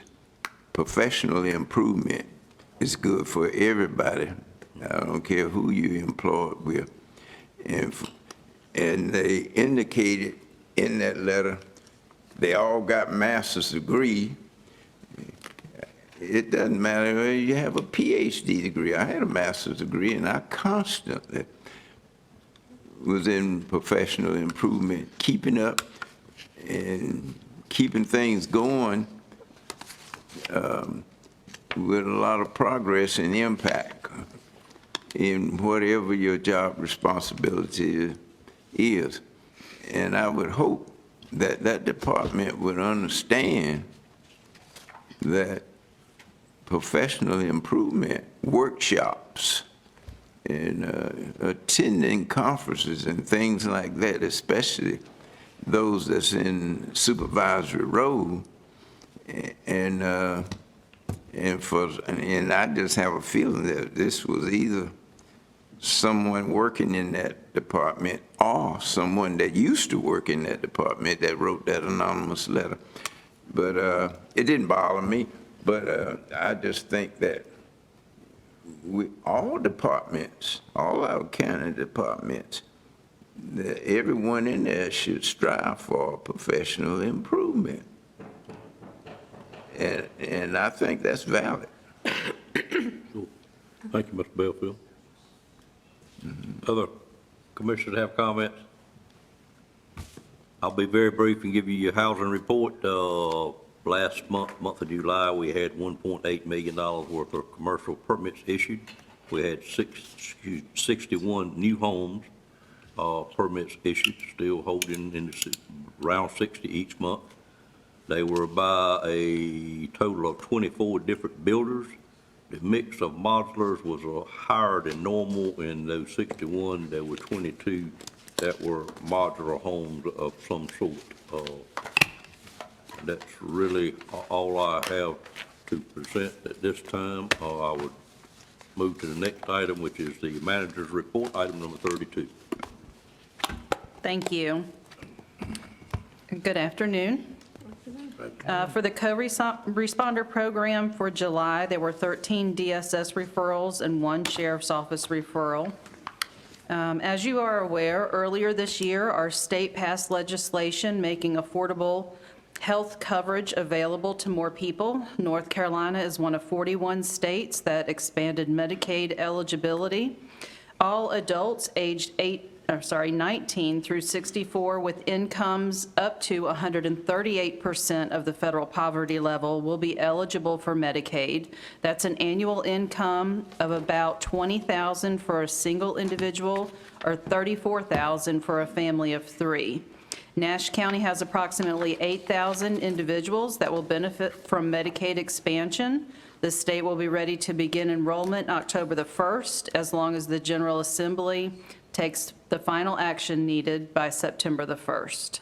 Otherwise, it will be delayed. Want to let you know that Braswell Memorial Library staff have been working very hard to set up a space at the Spalding Family Resource Center in Spring Hope to provide library services from that location. The Town of Spring Hope Library will have their opening day August the 29th from 9 a.m. to 5 p.m. and will be open Tuesdays, Wednesdays, and Thursdays from 9 a.m. to 5 p.m., which are the operating hours of the Spalding Center. The Nash-Edgecombe County Line demerger/merger, depending on which county you're in, is how you would refer to that, of the Nash and Edgecombe County school system planning process is continuing to move forward.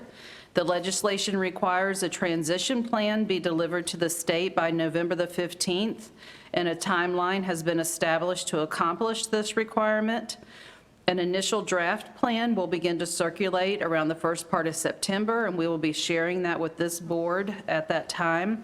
We're also working to schedule a joint meeting with the school board in October, and details will be discussed about the plan at that time. And Janice has provided me with some tentative, or some dates that are workable for the school system. If you all wanted to take a moment to look at your calendars, we might be able to go ahead and get that meeting scheduled while we're here together today. So we're looking at October, and the first dates that I'll ask you to look at are October the 3rd, Tuesday the 3rd.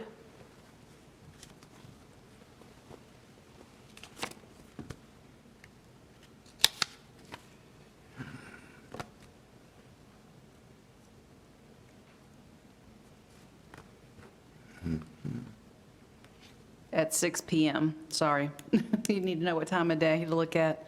6 p.m. on Tuesday, October the 3rd. Do we have conflicts with that date? Okay. Good.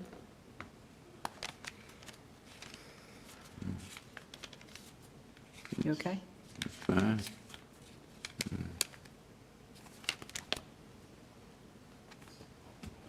We're good? Okay. So we'll just verify, if you all go ahead and tentatively mark that on your calendar, and we will verify with Commissioner Outlaw. And if so, we'll move forward with that. Last month, I provided you with an update on our planning department with some optimism about filling the code enforcement officer positions. Unfortunately, today, I need to report that both of the candidates that we made offers to declined.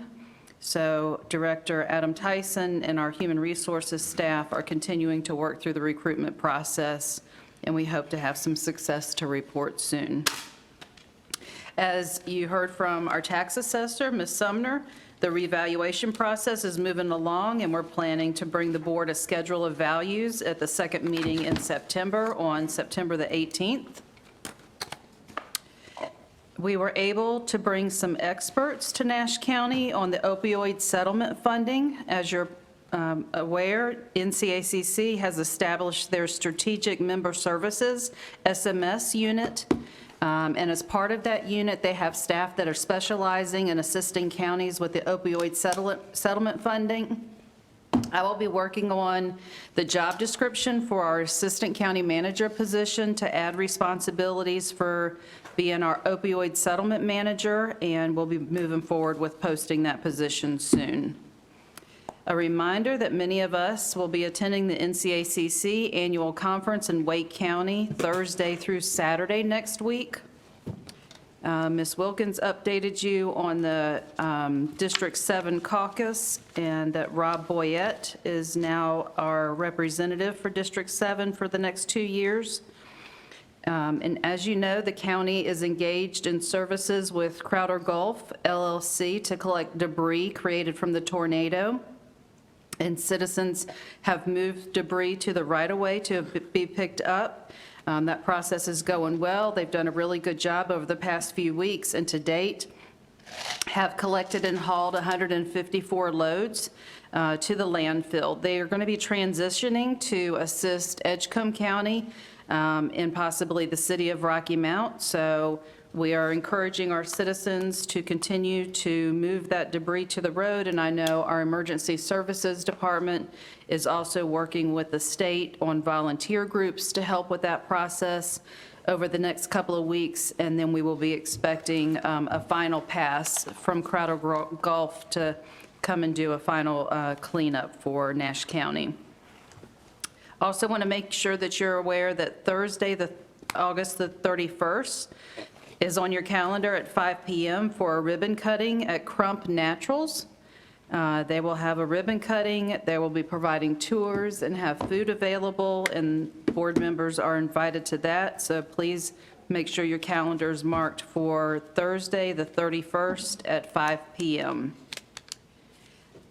A reminder that the September meeting is a little off schedule as it normally is because of the holiday in September. That meeting is scheduled for Wednesday, September the 6th at 9 a.m. That's not news to you?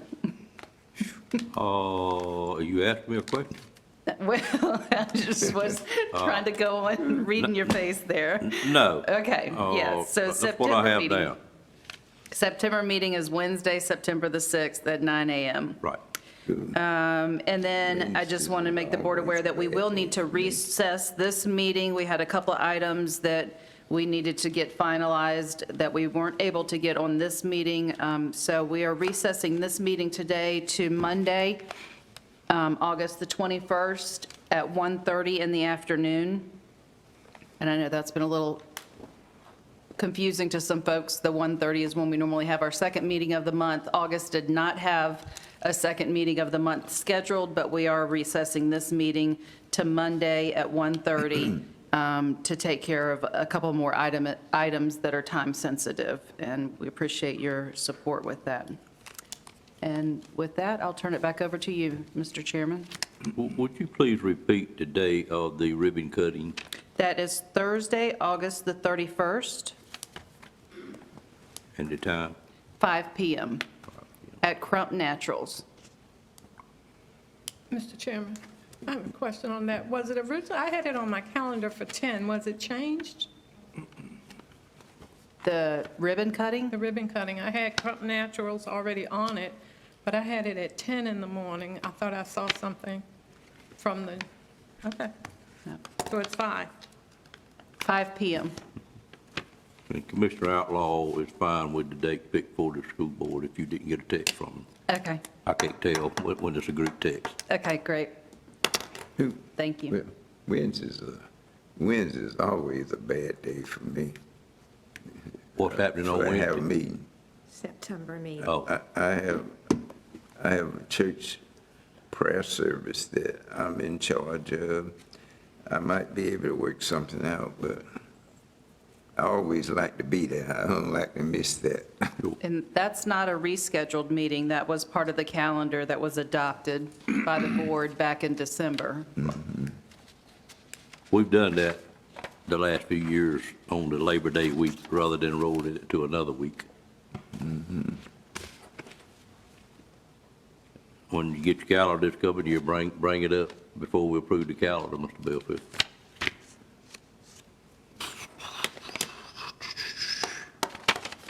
So that means the meeting would be on the 6th, right?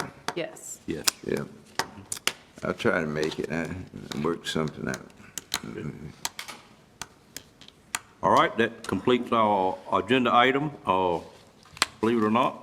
And we do have a closed session that I'm going to call for, and it is for the purpose of attorney-client privilege as well as economic development. And I'd entertain a motion to go into closed session at this time. So moved. Moved by Commissioner Harris, is there a second? Second. Second by Commissioner Wilkins. Questions on the motion? All in favor, let it be known by saying aye. Aye. Any opposed by a like sign, and we'll close session, and we will come back out to close the meeting. Do we anticipate any action to be taken, sir? No, sir. Do not. Yes. Donna's item. Yes, you're right, I'm sorry. Yeah, Do you anticipate any items? other than that, no. No, okay, all right. I actually found that lease is 5 payments of $199,000 a year.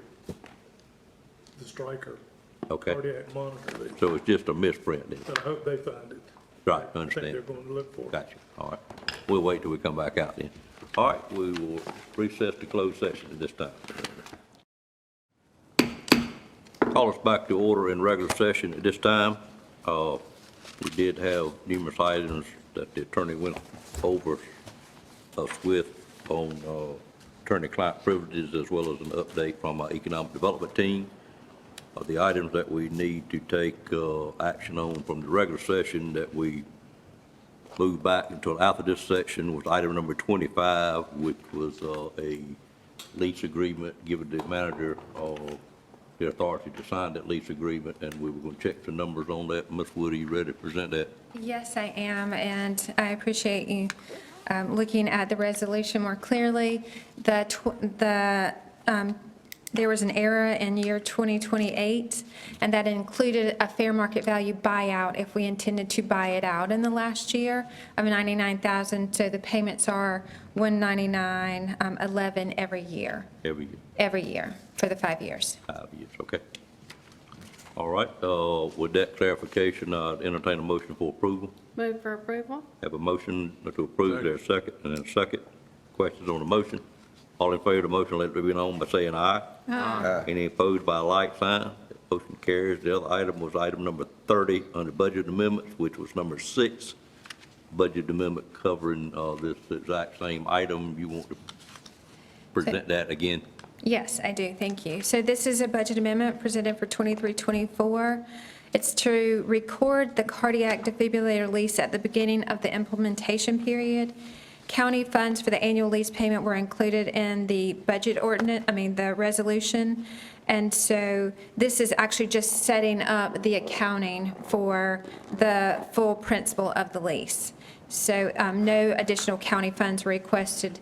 It's really a budgetary item that I needed to include for that lease agreement. Do we need to approve that item? Yes, you do, please. All right, entertain a motion for approval. Make a motion, we approve item number 6. Have a motion to approve, is there a second? Second. Second by Commissioner Leggett. Questions on that motion? All in favor of the motion, let it be known by saying aye. Aye. Any opposed by a like sign? Third item was, we were informed recently that at the end of this year, that Mr. Durham, our county attorney, would be retiring, and the board has looked at that situation and discussed what to do at that time, and at this time, it would behoove us, I think, to go ahead and decide who our next attorney would be, so we could get in their schedule, knowing they would have that book of work and wouldn't get obligated to other places. And we looked at staying with the same firm, Battle Winslow, and we also looked at employing the attorney that has filled in for Mr. Durham over the last few years, a gentleman by the name of Mike Gaynor. If there is any action the board wishes to take at this time concerning that matter, I'd entertain a motion. Mr. Chairman, I move that upon the retirement of Attorney Vince Durham at the end of the calendar year, that Nash County continue to contract with the law firm of Battle Winslow Attorneys and employ the services of Michael Gaynor. Second. Have a motion and a second. Any questions on that motion? Only thing, I would think that the staff between now and then would be working along the line of having a contract for the board to approve at that time near the end of the year. Or were we going to mirror the current contract that we had? All in favor of the motion, let it be known by saying aye. Aye. Any opposed by a like sign? Motion carries as well. As the board knows, we had a couple of presentations, maybe as much as 3 today, that were not action items. One item was a presentation by our sheriff concerning his concern with our current salaries as it relates to some of our other local law enforcement agencies and his ability to continue to keep good people employed. He had a second item that was presented by his chief deputy and that concerned evidence technicians and possibly changing from using sworn officers to private entities. That was presented to us during the budget time, and at that time, no action was taken during the budget. The presentation has been brought to us again, and then we had, I guess that's the only two that, anything specific in the EMS, nothing specific asked there, I don't think, is it? Chairman, you'd made the recommendation about adding some positions to EMS so that we could continue Sure. to try to keep ahead of the curve. Right. Was that- So that's another area of consideration that I'll be looking at. You're right, so it wasn't anything in the presentation, it's just the thought that we had, and what that boiled down to is we only have 3 vacancies at the time. If we were to reach those 3 vacancies, if we could indeed overhire the approved number, just knowing that we had quite a bit of rotation in that job and possibly using lapse hours to do that with, and have the manager tell us how that could possibly be done legal and looking to possibly doing that. So what I'm asking to do is to be able to charge the administration to take those 3 items, do your due diligence. I know some of it has already been done, quite a bit of it, but a report, future report back to the board on any recommendations that administration sees that she would like to propose or the staff would like to propose, or if indeed there is no recommendations that changes that need to be made at this time, to also inform the board of that and undertake any action that comes back to us, or at least have the further discussions on it. Anything else along that line? We good with that? Okay, have I missed anything in covering before I ask for a recess meeting? Vince, the other action would come in a future public hearing as far as contracts on economic development. All right, with that said, we're now ready to recess the meeting until August the 21st at 2023 at 1:30 p.m. We originally did not have a meeting scheduled for our second meeting in August, but due to some things that we know are coming up, we have decided to have that meeting, and since we didn't have it on the calendar, we're going, rather than call a special meeting, we'll just recess this meeting until the regular time of the second meeting in a month, and it will be August the 21st at 1:30 p.m. And at this time, I'd entertain a motion for recess until that date. So moved. Have a motion to recess until that time by Commissioner Wilkins. There a second? Second. Second by Commissioner Leggett. Questions on the motion? All in favor of the motion, let it be known by saying aye. Aye. All opposed by a like sign. We stand adjourned, and you may want to move out of the building before we end up in the dark here.